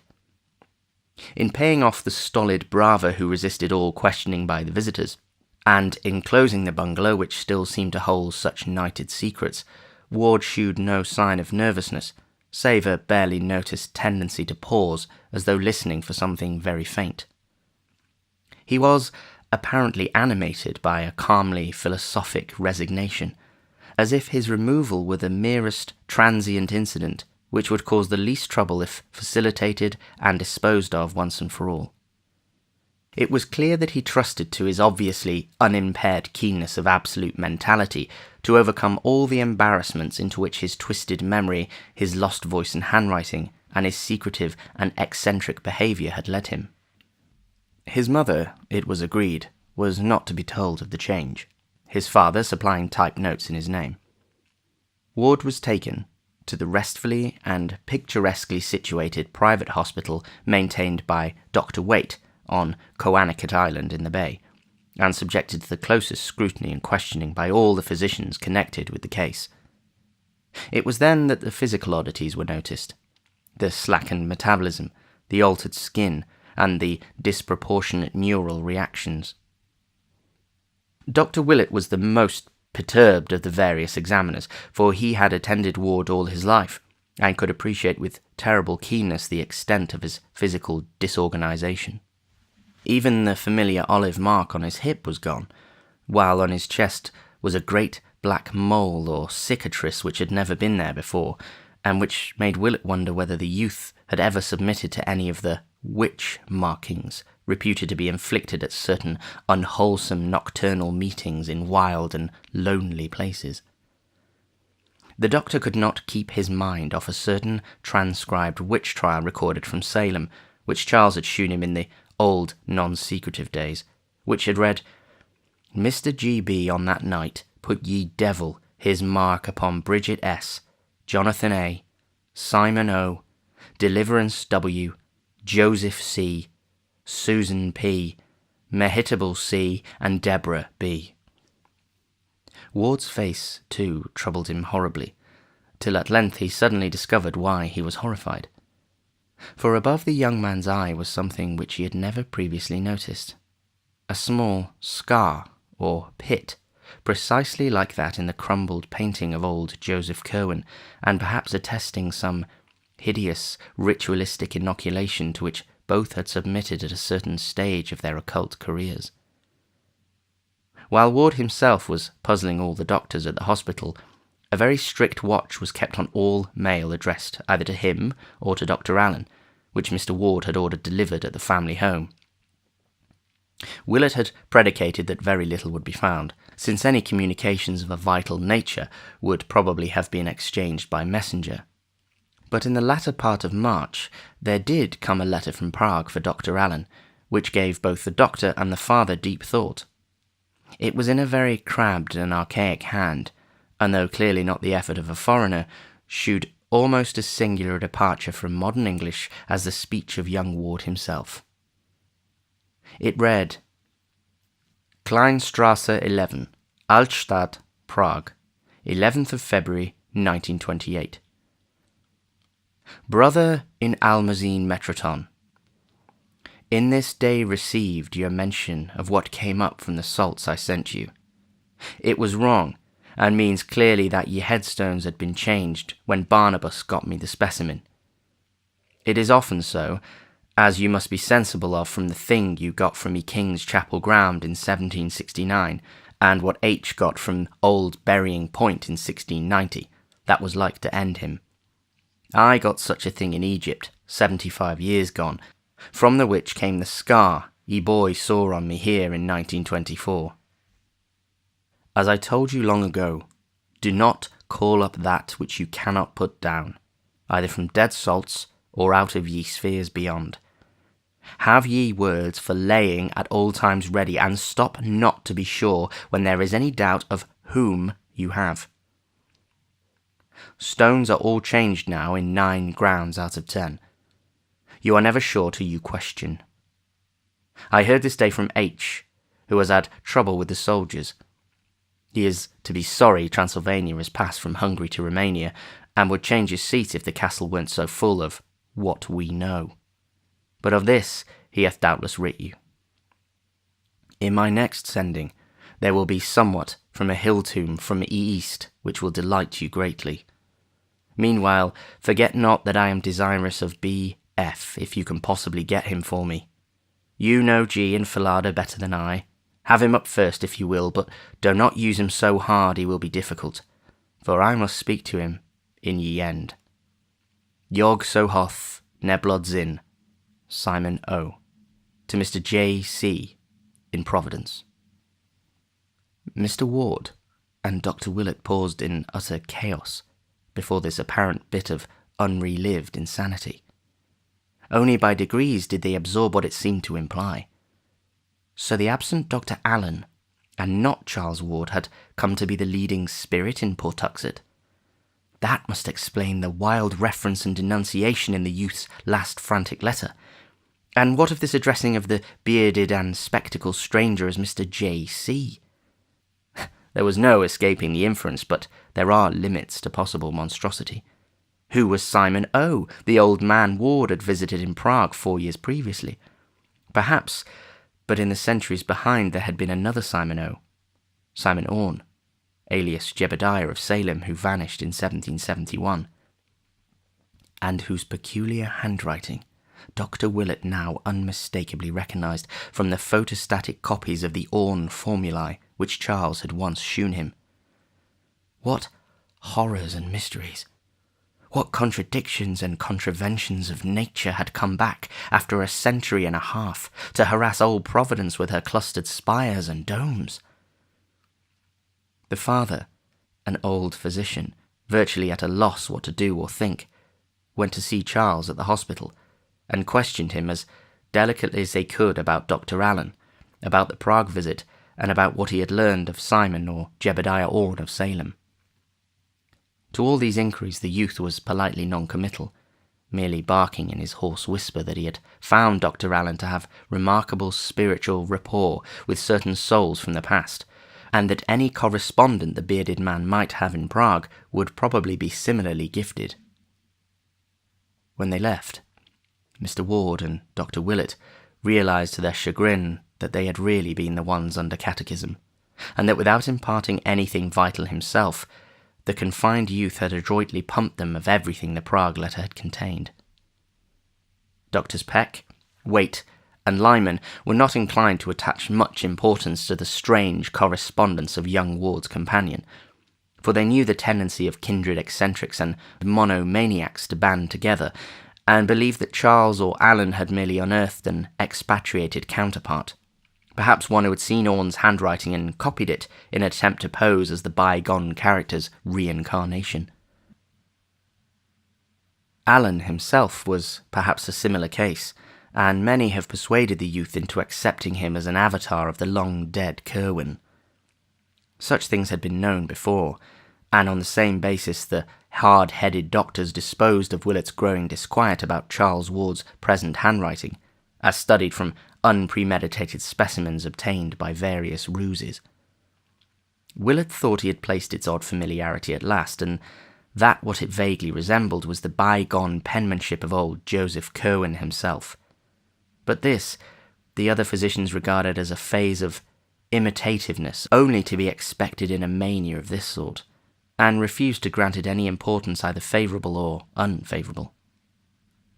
Recognizing this prosaic attitude in his colleagues, Willett advised Mr. Ward to keep to himself the letter which arrived for Dr. Allen on the 2nd of April from Rakus, Transylvania, in a handwriting so intensely and fundamentally like that of the Hutchinson cipher that both father and physician paused in awe before breaking the seal.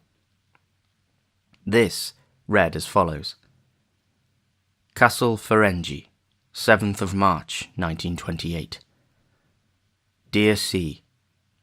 Had a squad of 20 militia up to talk about what the country folks say.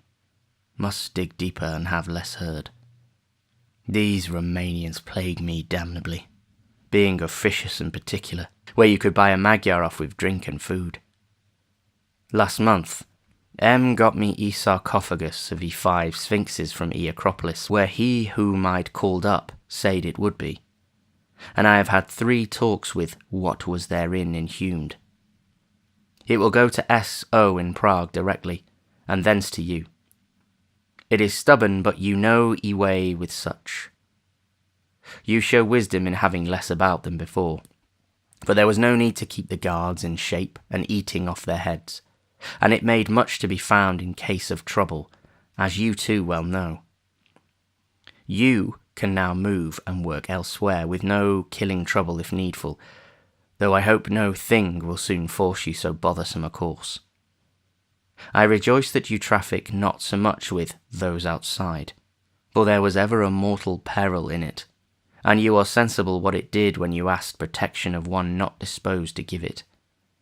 You excel me in getting ye formulae, so another may say them with success. But Borellus fancied it would be so if justy right words were had. Does ye boy use them often? I regret that he grows squeamish, as I fear he would when I had him here nigh 15 months, but am sensible you know how to deal with him. You can't say him down with ye formula, for that will work only upon such as the other formula hath called up from salts. But you have still strong hands, and knife, and pistol, and graves are not hard to dig, nor acids loath to burn. O says you have promised him B.F. I must have him after. B goes to you soon, and may he give you what you wish of that dark thing below Memphis. Employ care in what you call up, and beware of ye boy. It will be ripe in a year's time to have up ye legions from underneath, and then there are no bounds to what shall be ours. Have confidence in what I say, for you know, O, and I have had these 150 years more than you to consult these matters in. Nephron Carne Hadoth. Edward H. For J. Cohen, Esquire, Providence. But if Willett and Mr. Ward refrained from shewing this letter to the alienists, they did not refrain from acting upon it themselves. No amount of learned sophistry could controvert the fact that the strangely bearded and spectacled Dr. Allen, of whom Charles's frantic letter had spoken of as such a monstrous menace, was in close and sinister correspondence with two inexplicable creatures whom Ward had visited in his travels, and who plainly claimed to be the survivals or avatars of Curwen's old Salem colleagues. That he was regarding himself as the reincarnation of Joseph Curwen, and that he entertained, or was at least advised to entertain, murderous designs against a boy, who could scarcely be other than Charles Ward. There was organised horror afoot, and no matter who started it, the missing Allen was by this time at the bottom of it.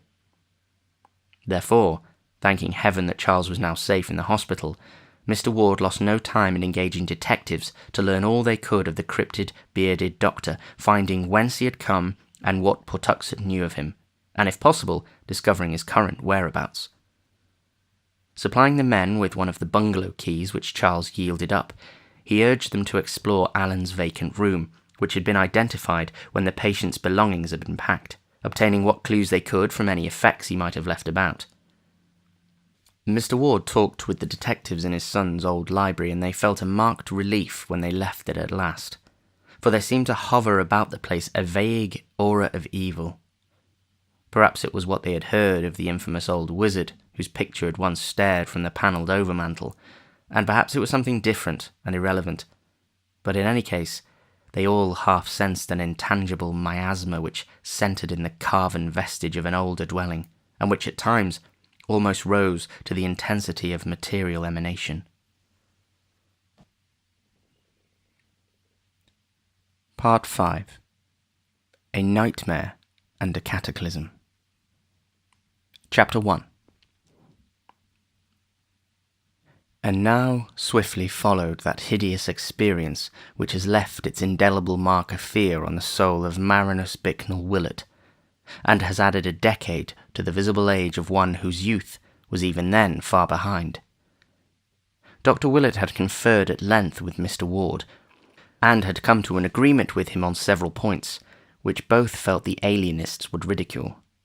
There was, they conceded, a terrible movement alive in the world, whose direct connection with a necromancy even older than the Salem witchcraft could not be doubted. That at least 2 living men, and one other of whom they dared not think, were in absolute possession of minds or personalities which had functioned as early as 1690, or before, was likewise almost unassailably proved, even in the face of all known natural laws.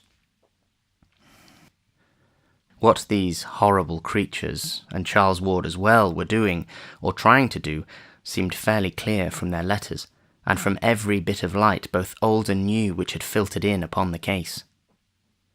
They were robbing the tombs of all the ages, including those of the world's wisest, and greatest men, in the hope of recovering from the bygone ashes some vestige of the consciousness and law which had once animated and informed them.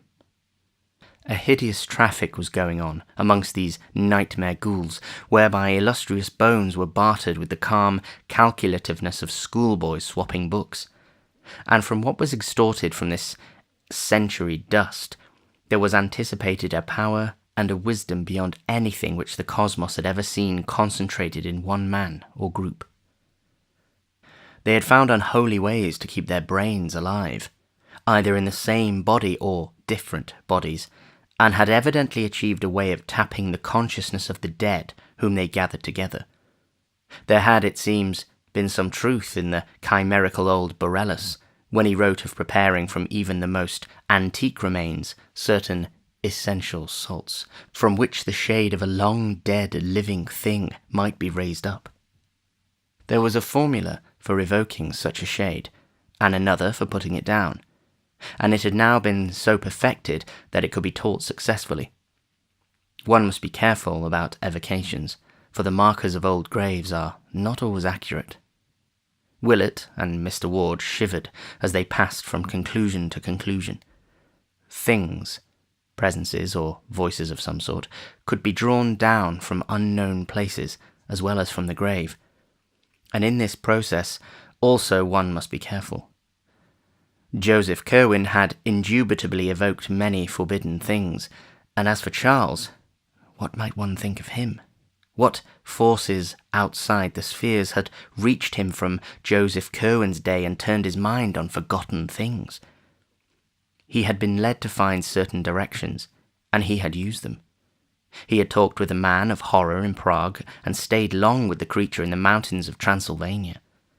And he must have found the grave of Joseph Curwen at last. That newspaper item and what his mother had heard in the night were too significant to overlook. Then he had summoned something, and it must have come. That mighty voice aloft on Good Friday, and those different tones in the locked attic laboratory. What were they like, with their depth and hollowness? Was there not here some awful foreshadowing of the dreaded stranger Dr. Allen with his spectral bass? Yes, that was what Mr. Ward had felt with vague horror in his single talk with the man, if man it were, over the telephone. What hellish consciousness or voice, what morbid shade or presence had come to answer Charles Ward's secret rites behind that locked door? These voices heard in argument must have it read for 3 months. Good God! Was that not just before the vampirism broke out? The rifling of Ezra Whedon's ancient grave, and the cries later at Pawtuxet, whose mind had planned the vengeance and rediscovered the shunned seat of elder blasphemies. And then the bungalow, and the bearded stranger, and the gossip, and the fear. The final madness of Charles neither father nor doctor could attempt to explain, but they did feel sure that the mind of Joseph Curwen had come to earth again, and was following its ancient morbidities. Was demonic possession in truth a possibility? Allen had something to do with it, and the detectives must find out more about one whose existence menaced the young man's life. In the meantime, since the existence of some vast crypt beneath the bungalow seemed virtually beyond dispute, some effort must be made to find it. Willett and Mr. Ward, conscious of the sceptical attitude of the alienists, resolved during their final conference to undertake a joint secret exploration of unparalleled thoroughness, and agreed to meet at the bungalow on the following morning with valises and certain tools and accessories suited to architectural search and underground exploration.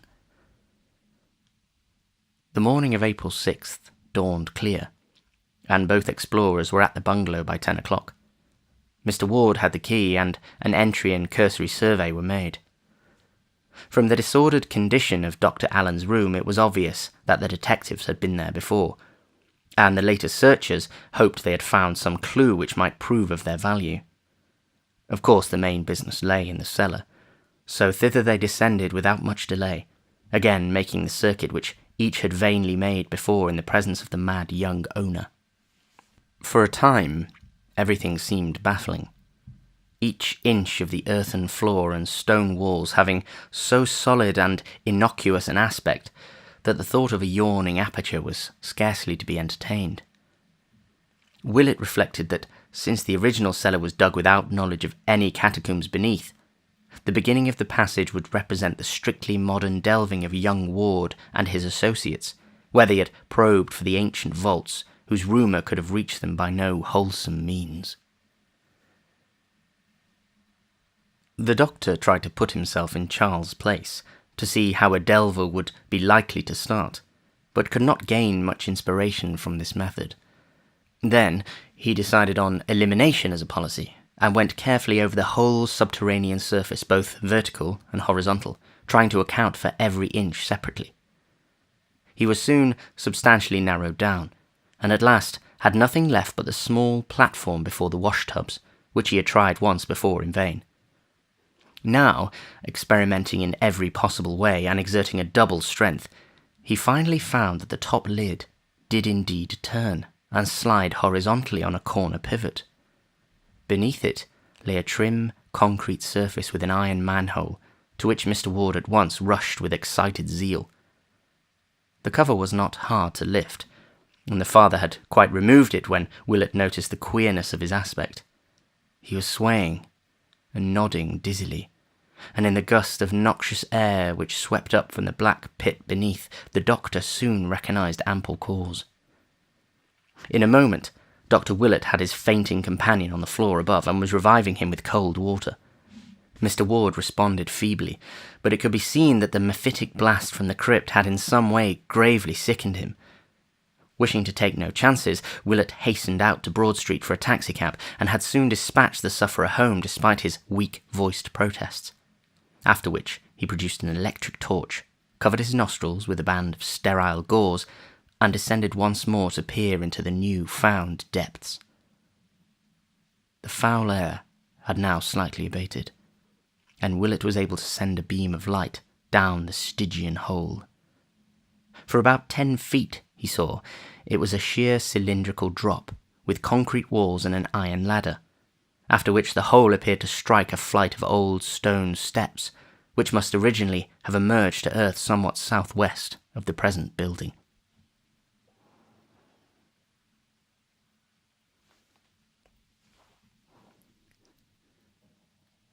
Chapter 2. Willett freely admits that, for a moment, the memory of the old Kerwin legends kept him from climbing down alone into that malodorous gulf. He could not help thinking of what Luke Fenner had reported on that last monstrous night. Then duty asserted itself, and he made the plunge, carrying a great valise for the removal of whatever papers might prove of supreme importance. Slowly, as befitted one of his years, he descended the ladder and reached the slimy steps below. This was ancient masonry, his torch told him, and upon the dripping walls he saw the unwholesome moss of centuries. Down, down ran the steps, not spirally, but in 3 abrupt turns, and with such narrowness that 2 men could have passed only with difficulty. He had counted about 30 when a sound reached him very faintly, and after that he did not feel disposed to count any more. It was a godless sound, one of those low-keyed, insidious outrages of nature which are not meant to be. To call it a dull wail, a doom-dragged whine, or a hopeless howl of chorused anguish and stricken flesh without mind would be to miss its most quintessential loathsomeness and soul-sickening overtones. Was it for this that Ward had seemed to listen on the day he was removed?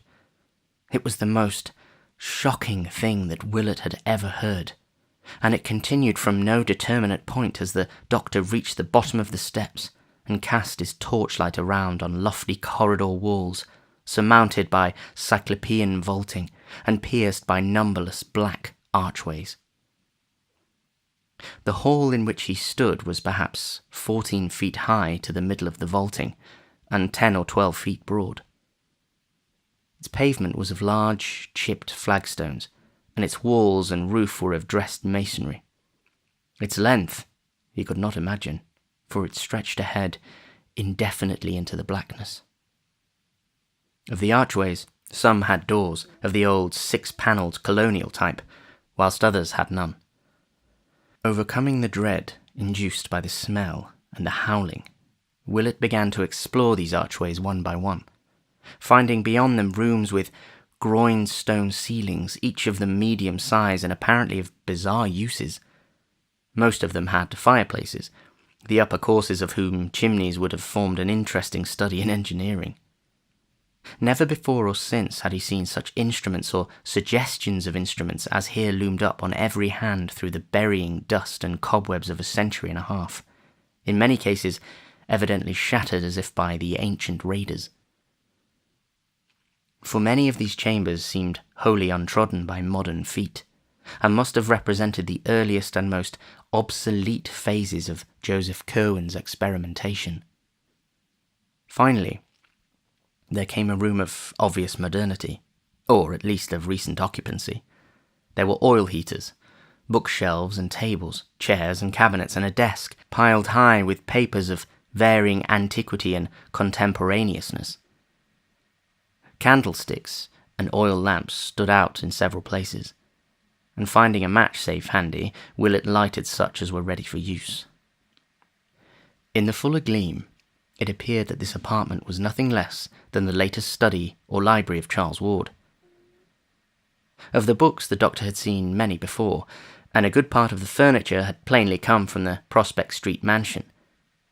Here and there was a piece well known to Willett, and the sense of familiarity became so great that he half forgot the noisomeness and the wailing, both of which were plainer here than they had been at the foot of the steps. His first duty, as planned long ahead, was to find and seize any papers which might seem of vital importance, especially those portentous documents found by Charles so long ago behind the picture in Olney Court.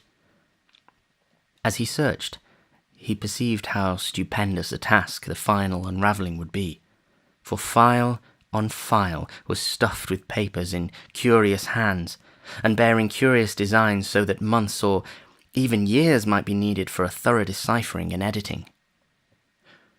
Once he found large packets of letters with Prague and Racus postmarks, and in writing clearly recognisable as Orne's and Hutchinson's, all of which he took with him as part of the bundle to be removed in his valise. At last, in a locked mahogany cabinet once gracing the Ward home, Willett found the old batch of Curwen papers, recognising them from the reluctant glimpse Charles had granted him so many years ago. The youth had evidently kept them together very much as they had been when first he found them, since all the titles recalled by the workmen were present, except the papers addressed to Orne and Hutchinson, and the cipher with its key. Willett placed the entire lot in his valise and continued his examination of the files. Since young Ward's immediate condition was the greatest matter at stake, the closest searching was done among the most obviously recent matter, and in this abundance of contemporary manuscript one very baffling oddity was noticed. The oddity was the slight amount in Charles's normal writing, which indeed included nothing more recent than 2 months before. On the other hand, there were literally reams of symbols and formulae, historical notes and philosophical comment in a crabbed penmanship absolutely identical with the ancient script of Joseph Curwen, though of undeniably modern dating. Plainly, a part of the latter-day programme had been a sedulous imitation of the old wizard's writing, which Charles seemed to have carried to a marvellous state of perfection. Of any third hand which might have been Alan's there was not a trace. If he had indeed come to be the leader, he must have forced young Ward to act as his amanuensis. In this new material, one mystic formula, or rather pair of formulae, recurred so often that Willett had it by heart before he had half finished his quest. It consisted of 2 parallel columns, the left-hand one surmounted by the archaic symbol called Dragon's Head, and used in almanacs to indicate the ascending node, and the right-hand one headed by a corresponding sign of Dragon's Tail, or descending node. The appearance of the whole was something like this, and almost unconsciously the doctor realized that the second half was no more than the first, written syllabically backward, with the exception of the final monosyllables and the odd name Yog-Sothoth, which he had come to recognize under various spellings from other things he had seen in connection with this horrible matter. The formulae were as follows, exactly so, as Willett is abundantly able to testify, and the first one struck an odd note of uncomfortable latent memory in his brain, which he recognized later when reviewing the events of that horrible Good Friday of the previous year. Dragon's Head. Yai Nga Yog Sothoth He Legeb Fai Throdog Ua. Dragon's Tail. Ogthrod Aif Gable E Yog Sothoth Nga Ai Zro. So haunting were these formulae, and so frequently did he come upon them, that before the doctor knew it he was repeating them under his breath. Evidently, however, he felt he had secured all the papers he could digest to advantage for the present, hence resolved to examine no more till he could bring the sceptical alienists en masse for an ampler and more systematic raid. He had still to find the hidden laboratory, so, leaving his valise in the lighted room, he emerged again into the black, noisome corridor, whose vaulting echoed ceaselessly with the dull and hideous whine. The next few rooms he tried were all abandoned, or filled only with crumbling boxes and ominous-looking leaden coffins, but impressed him deeply with the magnitude of Joseph Curwen's original operations. He thought of the slaves and seamen who had disappeared, of the graves which had been violated in every part of the world, and of what that final raiding party must have seen. And then he decided it was better not to think any more.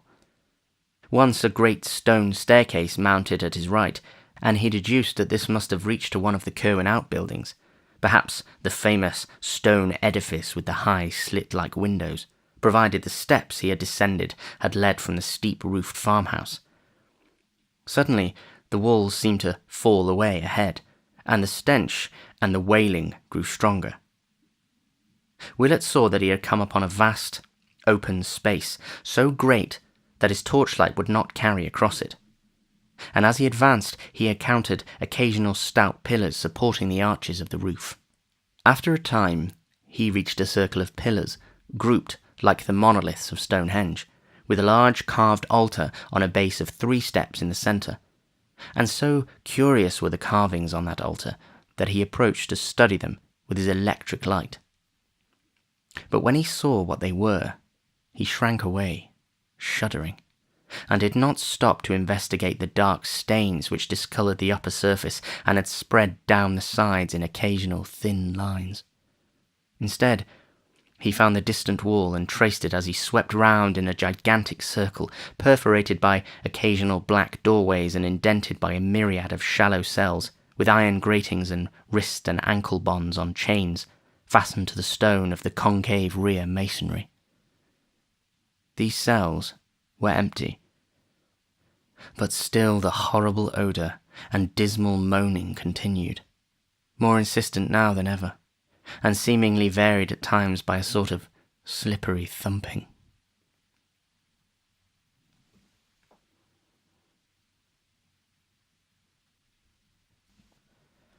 Chapter 3. From that frightful smell and that uncanny noise, Willett's attention could no longer be diverted.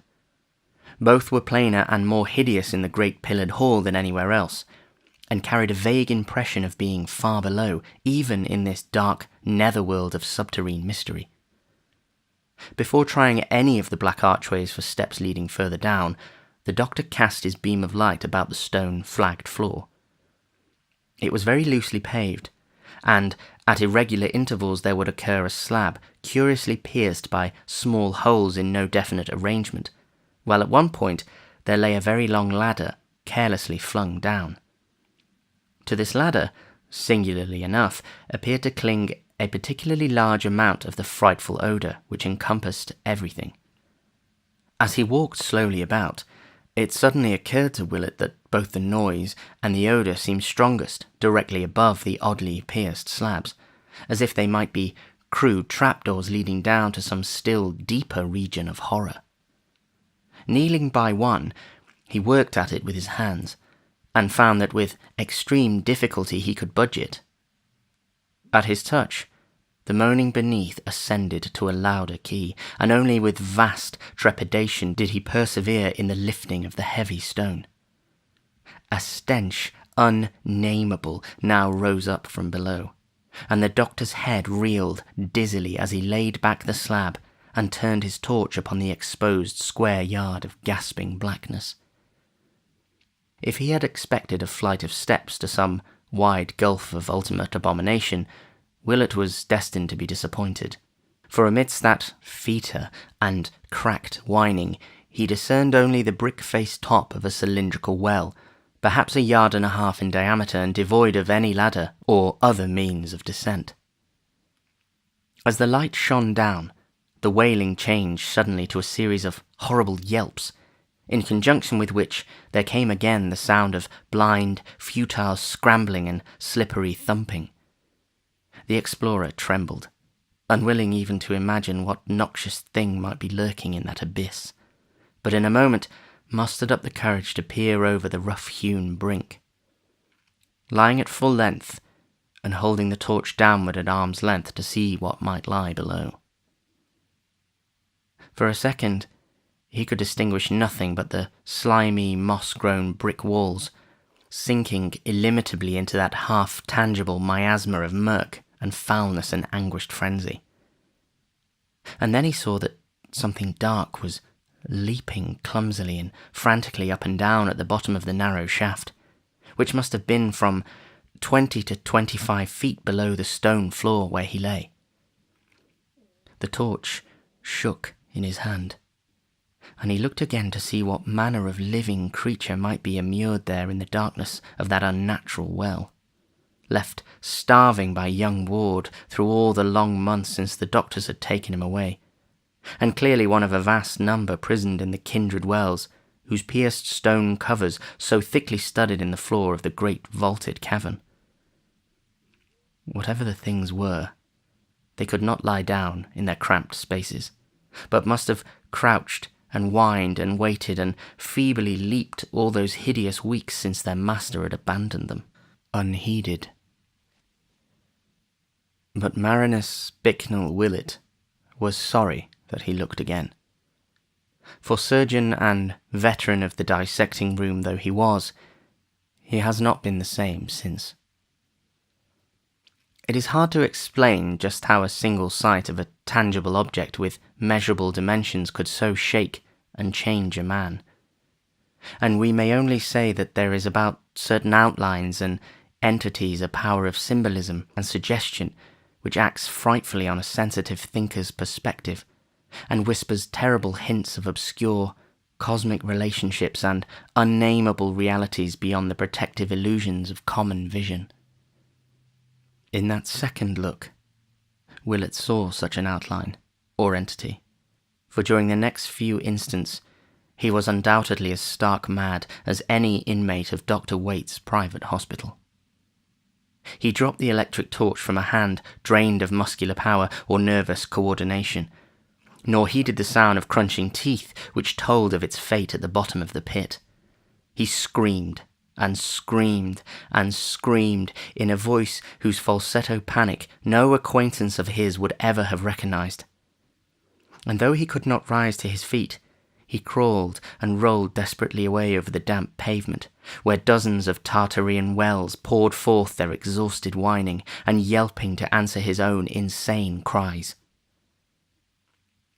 Then at last, he slowly came to himself in the utter blackness and stench, and stopped his ears against the droning wail into which the burst of yelping had subsided.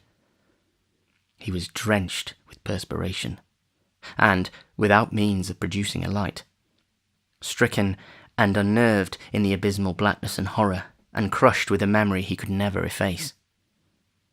Beneath him, dozens of those things still lived, and from one of the shafts the cover was removed, He knew that what he had seen could never climb up the slippery walls, yet shuddered at the thought that some obscure foothold might exist. What the thing was, he would never tell. It was like some of the carvings on the hellish altar, but it was alive. Nature had never made it in this form, for it was too palpably unfinished. The deficiencies were of the most surprising sort, and the abnormalities of proportion could not be described.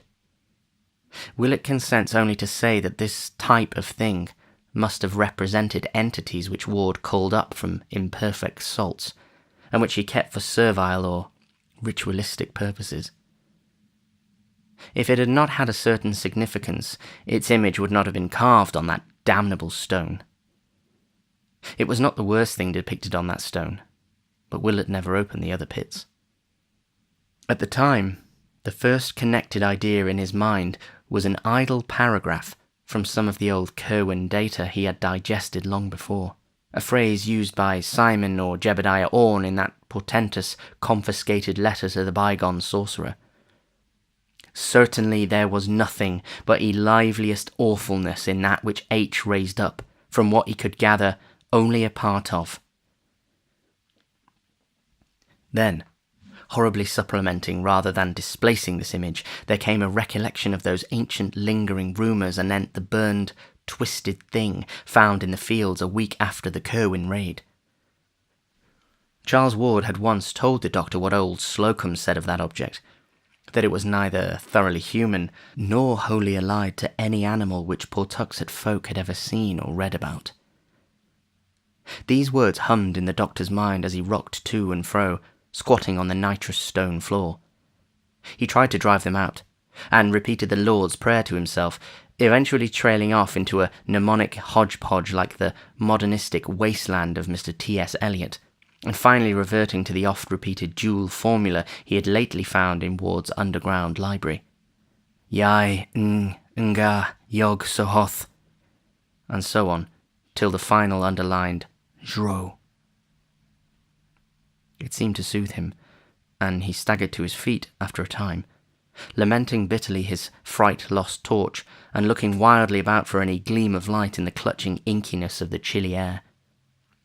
Think he would not, but he strained his eyes in every direction for some faint glint or reflection of the bright illumination he had left in the library. After a while, he thought he detected a suspicion of a glow infinitely far away, and toward this he crawled in agonizing caution, on hands and knees, amidst the stench and howling, always feeling ahead lest he collide with the numerous great pillars, or stumble into the abominable pit he had uncovered. Once his shaking fingers touched something which he knew must be the steps leading to the hellish altar, and from this spot he recoiled in loathing. At another time he encountered the pierced slab he had removed, and here his caution became almost pitiful. But he did not come upon the dread aperture after all, nor did anything issue from that aperture to detain him. What had been down there made no sound nor stir. Evidently its crunching of the fallen electric torch had not been good for it. Each time Willett's fingers felt a perforated slab, he trembled. His passage over it would sometimes increase the groaning below, but generally it would produce no effect at all, since he moved very noiselessly. Several times during his progress, the glow ahead diminished perceptibly, and he realized that the various candles and lamps he had left must be expiring, one by one. The thought of being lost in utter darkness without matches amidst this underground world of nightmare labyrinths impelled him to rise to his feet and run, which he could safely do now that he had passed the open pit, for he knew that once the light failed, his only hope of rescue and survival would lie in whatever relief party Mr. Ward might send after missing him for a sufficient period. Presently, however, he emerged from the open space, into the narrow corridor, and definitely located the glow as coming from a door on his right. In a moment he had reached it, and was standing once more in young Ward's secret library, trembling with relief, and watching the sputterings of the last lamp which had brought him to safety. Chapter 4.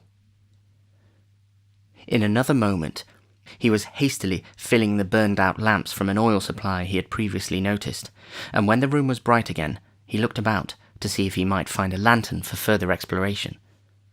For racked though he was with horror, his sense of grim purpose was still uppermost, and he was firmly determined to leave no stone unturned in his search for the hideous facts behind Charles Ward's bizarre madness.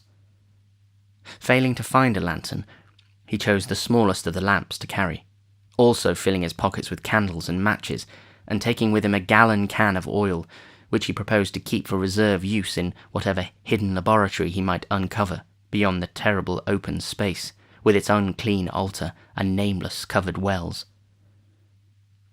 To traverse that space again would require his utmost fortitude, but he knew it must be done. Fortunately, neither the frightful altar nor the open shaft was near the vast, cell-indented wall which bounded the cavern area, and whose black mysterious archways would form the next goals of a logical search. So, Willett went back to that great pillared hall of stench and anguished howling, turning down his lamp to avoid any distant glimpse of the hellish altar, or of the uncovered pit with the pierced stone slabs set beside it. Most of the black doorways led merely to small chambers, some vacant and some evidently used as storerooms, and in several of the latter he saw some very curious accumulations of various objects. One was packed with rotting and dust-draped bales of spare clothing, and the explorer thrilled when he saw it was unmistakably the clothing of a century and a half before. In another room he found numerous odds and ends of modern clothing, as if gradual provisions were being made to equip a large body of men. But what he disliked most of all were the huge copper vats which occasionally appeared, these and the sinister incrustations upon them. He liked them even less than the weirdly figured leaden bowls whose rims retained such obnoxious deposits, and around which clung repellent odours perceptible above even the general noisomeness of the crypt. When he had completed about half the entire circuit of the wall, he found another corridor like that from which he had come, and out of which many doors opened. This he proceeded to investigate, and after entering 3 rooms of medium size and of no significant contents, he came at last to a large, oblong apartment whose business-like tanks and tables, furnaces and modern instruments, occasional books, and endless shelves of jars and bottles proclaimed it indeed the long-sought laboratory of Charles Ward, and no doubt of old Joseph Curwen before him. After lighting the 3 lamps which he found filled and ready, Dr. Willett examined the place and all its appurtenances with the keenest interest, noting from the relative quantities of various reagents on the shelves that young Ward's dominant concern must have been with some branch of organic chemistry. On the whole, little could be learned from the scientific ensemble, which included a gruesome-looking dissecting table, so that the room was really rather a disappointment. Among the books there was a tattered old copy of Borellus in black leather, and it was weirdly interesting to note that Ward had underlined the same passage whose marking had so perturbed good Mr. Merritt at Curwen's farmhouse more than a century and a half before. That older copy, of course, must have perished, along with the rest of Curwen's occult library in the final raid. 3 archways opened off the laboratory, and these the doctor proceeded to sample in turn. From his cursory survey, he saw that 2 led merely to small storerooms, but these he canvassed with care, remarking the piles of coffins in various stages of damage and shuddering violently at 2 or 3 of the few coffin plates he could decipher. There was much clothing also stored in these rooms, and several new and tightly nailed boxes, which he did not stop to investigate. Most interesting of all, perhaps, were some odd bits which he judged to be fragments of old Joseph Curwen's laboratory appliances. These had suffered damage at the hands of the raiders, but were still partly recognizable as the chemical paraphernalia of the new Georgian period. The 3rd archway led to a very sizable chamber, entirely lined with shelves, and having in the centre a table bearing 2 lamps. These lamps Willett lighted, and their brilliant glow studied the endless shelving which surrounded him, Some of the upper levels were wholly vacant, but most of the space was filled with small, odd-looking leaden jars of two general types, one tall and without handles, like a Grecian lekthos or oil jug, and the other with a single handle and proportioned like a phaleron jug. All had metal stoppers and were covered with peculiar-looking symbols moulded in low relief. In a moment, the doctor noticed that these jugs were classified with great rigidity, all the lekythoi being on one side of the room with a large wooden sign reading "Custodies" above them, and all the phalerons on the other, correspondingly labelled with a sign reading "Materia." Each of the jars or jugs, except some on the upper shelves that turned out to be vacant, bore a cardboard tag with a number apparently referring to a catalogue, and Willett resolved to look for the latter presently. For the moment, however, he was more interested in the nature of the array as a whole, and experimentally opened several of the lekythoi and the phalerons at random with a view to a rough generalization. The result was invariable. Both types of jar contained a small quantity of a single kind of substance, a fine, dusty powder, very light weight, and of many shades of dull, neutral colour. To the colours, which formed the only point of variation, there was no apparent method of disposal, and no distinction between what occurred in the lekythoi and what occurred in the phalerons. A bluish-grey powder might be by the side of a pinkish-white one, and any one in a phaleron might have its exact counterpart in a lekythos. The most individual feature about the powders was their non-adhesiveness. Willett would pour one into his hand, and upon returning it to its jug would find that no residue whatever remained on his palm. The meaning of the two signs puzzled him, and he wondered why this battery of chemicals was separated so radically from those in the glass jars on the shelves of the laboratory proper. Custodes materia. That was Latin for guards and materials, respectively. And then there came a flash of memory as to where he had seen the word guards before in connection with this dreadful mystery. It was, of course, in the recent letter to Dr. Allen, purporting to be from old Edward Hutchinson, and the phrase had read, "There was no need to keep the guards in shape and eating off their heads, and it made much to be found in the case of trouble, as you too well know." What did this signify? But wait, was there not still another reference to guards in this matter which he had failed wholly to recall when reading the Hutchinson letter? Back in the old non-secretive days, Ward had told him of the Eleazar Smith diary recording the spying of Smith and Whedon on the Cowan farm, and in that dreadful chronicle there had been a mention of conversations overheard before the old wizard betook himself wholly beneath the earth. There had been, Smith and Whedon insisted, terrible colloquies wherein figured Cowan, certain captives of his, and the guards of those captives. Those guards, according to Hutchinson, or his avatar, had eaten their heads off, so that now Dr. Allen did not keep them in shape. And if not in shape, how to save as the salts to which it appears this wizard band was engaged in reducing as many human bodies or skeletons as they could. So that was what these lekythoi contained.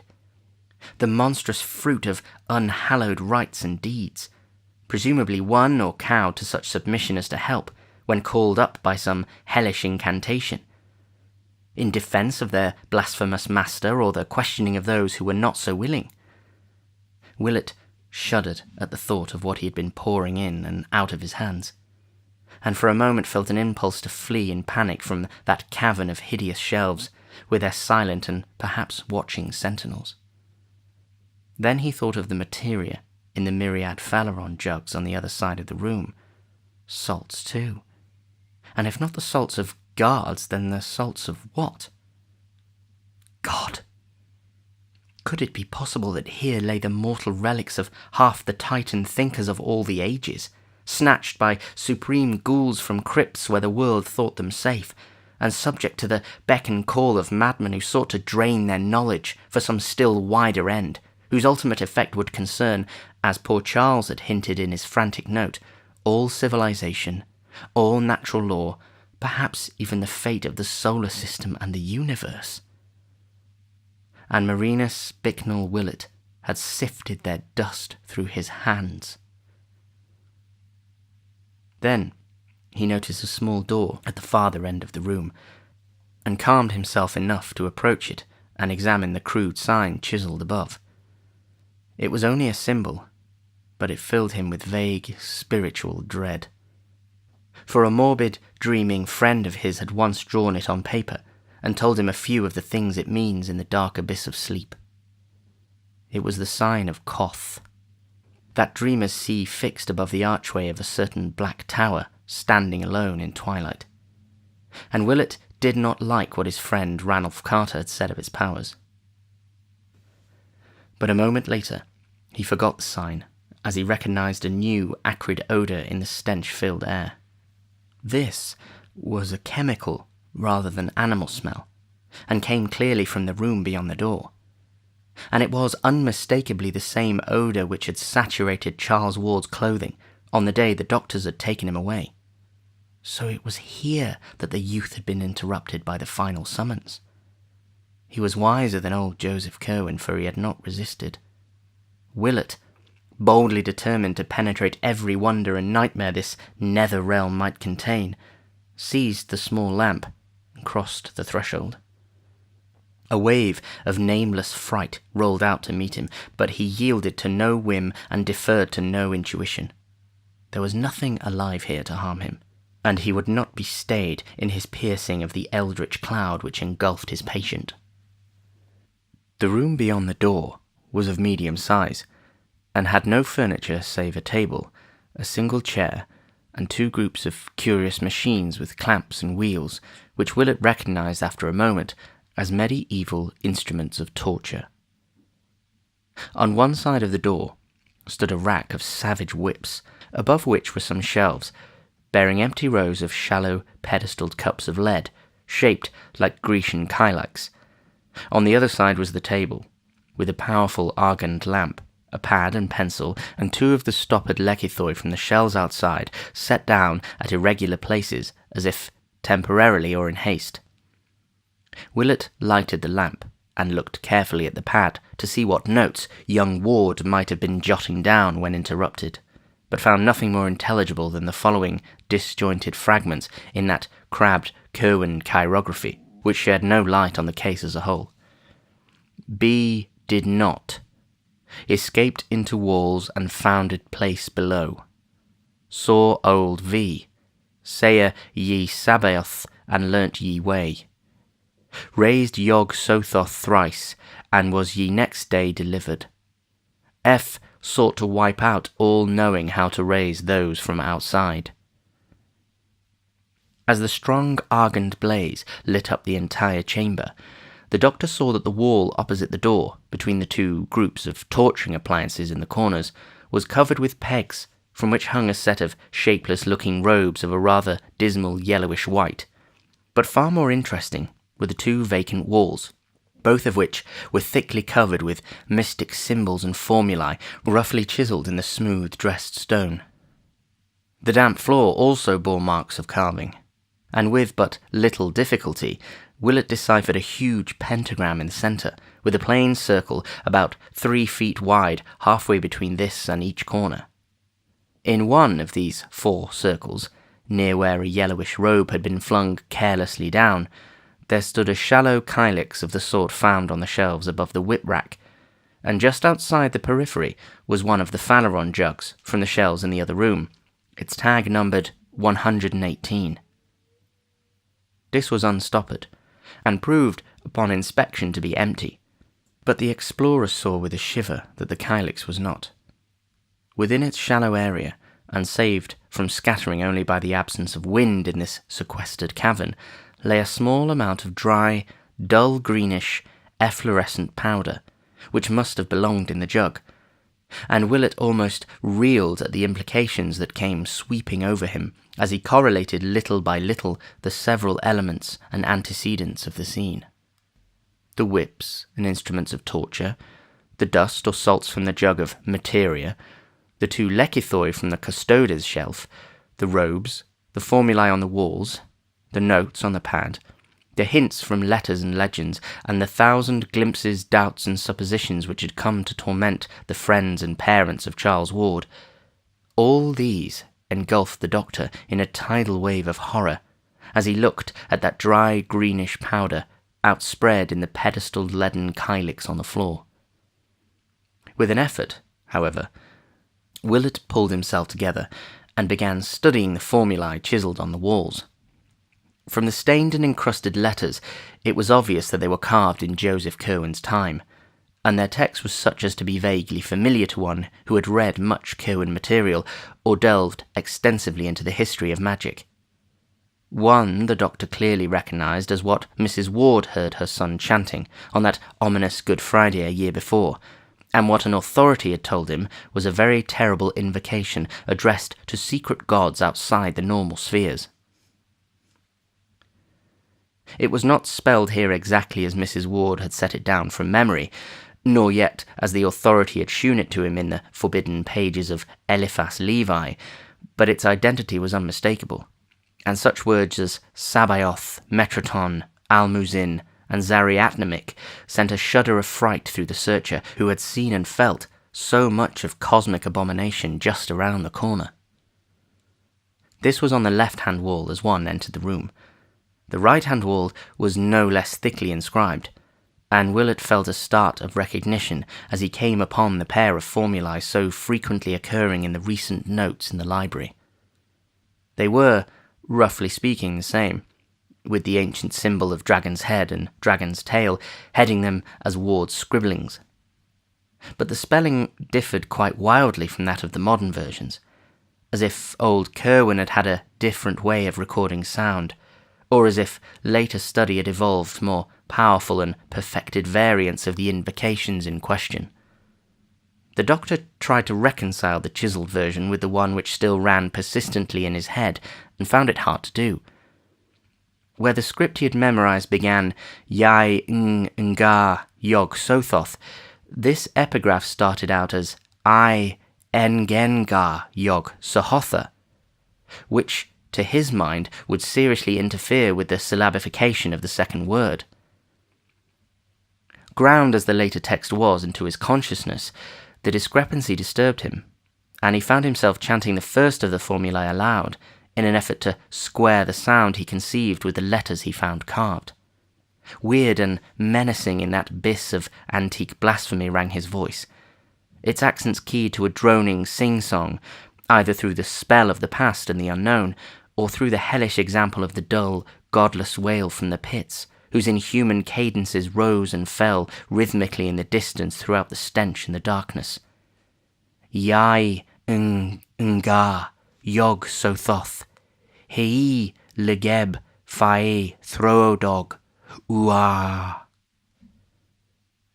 But what was this cold wind which had sprung into life at the very outset of the chant? The lamps were sputtering woefully, and the gloom grew so dense that the letters on the wall nearly faded from sight. There was smoke, too, and an acrid odour which quite drowned out the stench from the faraway wells. An odour like that he had smelt before, yet infinitely stronger and more pungent. He turned from the inscriptions to face the room with its bizarre contents, and saw that the calyx on the floor, in which the ominous efflorescent powder had lain, was giving forth a cloud of thick, greenish-black vapour of surprising volume and opacity. That powder! Great God! It had come from the shelf of materia. What was it doing now, and what had started it? The formula he had been chanting. The first of the pair. Dragon's head. Ascending node. Blessed Saviour, could it be? The doctor reeled, and through his head raced wildly disjointed scraps from all he had seen, heard, and read of the frightful case of Joseph Curwen and Charles Dexter Ward. I say to you again, do not call up any that you cannot put down. Have ye words for laying down at all times ready, and stop not to be sure when there is any doubt of whom you have. 3 talks with what was therein inhumed. Mercy of heaven! What is that shape behind the parting smoke?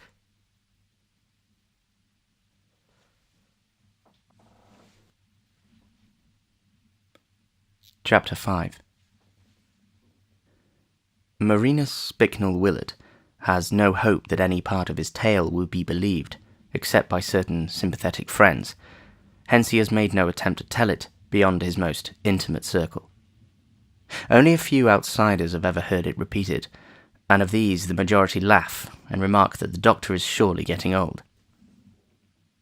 He has been advised to take a long vacation and to shun future cases dealing with mental disturbance. But Mr. Ward knows that the veteran physician speaks only a horrible truth. Did he not himself see the noisome aperture in the bungalow cellar? Did not Willett send him home overcome and ill at 11 o'clock that portentous morning? Did he not telephone the Doctor in vain that evening, and again the next day, and had he not driven to the bungalow itself on the following noon, finding his friend unconscious but unharmed on one of the beds upstairs? Willett had been breathing stertorously, and had opened his eyes slowly when Mr. Ward gave him some brandy fetched from the car.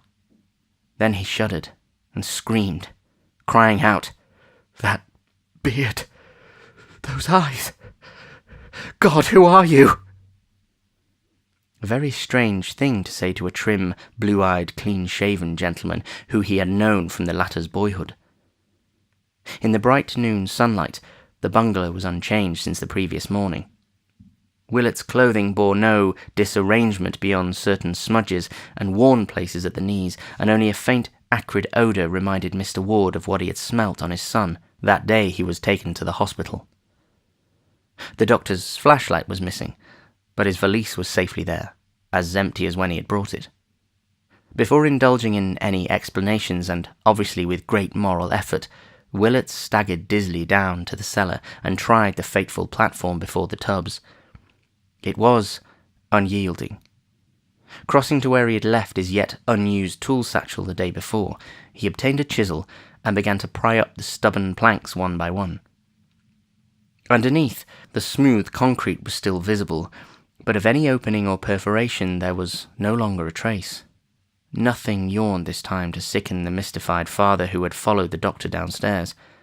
Only the smooth concrete underneath the planks. No noisome well, no world of subterrane horrors, no secret library, no Kerwin papers, no nightmare pits of stench and howling, no laboratory, or shelves, or chiselled formulae, no... Dr. Willett turned pale and clutched at the younger man.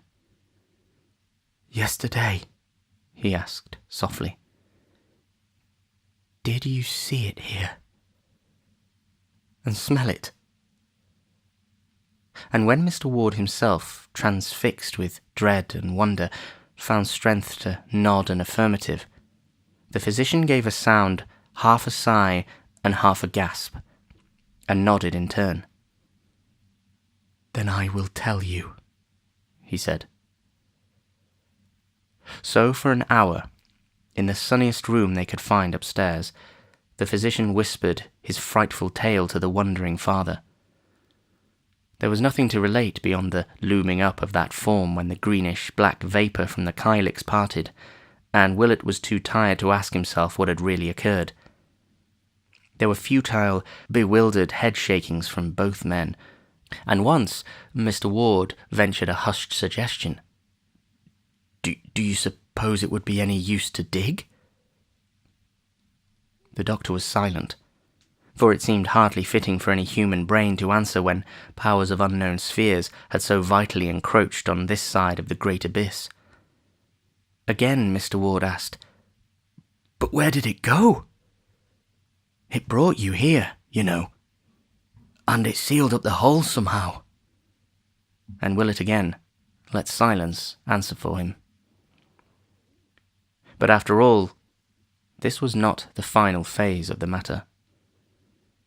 Reaching for his handkerchief before rising to leave, Dr. Willett's fingers closed upon a piece of paper in his pocket which had not been there before, and which was companioned by candles and matches he had seized in the vanished vault. It was a common sheet, torn obviously from the deep pad in the fabulous room of horror somewhere underground, and the writing upon it was that of an ordinary lead pencil, doubtless the one that had laid beside the pad. It was folded very carelessly, and beyond the faint, acrid scent of the cryptic chamber bore no print or mark of any world but this. But in the text itself, it did indeed reek with wonder. For here was no script of any wholesome age, but the laboured strokes of medieval darkness, scarcely legible to the layman who now strained over it, yet having combinations of symbols which seemed vaguely familiar. The briefly scrawled message was this, and its mystery lent purpose to the shaken pair, who forthwith walked steadily out to the ward car and gave orders to be driven first to a quiet dining place and then to the John Hay Library on the hill. At the library, it was easy to find good manuals of paleonography, and over these the two men puzzled till the lights of evening shone out from the great chandelier. In the end, they found what was needed. The letters were indeed no fantastic invention, but the normal script of a very dark period. They were the pointed Saxon minuscules of the 8th or 9th century AD, and brought with them memories of an uncouth time, when under a fresh Christian veneer, ancient faiths and ancient rites stirred stealthily, and the pale moon of Britain sometimes looked on strange deeds in the Roman ruins of Caerleon and Hexham, and by the towers along Hadrian's crumbling wall. The words were in such Latin as a barbarous age might remember.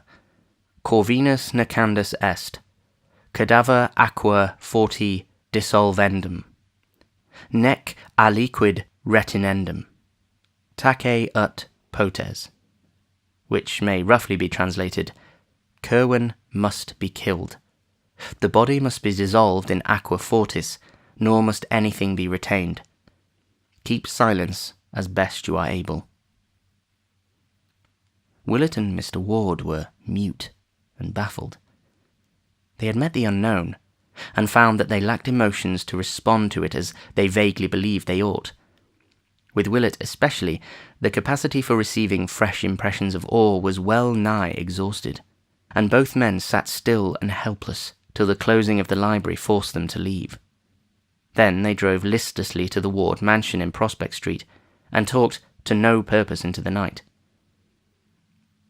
The doctor rested toward morning but did not go home, and he was still there Sunday noon when a telephone message came from the detectives who had been assigned to look up Dr. Allen. Mr. Ward, who was pacing nervously about in a dressing-gown, answered the call in person, and told the men to come up early the next day when he had heard their report was almost ready. Both Willett and he were glad that this phase of the matter was taking form, for whatever the origin of the strange, minuscule message, it seemed certain that the Curwen who must be destroyed could be no other than the bearded and spectacled stranger. Charles had feared this man, and had said in the frantic note that he must be killed and dissolved in acid. Allen, moreover, had been receiving letters from the strange wizards in Europe under the name of Curwen, and palpably regarded himself as an avatar of the bygone necromancer. And now from a fresh and unknown source had come a message saying that Curwen must be killed and dissolved in acid.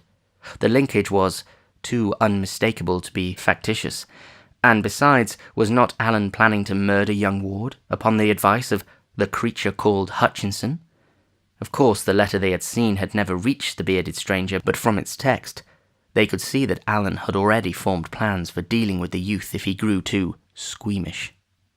Without doubt, Allen must be apprehended, and even if the most drastic directions were not carried out, he must be placed where he could inflict no harm upon Charles Ward. That afternoon, hoping against hope to extract some gleam of information anent the inmost mysteries from the only available one capable of giving it, the father and the doctor went down the bay and called upon young Charles at the hospital. Simply and gravely, Willett told him all he had found, and noticed how pale he turned as each description made certain the truth of the discovery. The physician employed as much dramatic effect as he could, and watched for a wincing on Charles's part when he approached the matter of the covered pits and the nameless hybrids within. But Ward did not wince. Willett paused, and his voice grew indignant as he spoke of how the things were starving. He taxed the youth with shocking inhumanity and shivered when only a sardonic laugh came in reply. For Charles, having dropped as useless his pretense that the crypt did not exist, seemed to see some ghastly jest in this affair, and chuckled hoarsely at something which amused him.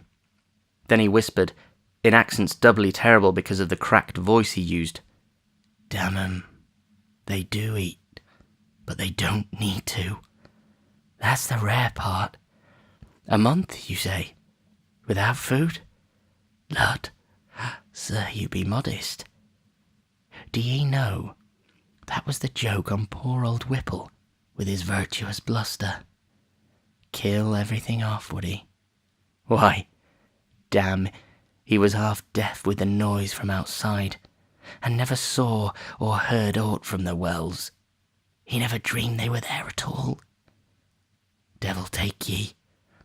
Those cursed things have been howling down there ever since Kerwin was done for 157 years gone." But no more than this could Willett get from the youth. Horrified, yet almost convinced against his will, he went on with his tale, in the hope that some incident might startle his auditor out of the mad composure he maintained. Looking at the youth's face, the doctor could not but feel a kind of terror at the changes which recent months had wrought. Truly the boy had drawn down nameless horrors from the skies. When the room with the formulae and the greenish dust was mentioned, Charles shewed his first sign of animation. A quizzical look overspread his face as he heard what Willett had read on the pad, and he ventured the mild statement that those notes were old ones, of no possible significance to anyone not deeply initiated in the history of magic. "But," he added, "had you but known the words to bring up that which I had out in the cup, you would not have been here to tell me this. 'Twas number 118, and I conceive you would have shook had you looked it up in my list in the other room. 'Twas never raised by me, but I meant to have it up that day you came to invite me hither."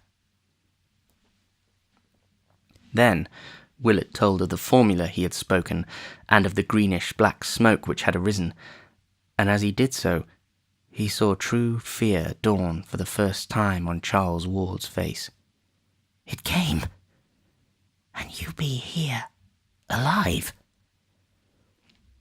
As Ward croaked the words, his voice seemed to almost burst free of its trammels and sink to cavernous abysses of uncanny resonance.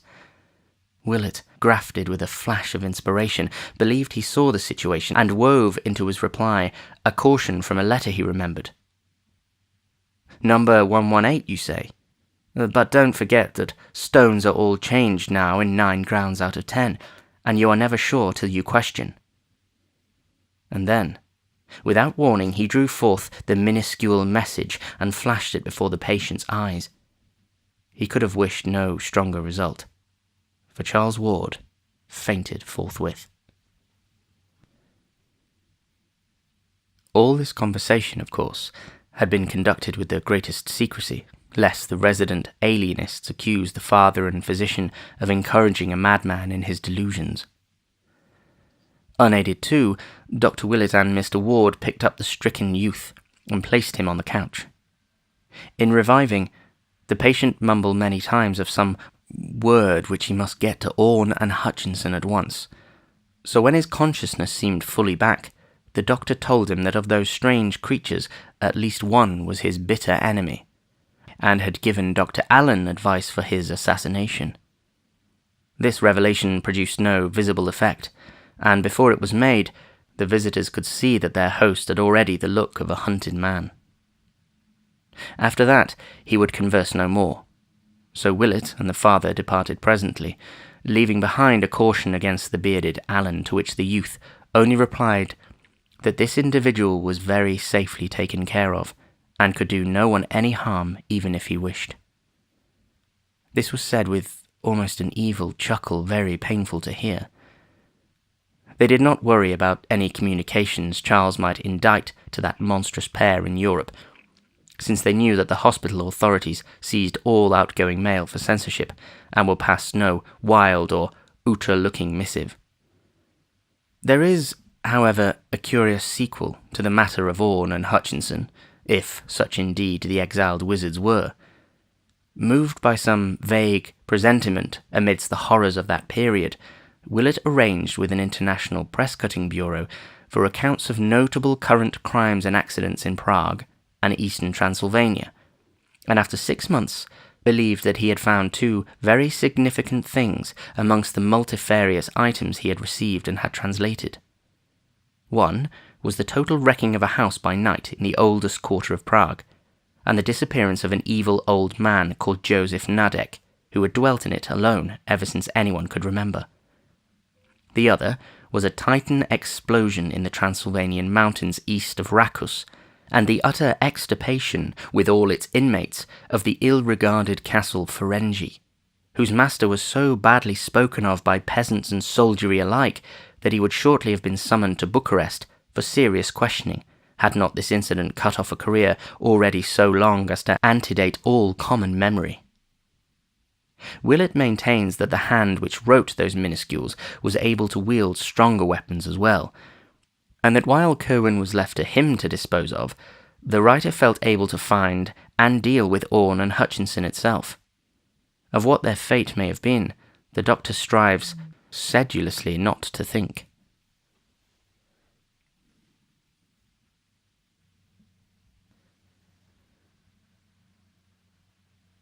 Chapter 6.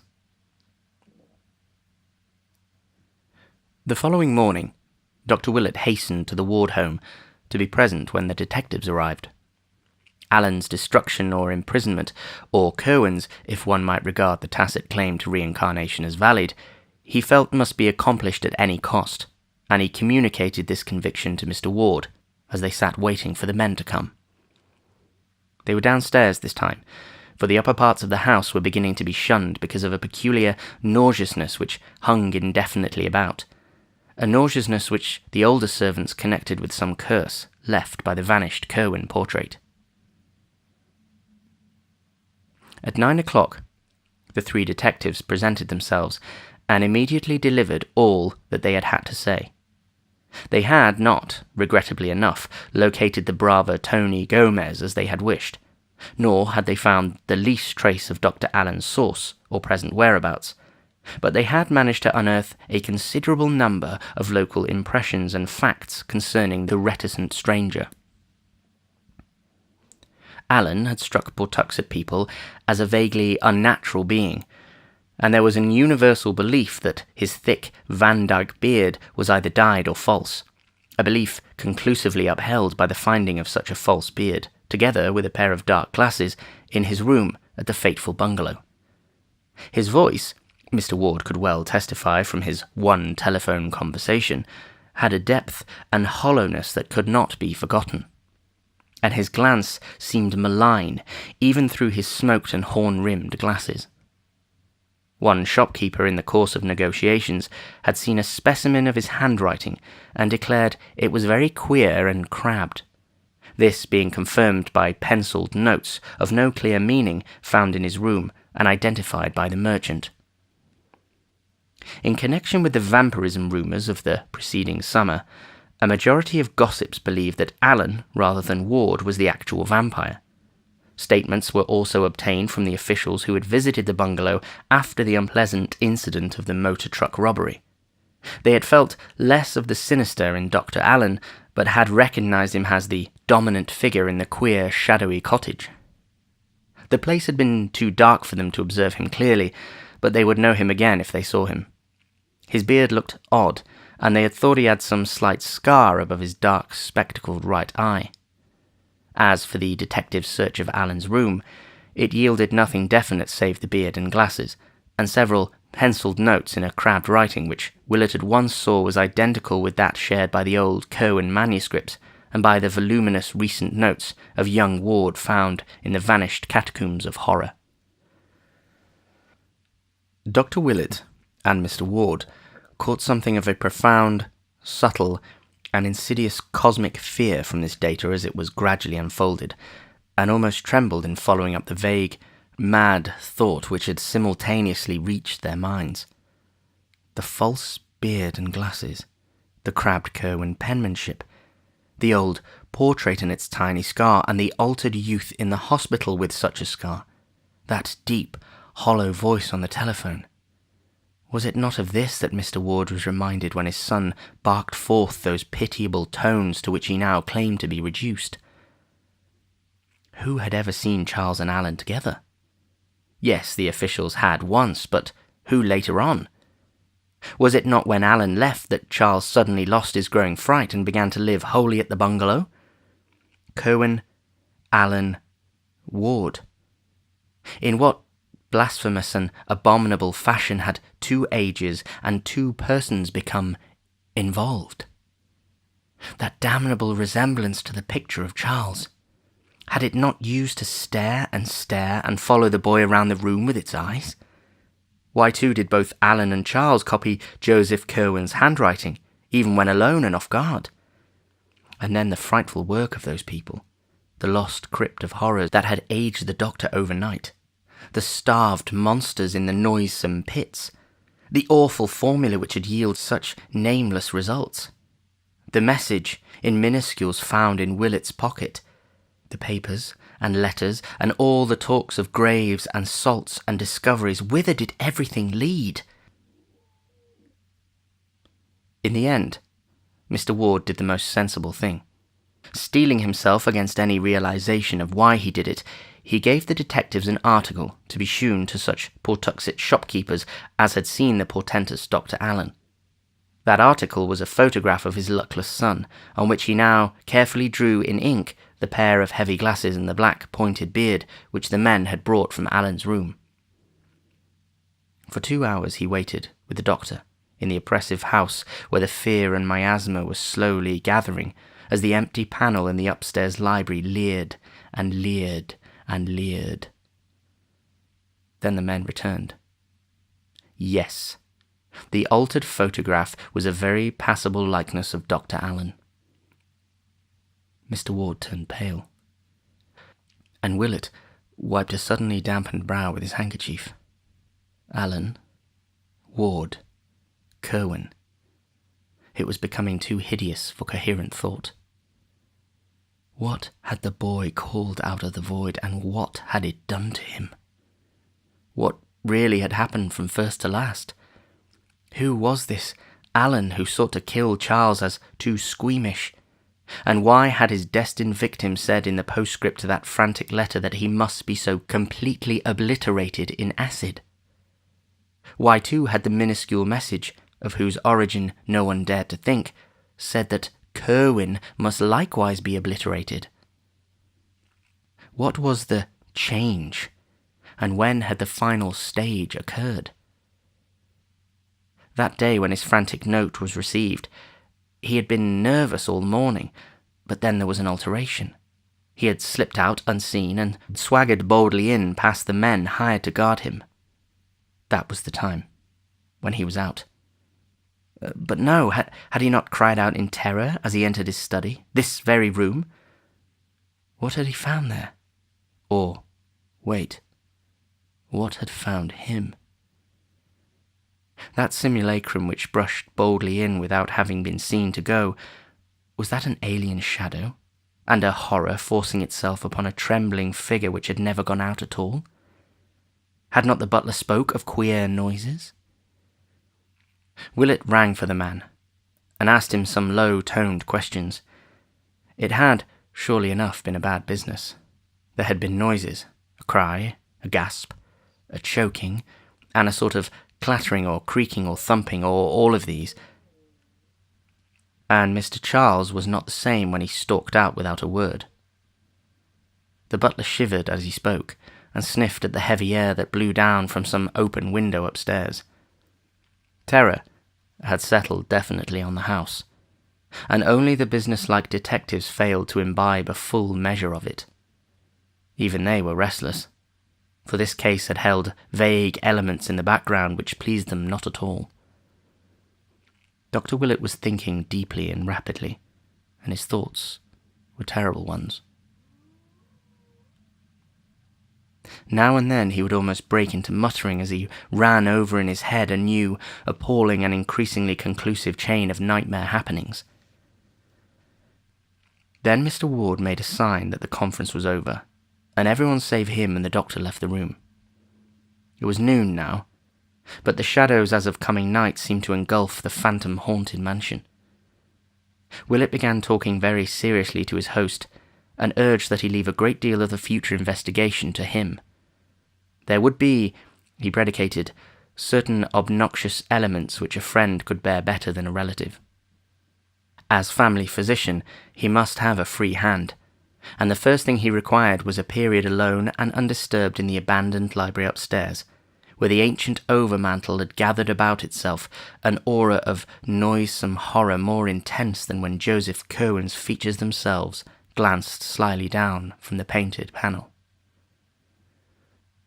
Mr. Ward, dazed by the flood of grotesque morbidities and unthinkably maddening suggestions that poured in upon him from every side, could only acquiesce. And half an hour later the doctor was locked in the shunned room with the panelling from Olney Court. The father, listening outside, heard fumbling sounds of moving and rummaging as the moments passed, and finally a wrench and a creak, as if a tight cupboard door were being opened. Then there was a muffled cry, a kind of snorting choke, and a hasty slamming of whatever had been opened. Almost at once the key rattled, and Willett appeared in the hall, haggard and ghastly, and demanding wood for the real fireplace on the south wall of the room. The furnace was not enough, he said, and the electric log had little practical use. Longing, yet not daring to ask questions, Mr. Ward gave the requisite orders, and a man brought some stout pine logs, shuddering as he entered the tainted air of the library to place them in the grate.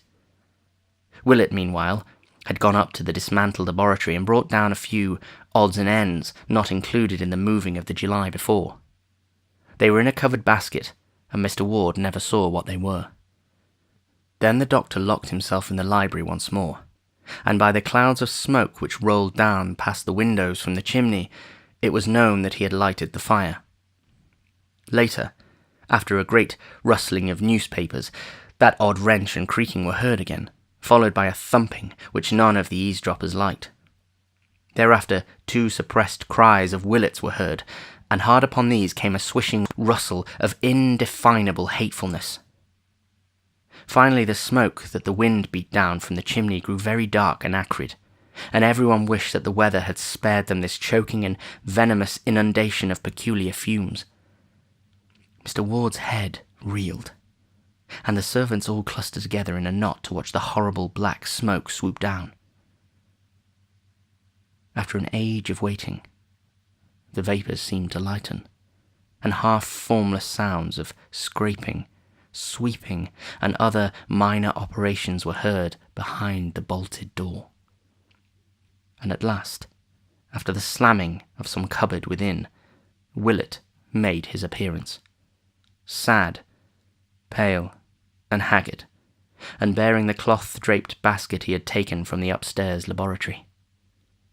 He had left the window open, and into that once accursed room was pouring a wealth of pure, wholesome air, to mix with a queer new smell of disinfectants. The ancient overmantel still lingered, but it seemed robbed of malignity now, and rose as calm and stately in its white panelling as if it had never borne that picture of Joseph Curwen. Night was coming on, yet this time its shadows held no latent fright, but only a gentle melancholy. Of what he had done, the doctor would never speak.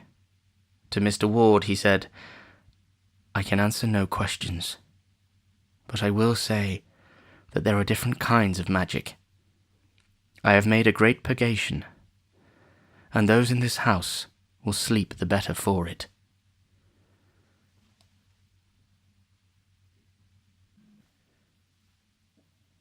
Chapter 7.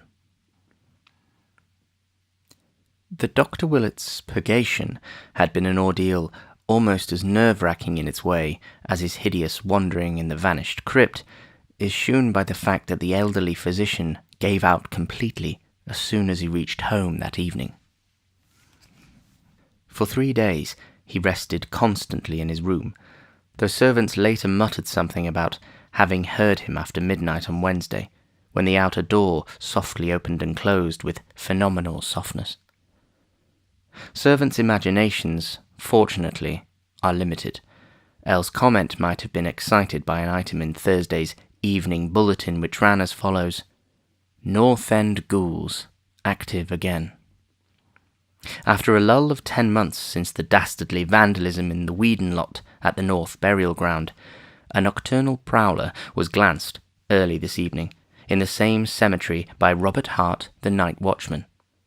Happening to glance for a moment from his shelter at about 2 a.m., Hart observed the glow of a lantern or pocket torch not far to the northwest, and upon opening the door, detected the figure of a man with a trowel very plainly silhouetted against a nearby electric light.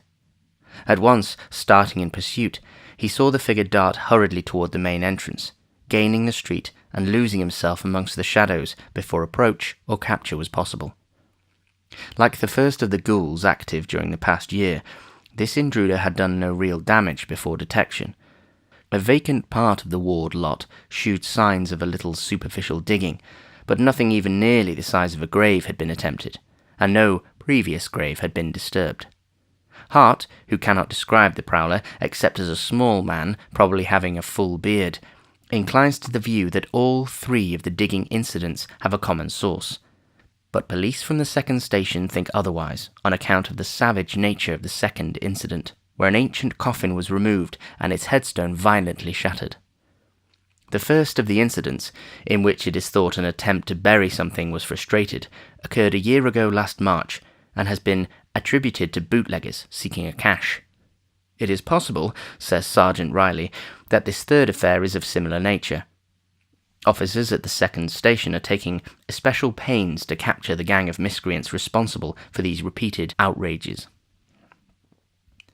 All day Thursday, Dr. Willard rested, as if recuperating from something past or nerving himself for something to come. In the evening, he wrote a note to Mr. Ward, which was delivered the next morning, and which caused the half-dazed parent to ponder long and deeply. Mr. Ward had not been able to go down to business since the shock of Monday with its baffling reports and its sinister purgation, but he found something calming about the doctor's letter, in spite of the despair it seemed to promise and the fresh mysteries it seemed to evoke. 10 Barnes Street, Providence, Rhode Island, April 12th, 1928. Dear Theodore, I feel I must now say a word to you before doing what I am going to do tomorrow. It will conclude the terrible business we've been going through, for I feel that no spade is ever likely to reach that monstrous place we know of. But I'm afraid it won't set your mind at rest until I expressly assure you how very conclusive it is. You have known me ever since you were a small boy, so I think you will not distrust me when I hint that some matters are best left undecided and unexplored. It is better that you attempt no further speculation as to Charles' case, and almost imperative that you tell his mother nothing more than she already suspects. When I call on you tomorrow, Charles will have escaped. That is all which need remain in anyone's mind. He was mad, and he escaped. You can tell his mother gently and gradually about the mad part when you stop sending the typed notes in his name. I'd advise you to join her in Atlantic City and take a rest yourself. God knows you need one after this shock, as I do myself.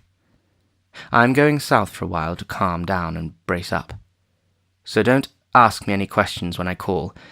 It may be that something will go wrong, but I'll tell you if it does. I don't think it will. There will be nothing more to worry about, for Charles will be very, very safe. He is now, safer than you dream. You need hold no fears about Alan, or who or what he is. He forms as much a part of the past as Joseph Cohen's picture, and when I ring your doorbell you may feel certain that there is no such person, and what wrote that minuscule message will never trouble you or yours. But you must steel yourself to melancholy, and prepare your wife to do the same. I must tell you frankly that Charles's escape will not mean his restoration to you.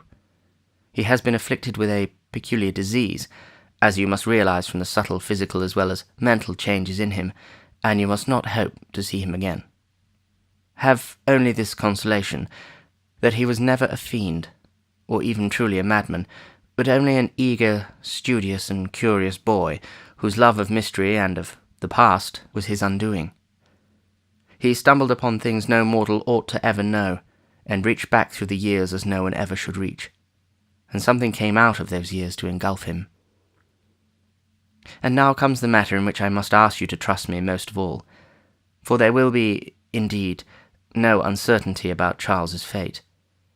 In about a year, you can, if you wish, devise a suitable account of the end, for the boy will be no more. You can put up a stone in your lot at the north burial ground, exactly 10 feet west of your father's and facing the same way, and that will mark the true resting place of your son. Nor need you fear that it will mark any abnormality or changeling. The ashes in that grave will be those of your own unaltered bone and sinew, of the real Charles Dexter Ward, whose mind you watched from infancy, the real Charles with the olive mark on his hip and without the black witch mark on his chest, or the pit on his forehead, the Charles who never did actual evil, and who will have paid with his life for his squeamishness. That is all. Charles will have escaped, and a year from now you can put up his stone. Do not question me tomorrow, and believe that the honour of your ancient family remains untainted now, as it has been at all times in the past. With profoundest sympathy, and exhortations to fortitude, calmness, and resignation, I am ever sincerely your friend, Marinus B. Willett. So, on the morning of Friday, April 13th, 1928, Marinus Bicknell Willett visited the room of Charles Dexter Ward at Dr. Waite's private hospital on Coanicut Island. The youth, though making no attempt to evade his caller, was in a sullen mood, and seemed disinclined to open the conversation which Willett obviously desired. The doctor's discovery of the crypt and his monstrous experience therein had, of course, created a new source of embarrassment, so that both hesitated perceptibly after the interchange of a few strained formalities. Then a new element of constraint crept in, as Ward seemed to read behind the doctor's mask-like face a terrible purpose which had never been there before. The patient quailed, conscious that since the last visit there had been a change whereby the solicitor's family physician had given place to the ruthless and implacable avenger. Ward actually turned pale, and the doctor was the first to speak. "More," he said, "has been found out, and I must warn you fairly that a reckoning is due."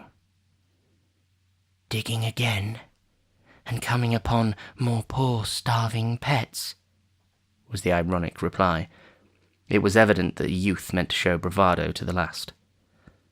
"No," Willett slowly rejoined. "This time I did not have to dig. We have had men looking up Dr. Allen, and they found the false beard and spectacles in the bungalow." "Excellent," commented the disquieted host in an effort to be wittily insulting. "And I trust they proved more becoming than the beard and glasses you now have on." "They would become you very well," came the even and studied response, "as indeed they seem to have done." As Willett said this, it almost seemed as though a cloud passed over the sun, though there was no change in the shadows on the floor. Then Ward ventured, "And is this what asks so hotly for a reckoning?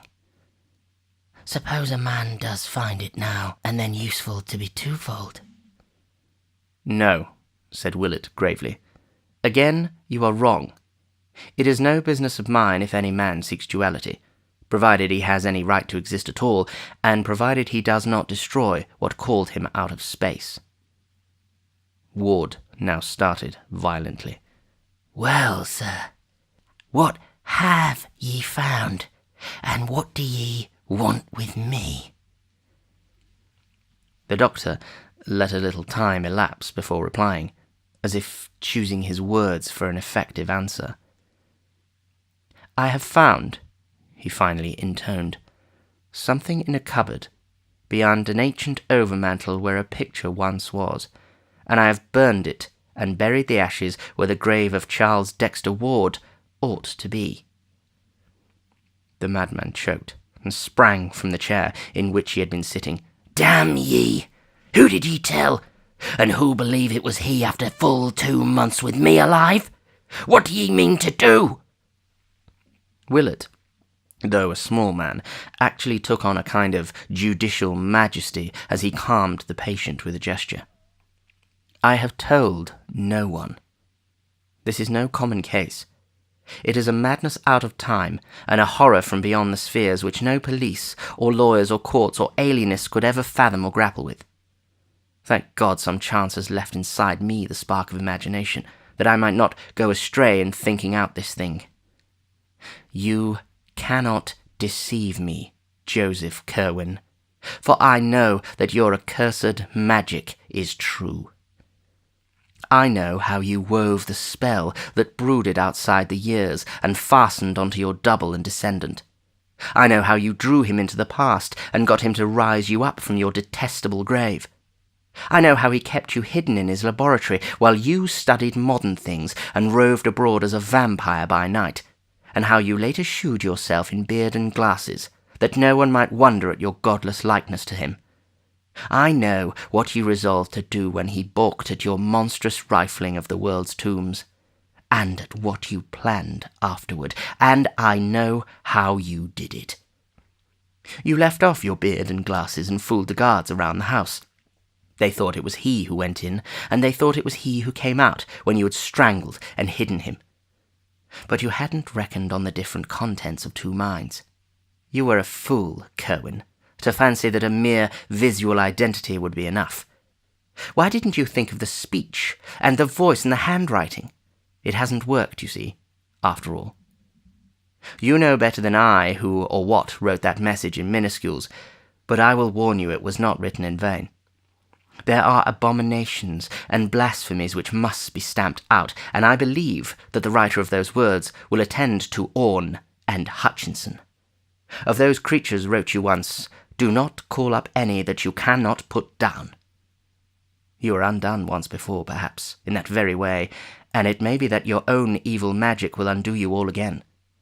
Curwen, a man can't temper with nature beyond certain limits, and every horror you have woven will rise up to wipe you out. But here the doctor was cut short by a convulsive cry from the creature before him.